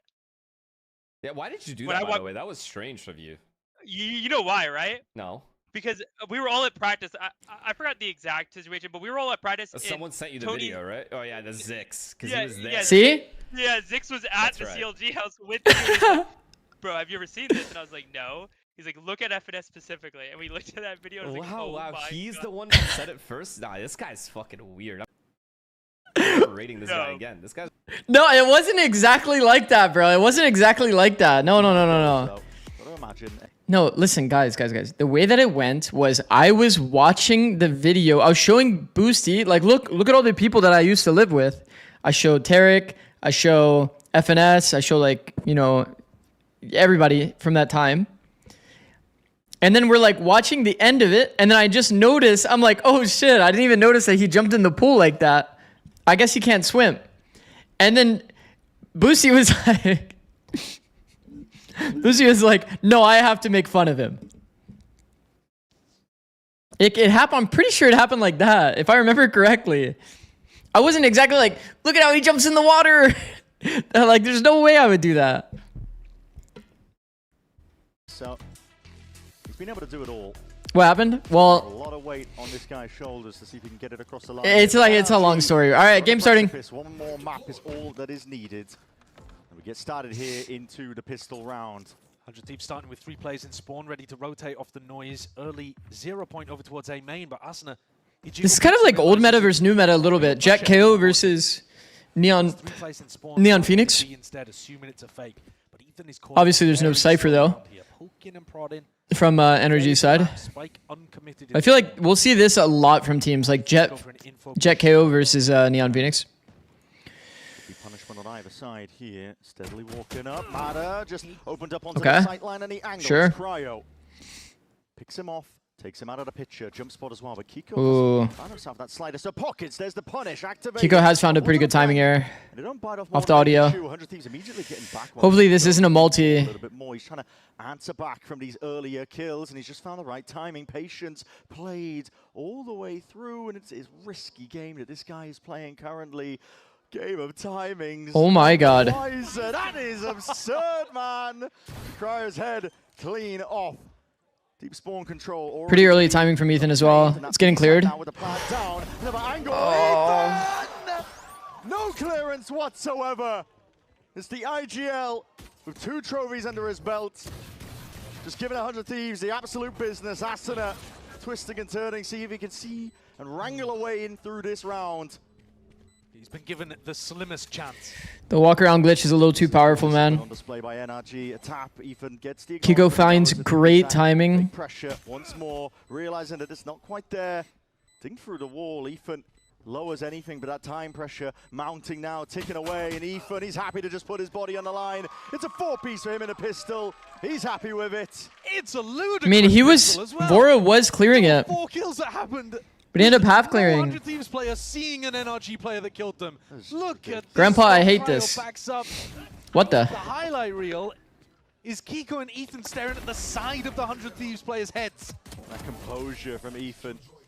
The thing that sucks too is Vora, like... I mean, you've got 3 players there. That is such... It looks like Vora hard clears it from the other 2 people's POV. Timings to be taken. 60 bits. I figured it out. You are jinxing 100T to get your job back. So quick to capitalize. I'm not getting my job back, bro. Here. 100 Thieves were looking to see if they can get access to the orb, and now potentially fighting through that shock tide is going to be softening them all up. They're on eco. Looking to just see if they can generate a couple of ults for the next few rounds. Asuna is already halfway to it.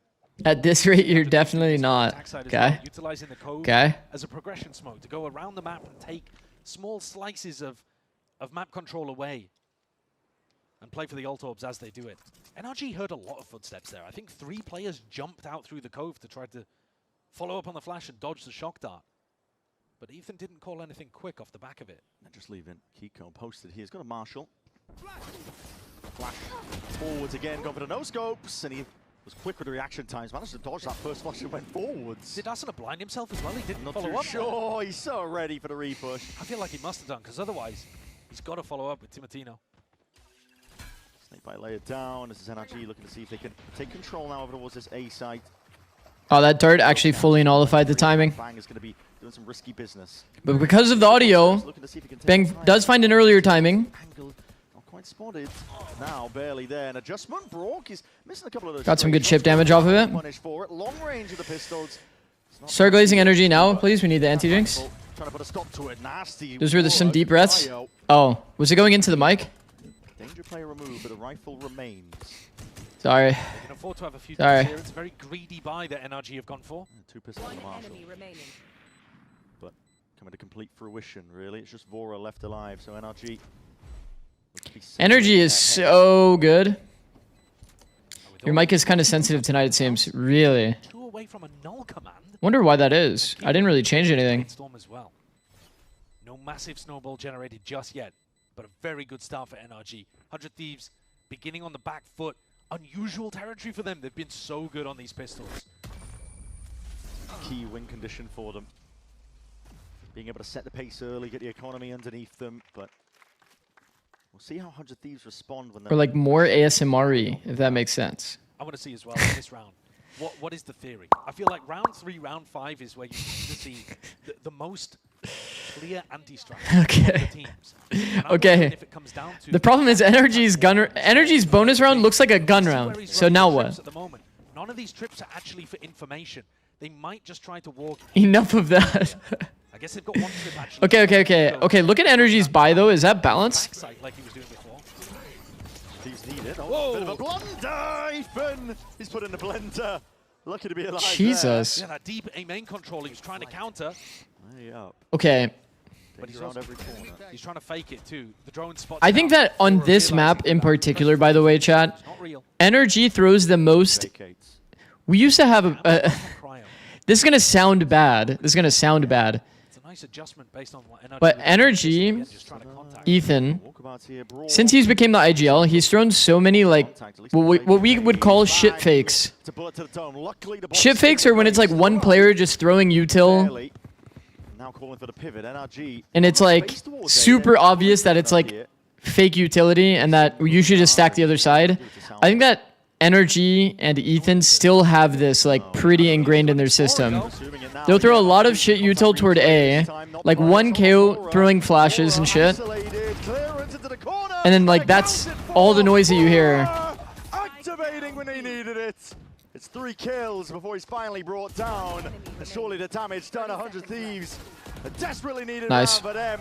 They put it on the board and make a statement with But it. NRG does that a lot. Dangerous stuff there from 100 Thieves going for that. Bucio is calling Vorez Bucio. That's good. What they did on the pistol But yeah, round, we where would. they went for the elbow push. Whenever we played against NRG, we would always say the shit Ethan fake. Okay, this is kind of funny that pixel in the box. Pretty funny. Putting himself in a multi-kill spot.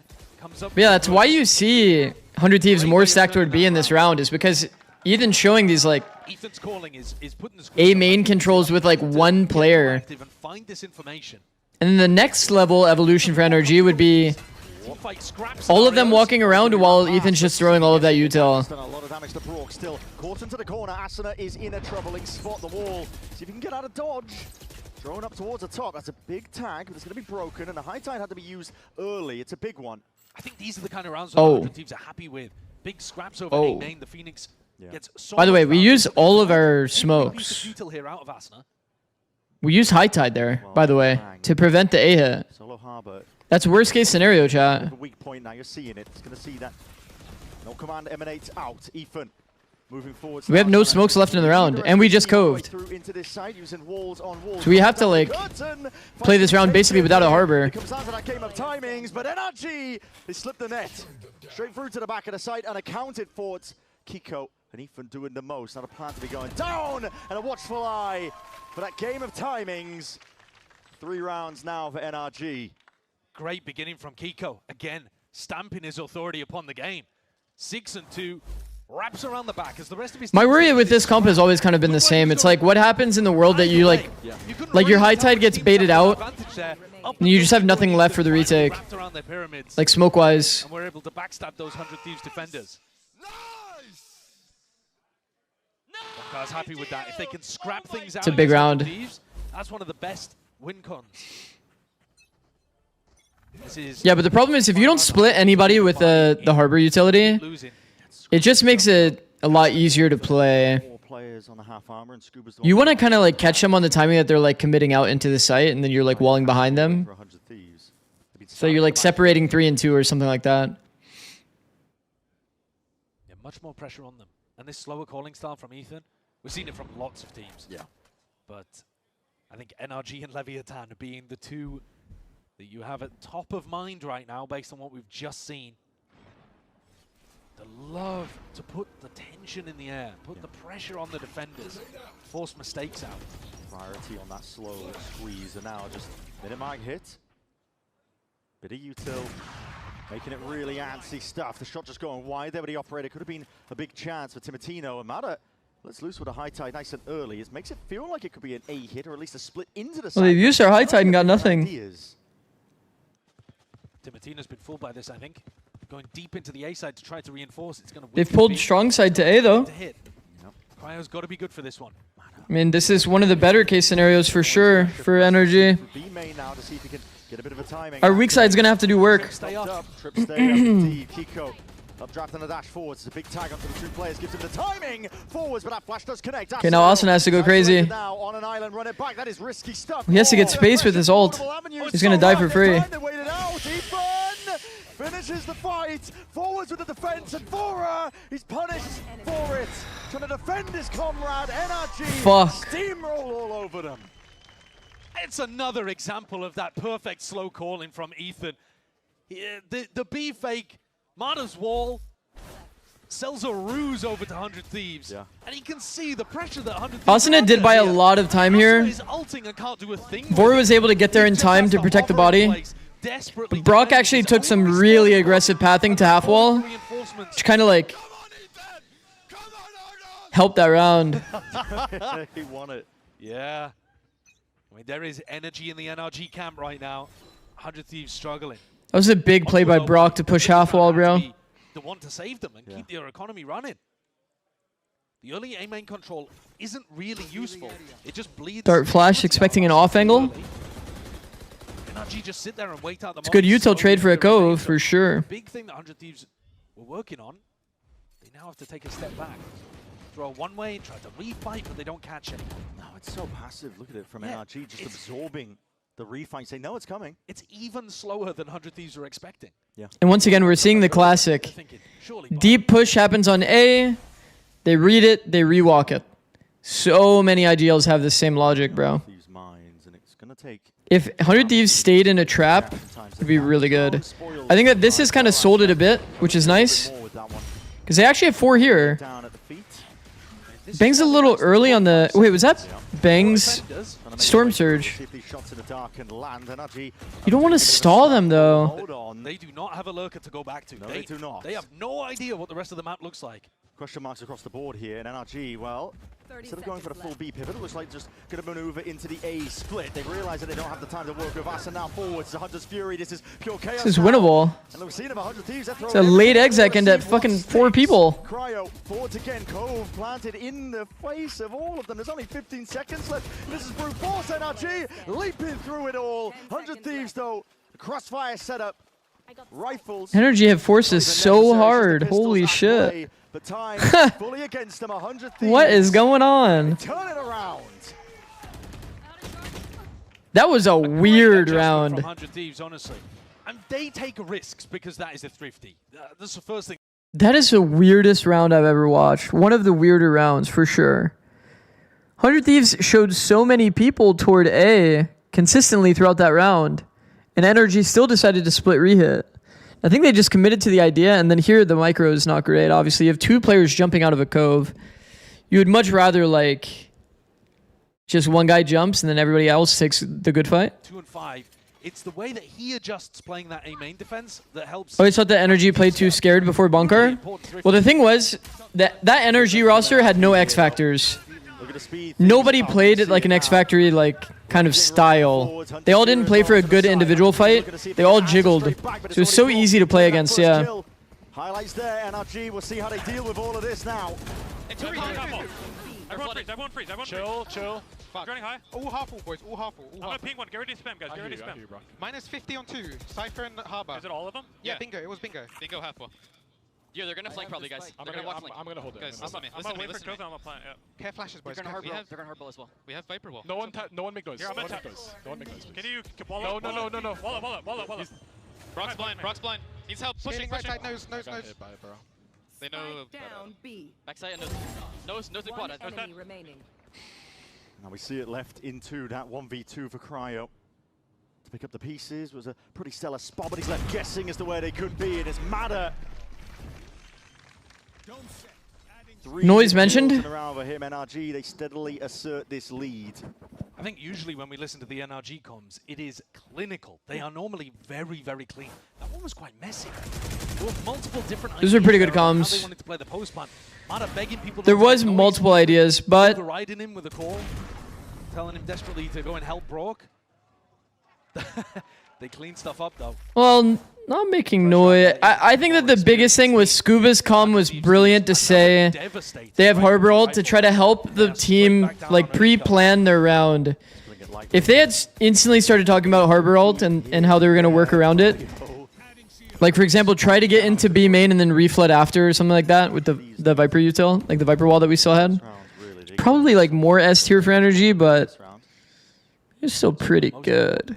They've been heading towards Cryo. That feels like one of the big areas of the anti-Stratton coming into this. They want to try to put pressure onto the B site. Yeah. Kiko holds this passive line on A, waiting to see if somebody like Asuna would peek his head out. Instead, Vora swapped over, playing here with Bang. Let's see what the protocols are. NRG, they ran out of time. Last time around against the Eco. Oh, is Som so high rated before? I think just Som was like a much needed X factor for the NRG roster. They are going to be in a world of trouble again. He's like willing to go for his own individual play, and he also has like he was just insanely consistent like aimer. Very smart player. They hear that one with the drone. Game of timings forwards again. It's Vora, boundless energy, but he only gets the one for the troubles. Molly, slow them all down. Ethan. I mean, KO ult on the eco round. The ultimate, 20 seconds remaining. 2 players. We'll take those. Towards the back of the side, and those the danger players. Asuna, Timotino. What can I do from the spot like this? Not a lot. Against the rifles. Swept away. It's the util that makes that so difficult, and Ethan just turns it all off.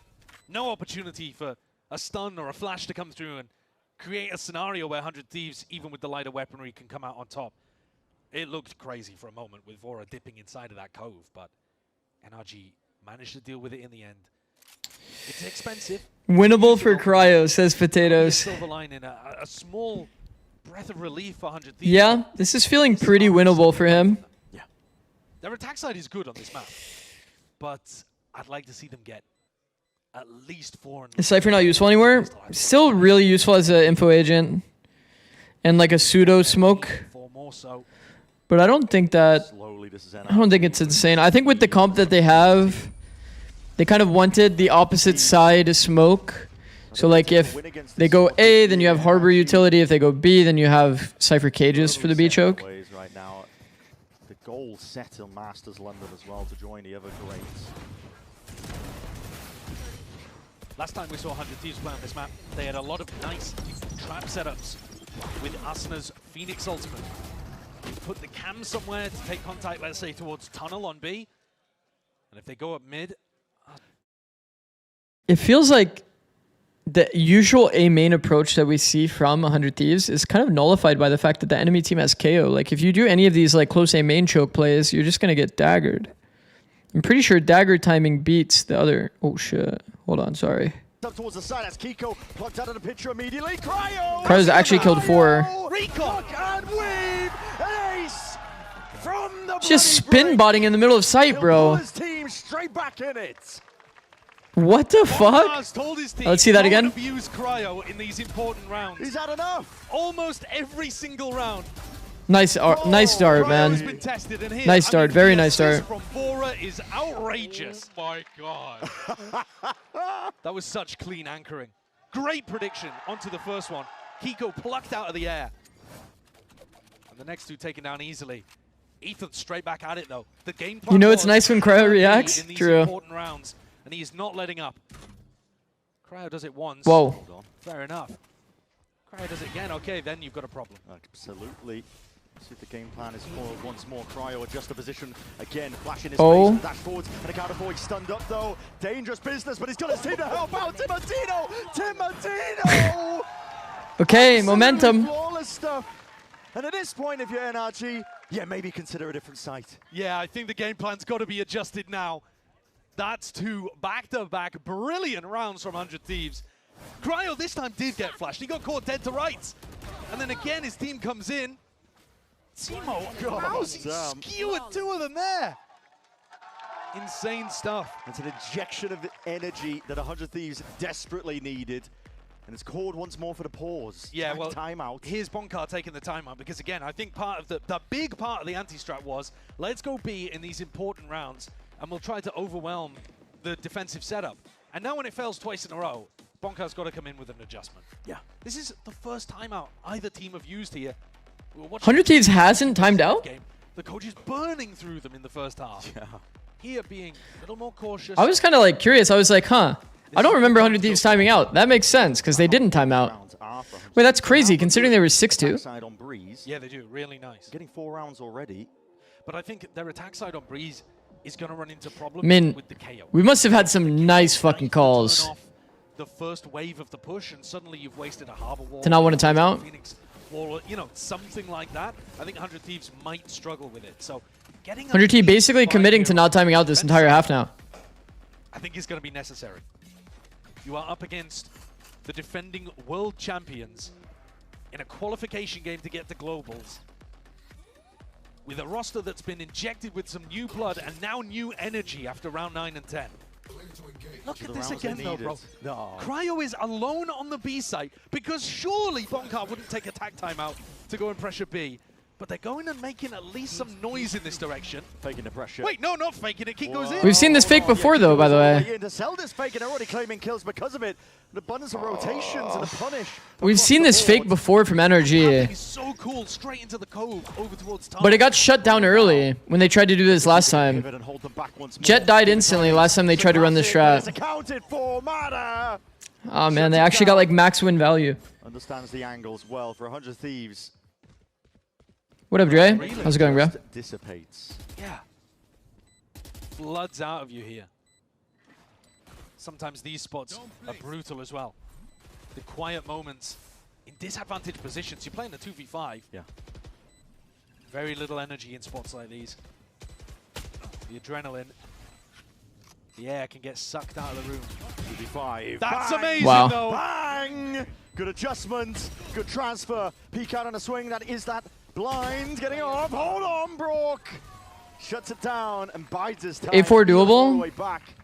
Hell of a try from Bang. Definitely so. 8-4 doable. But that opener. This is what a way defense? for Bonkar to Yeah. be able to show his value instantly in the coach v coach matchup. Gives them a set idea where Kiko's pathing is very different and super hard to Like find. last time it didn't work because okay, you guys saw that cage. That cage actually like masked his entry a little bit. Helped him get into the cove. Last time we saw this strat happen, he died before he got into the cove. On a replay. Really sick. A lot of layers to it. What games are you gonna watch for VCL? I have no idea yet. Really want this last round. NRG though, they are sprinting full lead towards this A site now with the setup being maneuvered. All the way around. Flash dodged, I believe, for a degree. Asada has to get away with that. He's back to life straight away. The fight's behind him. They're looking to put the They're getting pinch crunched. on, and with Shorty in hand, Wow, right sick forward, round, that 100 Thieves. secondary option. Very sick round. Timotino lighting them on Okay, nice fire. round. 5-7. The two duelists of 100 Thieves have ripped through NRG in this final round. Looking to increase the pace and the tempo. Nice. Brock left in a 1v4. I think 100 Thieves will be very happy about the way that this round has ended up. Fifth round they were hunting for. A solid half, all things considered. Rock's going to do his best to see if he can play spoiler, but too much to deal with. Timotino posted. And as I was saying, 100 Thieves to drag it back to 5 rounds despite losing the pistol. Nothing short of amazing. Anytime they can get some big team fight brawl, anytime 5 is definitely workable. I think 100 Thieves are so happy about I mean, it's 5 on that. defense, like... To thrive in these situations. They were struggling early on with the slow... I feel like the sketchy side for me always for this 100 Thieves comp is definitely defense. 100 Thieves players that just want to get in there and scrap. They got their 5, even with NRG winning the pistol. This next one could be everything for them. Now they have like 2 ult orbs that are like kind of favored for them. If they do like B defaults, they can do that easily with Cove.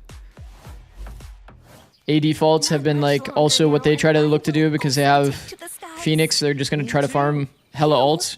No. Makes sense. Always be a worm. Just wait and see. Red Bull gives you wings. Getting attack pistol to deny the operator early is going to be pretty big. We'll see if they can do it. So far, 2-1 on pistols.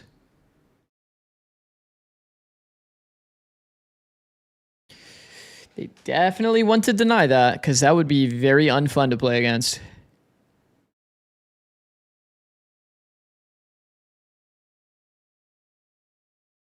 When even is VCL?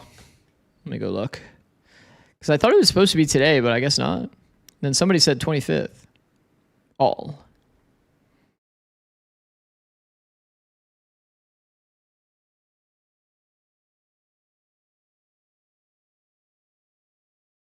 I guess it's like 25th.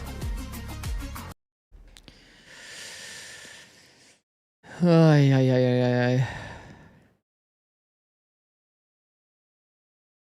100T win pistol, I can start believing. For sure.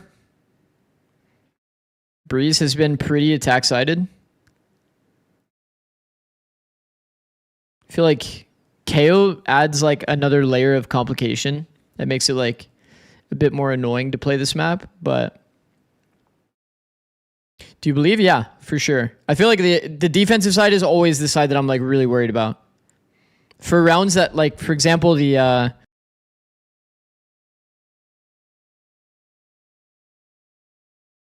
in high tide, like early, I feel like it can also happen to us on defense, which is what I'm kind of worried about. If enemy team plays for a bit of a flood and we have to go through a harbor high tide, that's the other concern I have on this half. But side often looks good. You saw how impressive Ethan's flashes were in mid in the previous game. 100 Thieves do not normally for at the start of the rounds, but they're going to do it here on the pistol. And slipping through the cove, looking for exploration, seeing if there's a straggler left alone. Oh fuck, they're 4 here. Flying forwards alongside Timotino, he's setting that pace single-handedly. Flash forwards, good blind, good connection. Greater shot from Brock. Ethan, he's straight there, weaving in and out past that high tide. A punish being placed onto these anchor players. But for 100 Thieves, 3v2. And they do well to stay alive as well, NRG. Sounds a bit of respite onto the site, but how do you bat your way through this one? Cryo hunting for the timings. Pistols can be so 50-50 against teams at 4-1, man. That's what's always so scary about... Cryo, right time to strike. Could be now. He's found it. Kiko's gone. Flipping the map entirely around the site. Ring around the rosies. More damage done. The reload committed. Surely not. Cryo is trying to find it now with the pressure mounting. This guy is going to... Oh my god. And now twisting and turning. 100 Thieves looked way more composed there, bro. They're just walking around and NRG is trying to focus on team play. For so damn long in this series, finally there's... What happens when both teams do the walk around glitch? Well, the one that makes noise first loses. They made noise...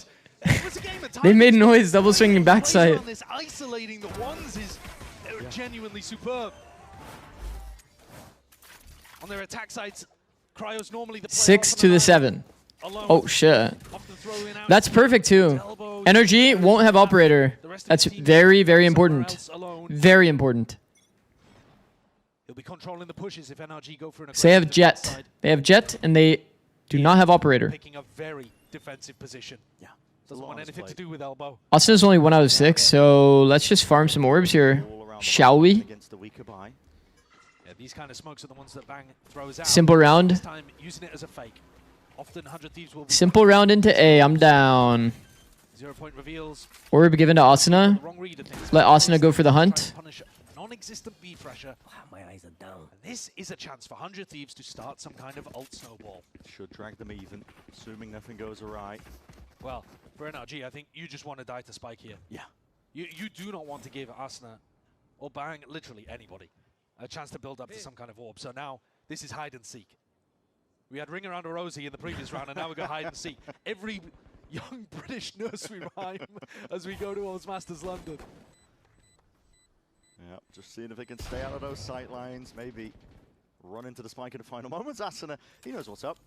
He's making a lot of noise in the process as well, not scared to hide. His intent all the way forwards, trying to... One off for Asuna. Couldn't play that second one, but still it's good enough for him. Yeah, oh. It's not bad. Hold on. Not bad. Walk. Whoa. He was picking up the spectacle. That is not what you want to see. That is punish for over-optimizing. That's... I think 100 Thieves will be really happy about that.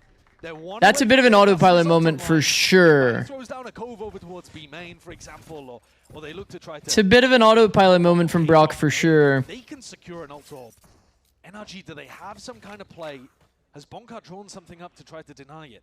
Or are they just going to let that one go for free? Minus 1,400 plus 1,600, true. I mean, technically he didn't lose out in money, but your weaponry is not very ideal. Already up in their faces, and no, he's going to want that orb. Slight peek. I mean, now they can op next round. They would have to... Brock would have to get a kill. It's such a nice idea. Brock would have to get a kill. Asuna takes about 90 damage from it. Up from the wall. And you know what? He did not take the orb either. So, actually kind of a success for NRG, but they lost Mada in the mix. Drone to clear most of the way. That's going to be heard by 100 Thieves. They don't decide to go back into... What up, Nash? How's it going, bro? This time getting a bit of a move on. Sprinting over towards A, that deep cam in A main. Yeah, like I said, Cryo just controls the opposite side of the map for 100 Thieves on these breeze attacks. I'll never really understand like the Ethan, no 0 point available. 4-man mid plays. I think macro-wise they often don't make sense. It'd be difficult to get through if you are NRG. The deep dart thrown towards the back here, runner back. Asuna, there is a flank activating. It's NRG. I've been in Japan, no Zixel streams. How was it, bro? Missed Japan. I haven't been there in a minute. Deal with this one. NRG Mada going down, probably one of the worst players for it when you're trying to play the retake on A, because you don't have any smokes to get in. Ethan, I'm going to use the util, see if they can carve a path in for Bro, this is like such an impossible round from NRG. Hoping to buy a bit of space for the rest of the team to activate again. It's Brock and Scuba trying to play off this game to time. The weirdest round of all time. Out. 100 Thieves penned in for now, but the time is ticking. And They're just going to play exits and save. Tend to play for the exits. See if they can contain them. They're playing a save in a 4v4 retake. Yeah. In a spot like this, I mean, the time just got away from them, but... What a weird sequence of rounds. Still in Japan, I spent like 3 months at a time here. Oh, that's sick. Listen, you've got the guns to still be able to work with, so it's not as economically crushing as it would otherwise be. Brock no Odin on the anti-bonus is epic. True. That's a bit of a snowball, man. Yeah, that's diabolical. No operator, no Odin. Retake on A without your harbor. This is best case scenario for 100 Thieves. They thought that it was B pressure. That they were gonna just But this is what I mean when I say, like, what's the point in being 4 mid? Like, you have no side anchor to flood either side to. You don't want to go for a 4-man flank. Version now in the lead. At least just gamble a site, and if you're wrong, then you just save and it's normal, or you just win the round if they hit your site. back in the series overall. You're effectively playing for 0 sites when you go 4 mid. Blinds it up, but I think he just saw signs of life. Your best case scenario is you find a lurker, you kill him. Really fast timing as well. He doubled up with Bang this time, way quicker than he usually is. Very risky. I mean, Kigo has to go for a bit of a hero play this round. Gotta make a play when you're down 3v5 like that. Yeah. Cryo's had multiple rounds this game where he's peeked somebody that were flashing. Happened on Fracture as well. Pretty nice. Good timing to peek on timing for sure. Still at that disadvantage. 100 Thieves not willing to really rush into. Well, I guess he was actually holding kind of, huh? And they were just like early on their peak with the flash. I don't know. Kind of weird. Troops while dead. And it's NRG who are looking for the information. Yeah. They did just get a nice peek out though through elbow, so they know this is finishing A. All 3 defenders will be in a spot to try to contest. Start up towards the top. Not accounted for. Does get the tag. Ascent with a bit of spam, but he not really not realizing the Brook is there. Stun Leviatán on the feet somehow. Nice, bang. Instantly on site. Holy fuck. And on deck. Had to be aggressive, had to be decisive. Following up onto the stun to make that an unfavored 1v1 for Brook to take. NRG almost managed to get back into that round. Yeah, they did. Even when they're down players, very difficult even to close. I see. He was angling super, super wide. Surprised to see Mata so deep away from the angle during a flash peek. Nice idea. They're It's fine though. just enough of their attacking ideas that they've shown across previous tape to throw NRG off. Yeah. Let's go, let's go, let's go. They're keeping that momentum moving. It's a 2-round lead for now for 100 Thieves, and it has forced that second timeout. NRG got to come up with answers here and now, but you're right, Josh. I mean, listen, this is an evolution of the playbook for 100 Thieves. You can see when I wanted to go to Breeze. Yeah, Breeze has been so nice. 100 Thieves hasn't used the timeout, by the way. They were down 6-2. Now it's 9-7. To look different What from the? game to game. You only have one harbor to throw out the wall, but the way that they move around the map, slicing it up with these small smokes. A code What here, the? a cage there, taking a little bit of space, ready to pop. They're very intelligent. And I love the Would love a Masters without NRG. out of all of these timeouts. It's a good comment. NRG staffs have had enormous impact in these squads. For NRG, you could feel it viscerally last year when Bonkar returned to the team. Of course, they made a couple of Okay, hero rifle for Kiko. The coaching was really important, and here for 100 Thieves this year, we haven't been able to talk about it enough. I hard agree. Seeing a battle of the minds take place between them, and coaching preparation is what paved the way to a trophy lift for them at Champs. 100 Thieves now. Blocking fire. Money is weak here for NRG. Molly into the corner. Scuba, he isn't under that pressure, but he does have a rifle to play with, at least just the Guardians. Look to see sharpshooting on display. Can't really account for that one. It's a cool reverse clear. So, NRG used their high tide, but they're not flooding. Fast and loose play though. NRG looking to see if they can get involved into the conversation.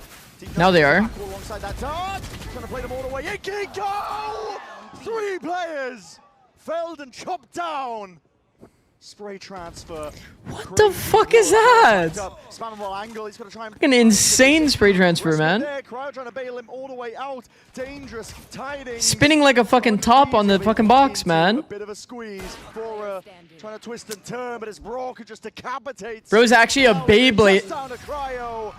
A monstrous round from NRG. How does he get spam kills even on Marshall, by the way? Has pulled a triple out of nowhere.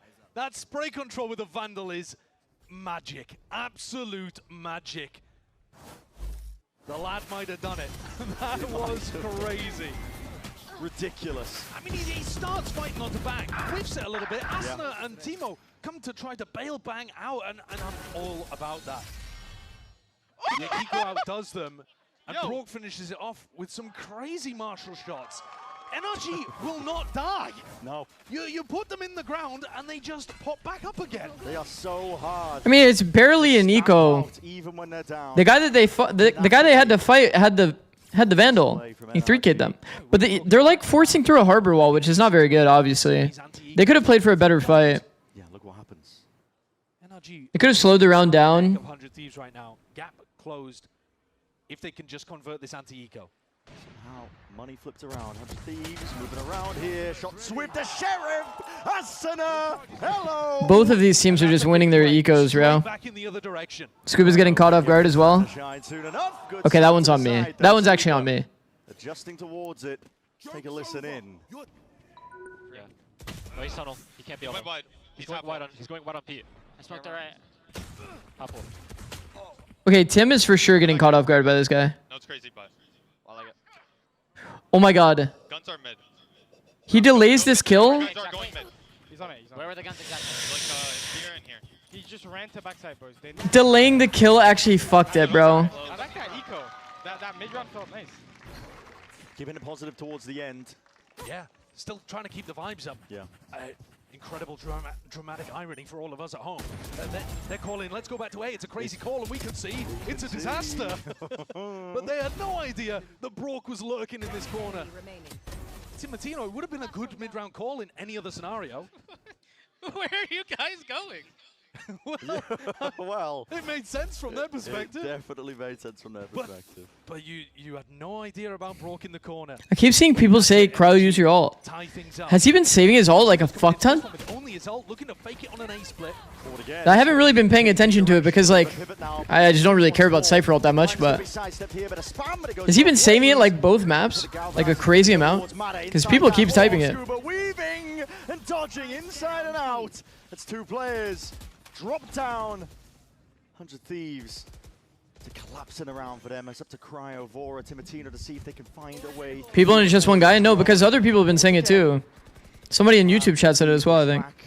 No close plan for now. Scuba again drifting back into the action. He's gained a lot of ground. He's walking around like a little crab.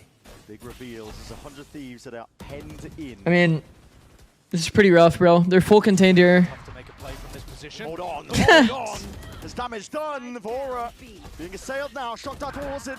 No, I'm actually the king. I'm the king of jinxing. Oh my! Backs against That is an impossible round to win. That batter and find a way forwards. They turn the tides in that round. How does that happen? It's the power of the Zix curse. It is really difficult positionally. If you No, that's actually an impossible round. These angles are horrible to fight on. Yeah. You're swinging out here into two players holding you.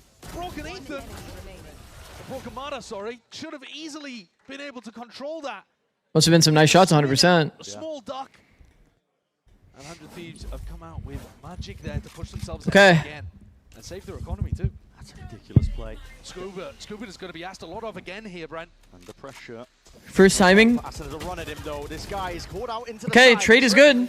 Trade is good. Dagger cancels him during the harbor wall. Oh no. I mean, that's a great 0 point. It breaks the drone and it stops the high knight. Cryo! Danger player in multiple rounds. He's looking to do it again.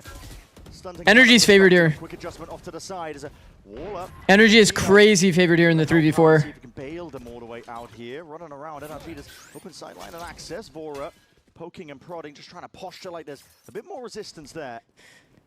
I think NRG is crazy favored here. Look at all the space they don't have. Simply didn't exist.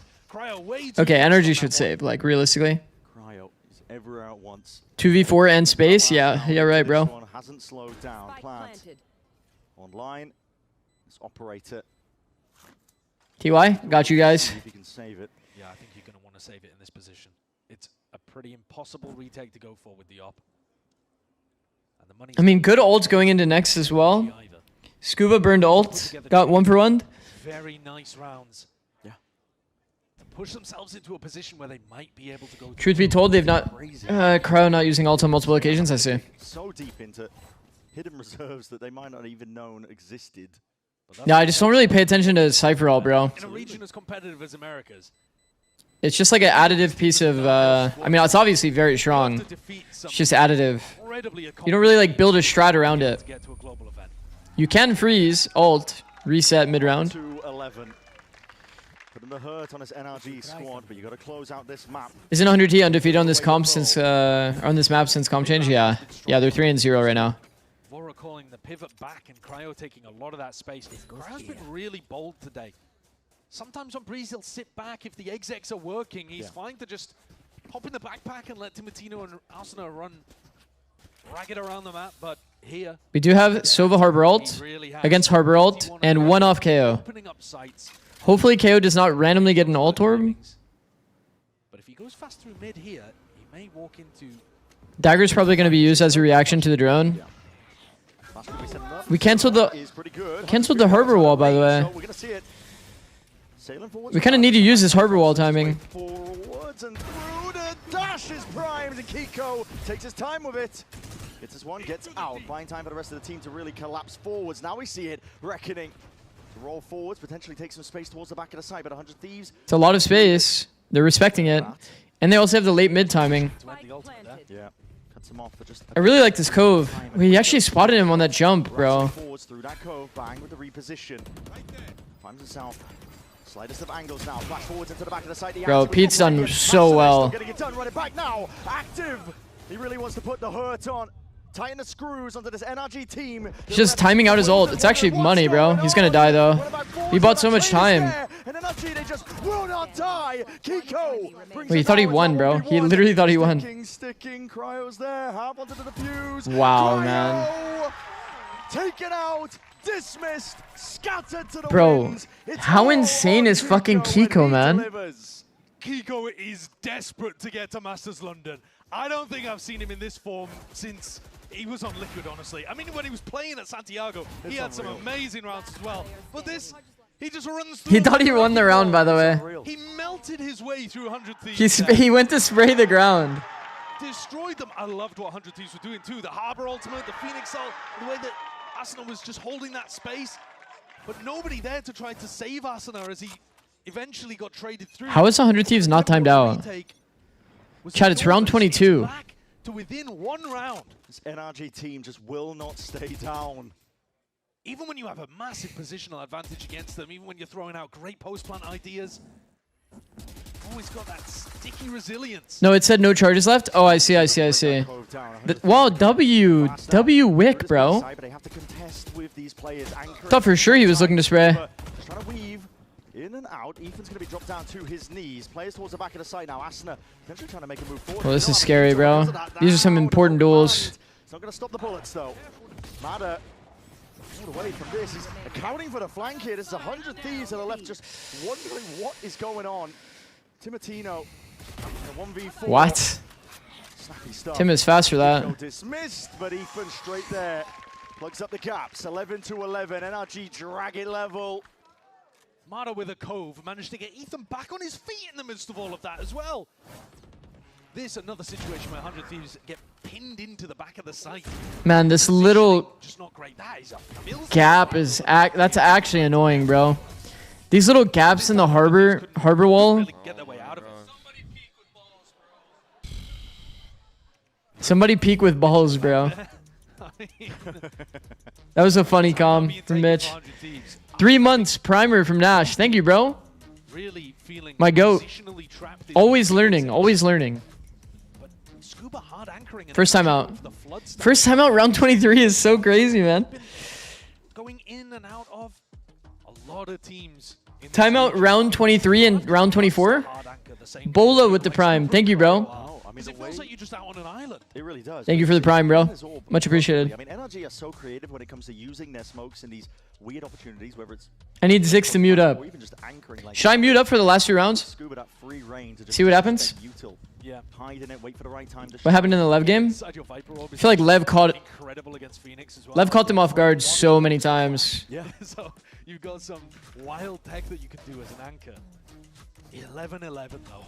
And now... No, they need your energy. Yes, yes, please. Fully back on 100 Thieves. You look at the money that they're working with here. Just keep saying 100T is full contained. Oh, that was what we said in the 3v5 round. Incredible shots with the Sheriff. Last time they were on a weak buy, but if they lose this round with 3 Sheriffs, NRG are up to match point. Match point. Qualification point. Absolutely. Masters London waiting. Last team look towards that event. CNRG finding the right footing forwards now. 100 Thieves are just taking this with a lot of caution. The wind. The knife a little late this time from Ethan. Yeah. Yeah, they actually got the good wall off. Oh, you got a spam kill from doors, man. Like, what? Towards backside seems to be accounted for. Energy's favored. Playing this one very passively. Look at the contain up towards that bridge area. Timotino wants to weave past this one. Catch a timing, but he just catches a bullet anyway. Operator shot straight to the chest. Shock darts raining down. Cryo just with the rifle in hand. He's the player that has to get it all done, but with that discipline, NRG are slowly dissecting. 100 Thieves could have played for Neon ult for sure. Now, and on the precipice of being able to earn a spot amongst the This Neon character is really not balanced with ult.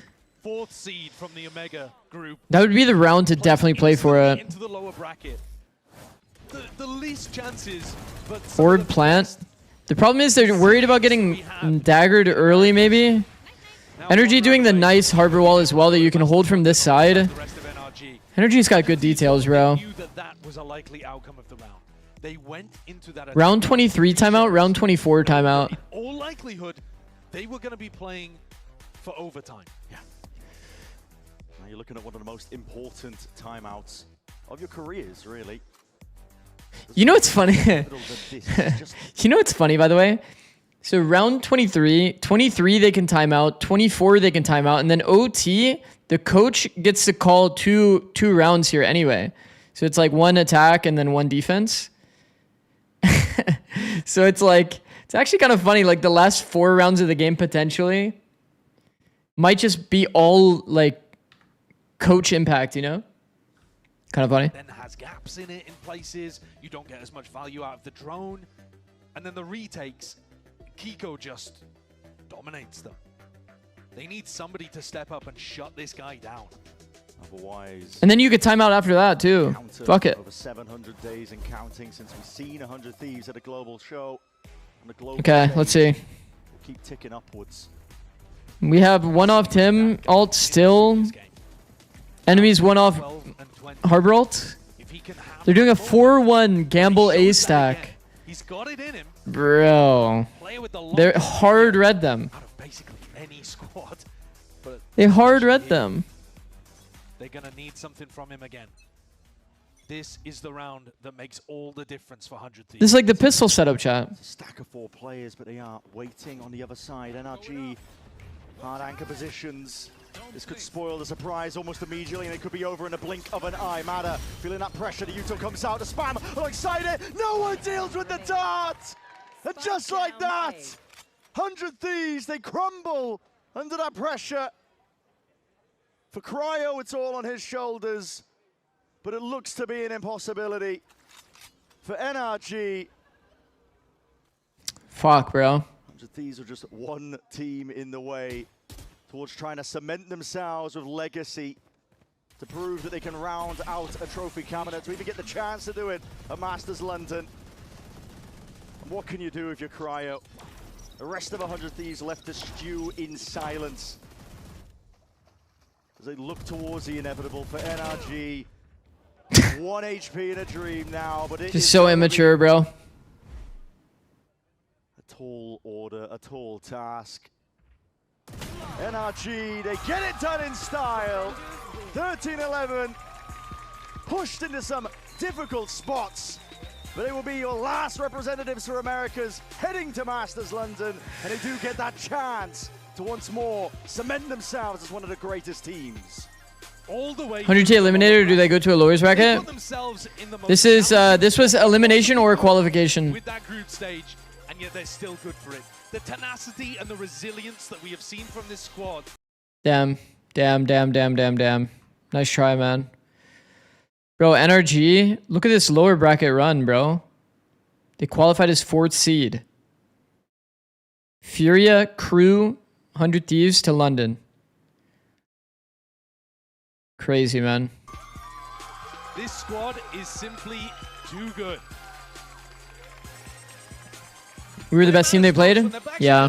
They just come out with brilliance. Yeah. The prep is great. The team play, the way that they played those clutch situations at the end of Fracture, and the individuals too, because Kiko was on fire, man. Determined. His individual form is nuts. He wants to head back home. He wants to play in front of that crowd. And he'll get his chance now off the back of that one here. NRG is pure brilliance. And like you said, I mean, an unreal run from them. Damn, bro. NRG. Fuck.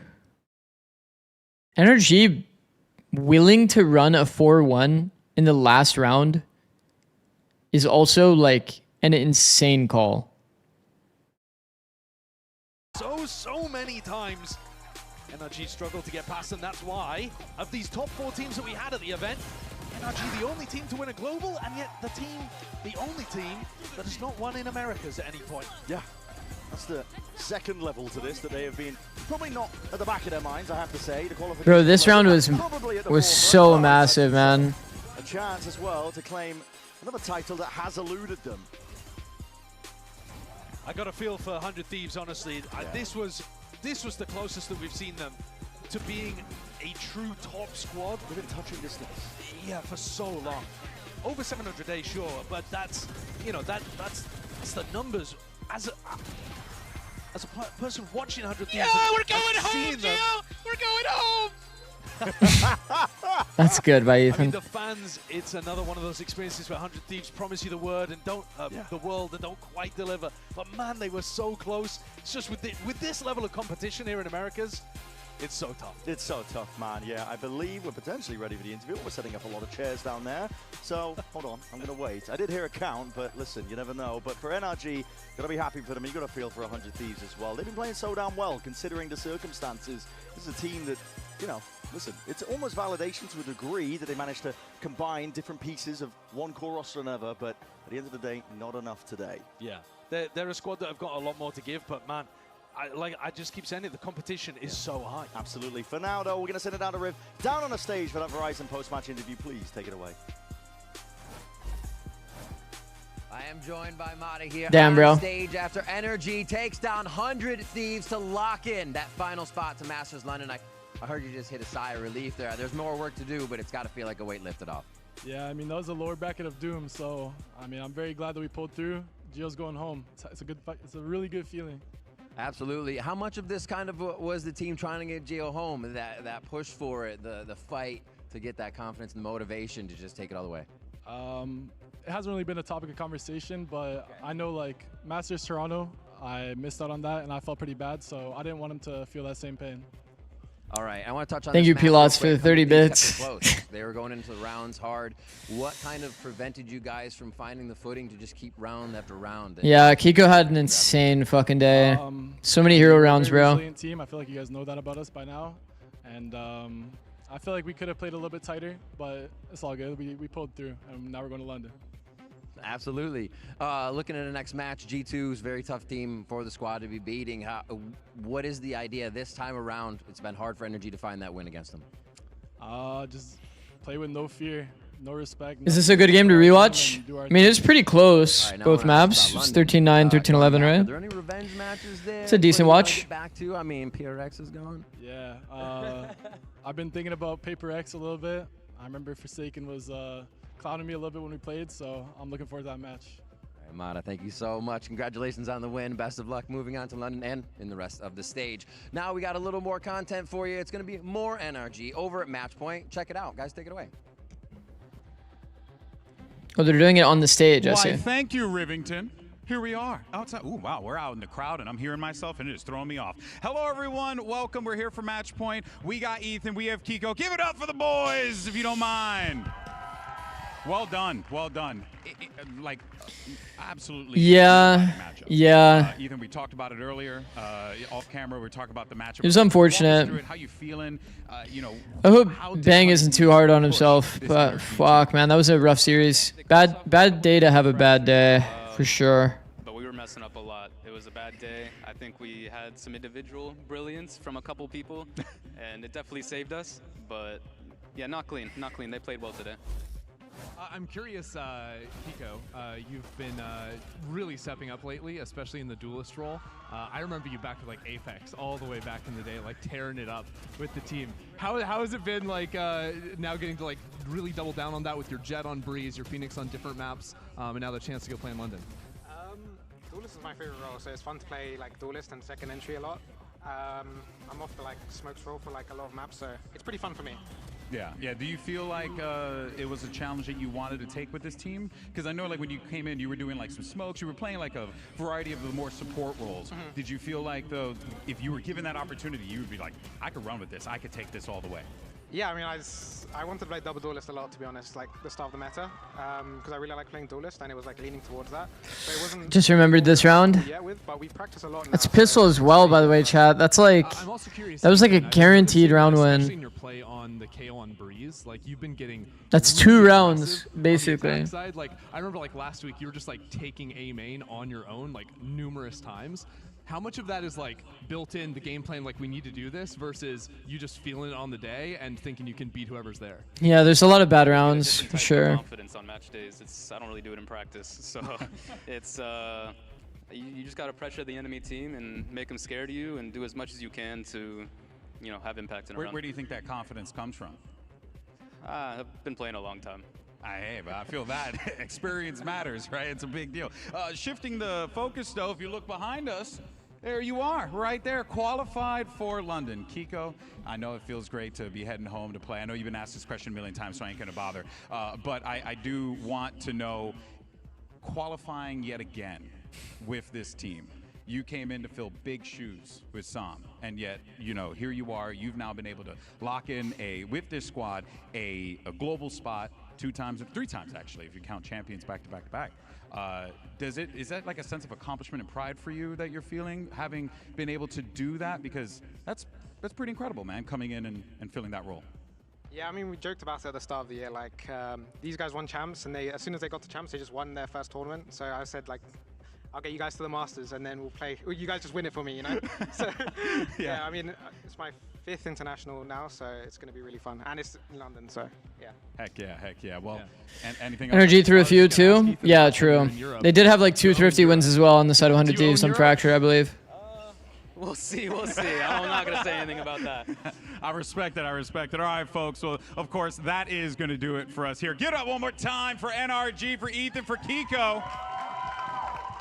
Awesome stuff there. And of course, we're going to be back here tomorrow because we have plenty more Valorant left to play. We have a champion of Americas to crown, and we just got to watch some more awesome games. That's going to do it for us. But for now, enjoy your Samsung OLED fast replay, and we'll see you mañana. Take it easy, everybody. Oh boy, folks, can this young Leviatán squad take down G2 for a second? Lev winning, crazy. Lev winning actually crazy.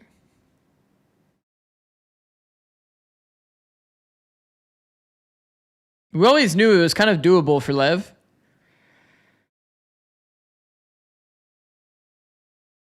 Damn.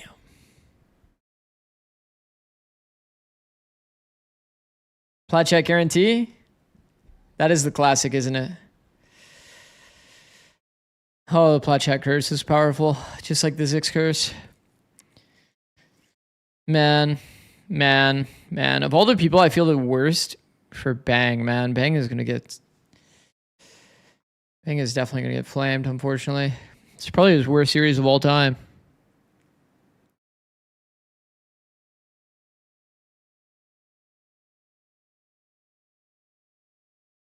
That is fucked up. That is extremely fucked up.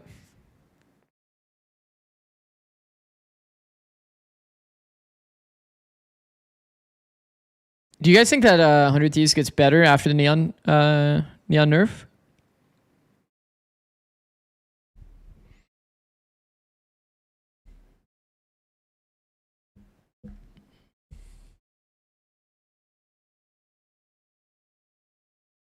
Like you would expect so, right? There's probably a lot more ways you can slot in like Waylay, Jet. Austin can still play Phoenix, Raze. I feel like there'd be another good team that would kind of fit the bill of like the Jet Phoenix, Jet Raze kind of ideas.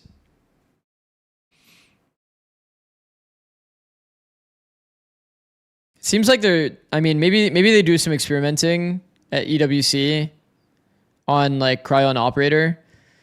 I mean, it's very, very, very apparent that Cryo Chambers is just going to be fucking max win impact. I'm pretty sure these 4 games as well, by the way, like, hold on, let's see. He's playing it on like Pearl, and they were losing Pearl, and he still had like good records, by the way. Okay, Pearl here, both losses, Bind here, Pearl here.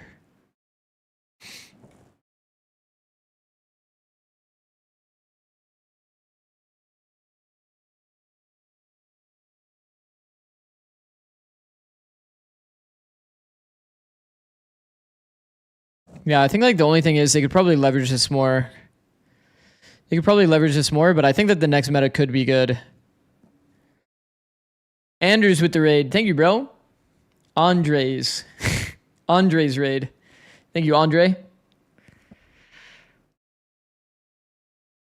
Andre Durs. Thank you, bro. Damn.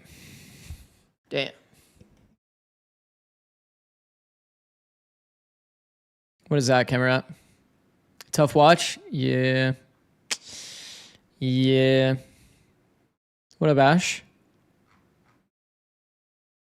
Peter KO, that's it? Yeah, I think it could be that as well. I know that they wanted to lean into the Phoenix a lot. Phoenix's current meta.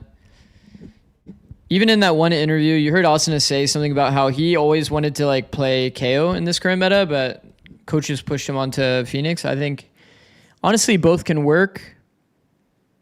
I think both can work, and the Phoenix ended up looking not bad. But man, when you play against KO in the server, like your brain has to think so much more. Like to talk about, do you guys remember like every single one of the beginning rounds for 100 Thieves in the past was like Cove here. They're doing a bit of like Storm Surge alongside like, you know, fucking mollying deep. Like they're doing a lot of early util, getting this deep orb. You just can't do any deep plays against KO. G2 just walking places into crosshairs all defense. 100T donating their breeze both halves at B. Yeah. I was saying, Andrews, I think that G2, like the core concept, it's like there's so much re-walking strong side. Like if an enemy took this space, like the proactivity should kind of happen on the weak lanes. Doesn't really make sense to re-walk the area where they could have had an insert because that guy's just going to hard hold you. And then same thing for split. Kind of the same idea. They knew the enemy team was doing a heavy mid default. They did this like really brilliant double fake by Lev. And then Jaw got kind of fished into this rewalk. But man, just imagine instead they're lacking info in the round. They repushed A main. Something like that. Like contact reclear I think is okay as long as you're not doing it into the strong side. Doing it into strong side is like kind of where the issue lies. Like man, they're showing like a mid default.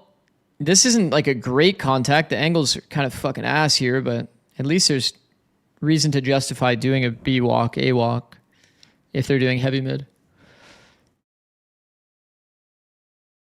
Why no Peter on Gecko's just ass.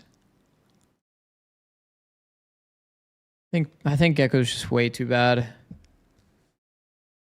The one thing I will give benefit for Gecko is that Gecko, the first time that you play against it in the server, the Dizzy gets infinite value because people are not used to it. Like pattern recognition wise, people are just not used to shooting it.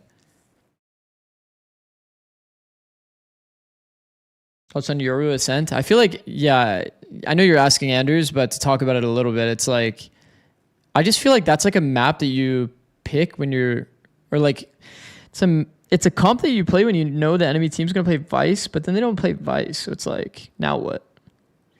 And they actually did like constantly find the Opper.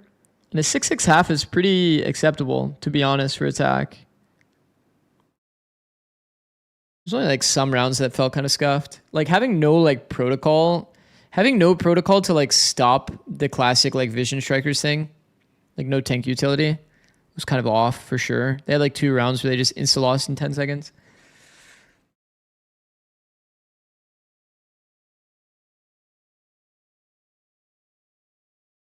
Why did they not pick Lotus? It was banned, no?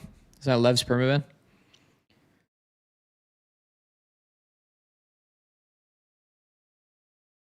Yeah. Yeah, I mean, pretty rough, bro. Pretty rough. The boys are out. The boys are out.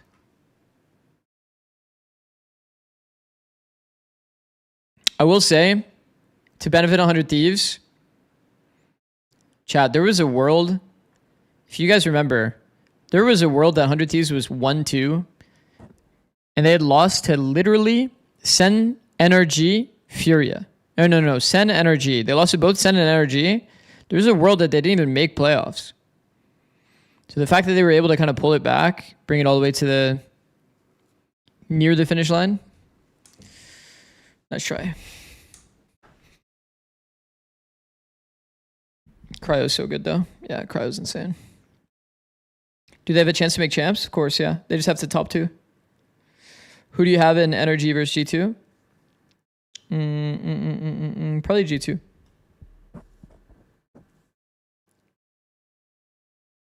Bang probably feels like shit, yeah, for sure.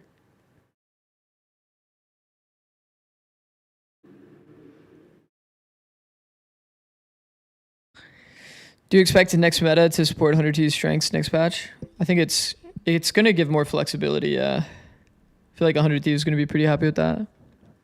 They can still play double duelist with Phoenix, or they can just play double Inish.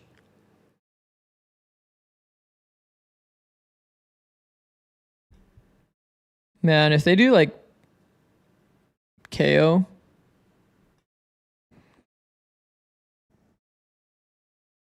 Is it confirmed if stage 2 is stage 2 going to be on like the initiator changes and Senti buff or no? Does anyone know? Have they talked about that?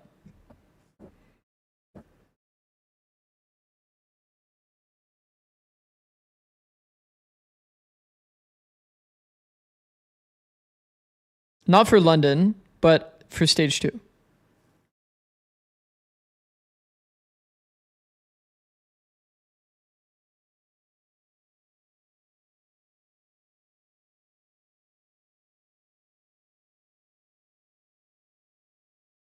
This game was a composure diff. If they had a bit of that, it should have been 2-0. Yeah, but it's like life on the line. You're like playing for qualification. It's not that easy to stay composed like Perma. But yeah, I do agree. I do agree that there's some levels of composure. But it's like we always kind of knew that. We just kind of knew that there's going to be like issue in terms of composure, even from both sides, to be honest.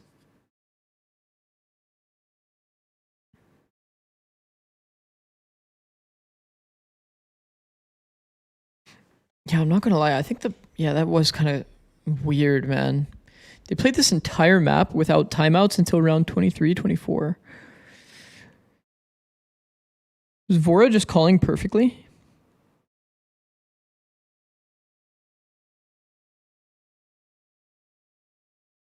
I don't know. Weird. Definitely weird.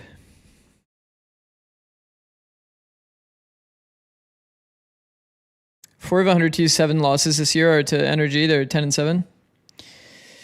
Yeah, I mean, dude, that's like the same thing the same way it felt when I was coaching. It's like you lose to the same teams only, bro. It's like you're always losing to like G2, NRG. It's like, bro, leave us alone, bro.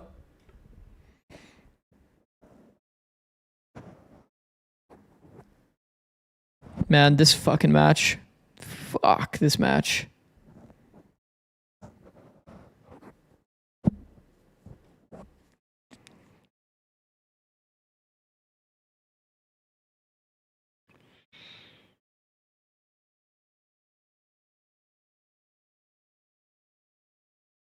With that many eyes, knowing the state of online discourse, etc., I really feel for the players. Yeah. No, I mean, it's definitely like, I think it's always going to be so fucked up. See, like, you just immediately see 100T change, 100T son of Car, imagine being Cryo, Bang only had 10 kills. It's like, bro, like, people are so brutal after these matches, man.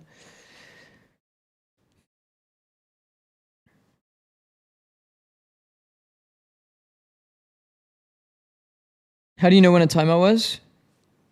Oh, we were just watching. I don't think you can tell from the VLR. Yeah, I don't think there's a way to tell from the VLR. I think the last thing you want right now is to change that team. Yeah.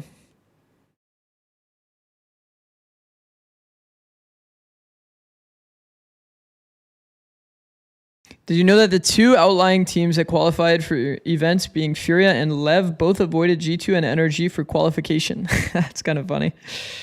That is kind of funny. Also, for example, Tex has been getting flamed. I feel like he's nuts as well. It's always scoreboard freaks. Yeah, I mean, there is like a vocal minority that just only look at the stats and then they just hard flame people. I think it's like the most basic version of analysis and it's just fucking actual horseshit, but it's always so easy for people to do that.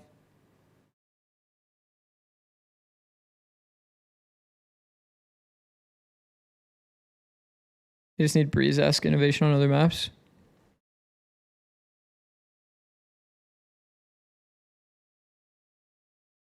Yeah.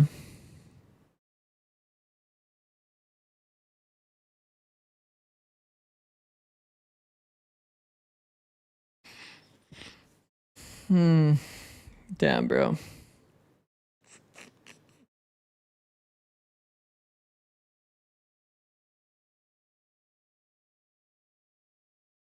Bro, you have to feel for Sean. Fuck.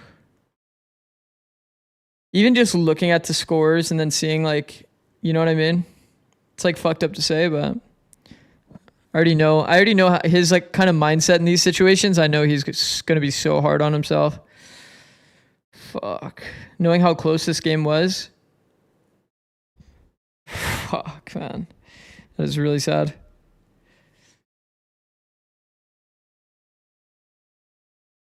Look at Boosie tweet reply to 100 T-Val post. Let me see.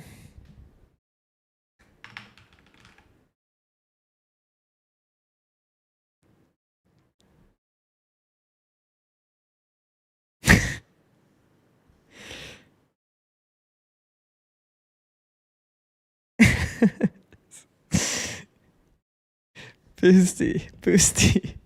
Not the time. Not the time. Not the time.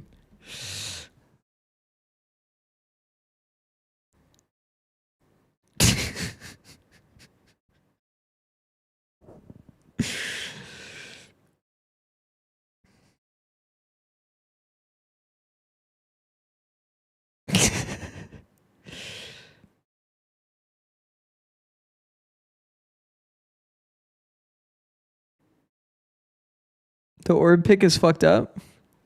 I'm not gonna lie, I skipped over this. That is actually funny. Crazy, man. Fuck. All right. Well, I don't think I'm playing any ranked. I think I'm just GGing it here. Tomorrow we are back for Americas. So where the fuck is Americas?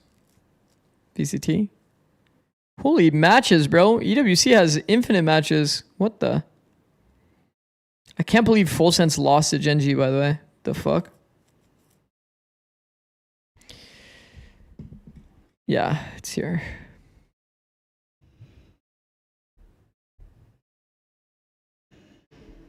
So rough, bro. So rough for 100 Thieves. I feel for him. All right, GG's, everyone. Let me see who we can raid.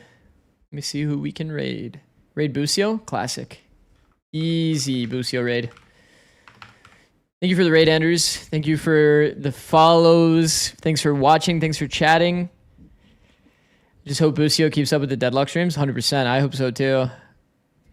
High key tactical loss. Going London into EWC will fuck team's longevity this year.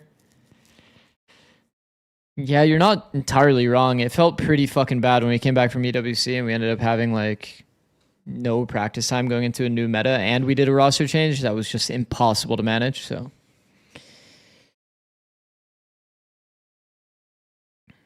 raid message should be, do you hate me? Nah. I can't think of anything creative right now. Just say whatever you want to say.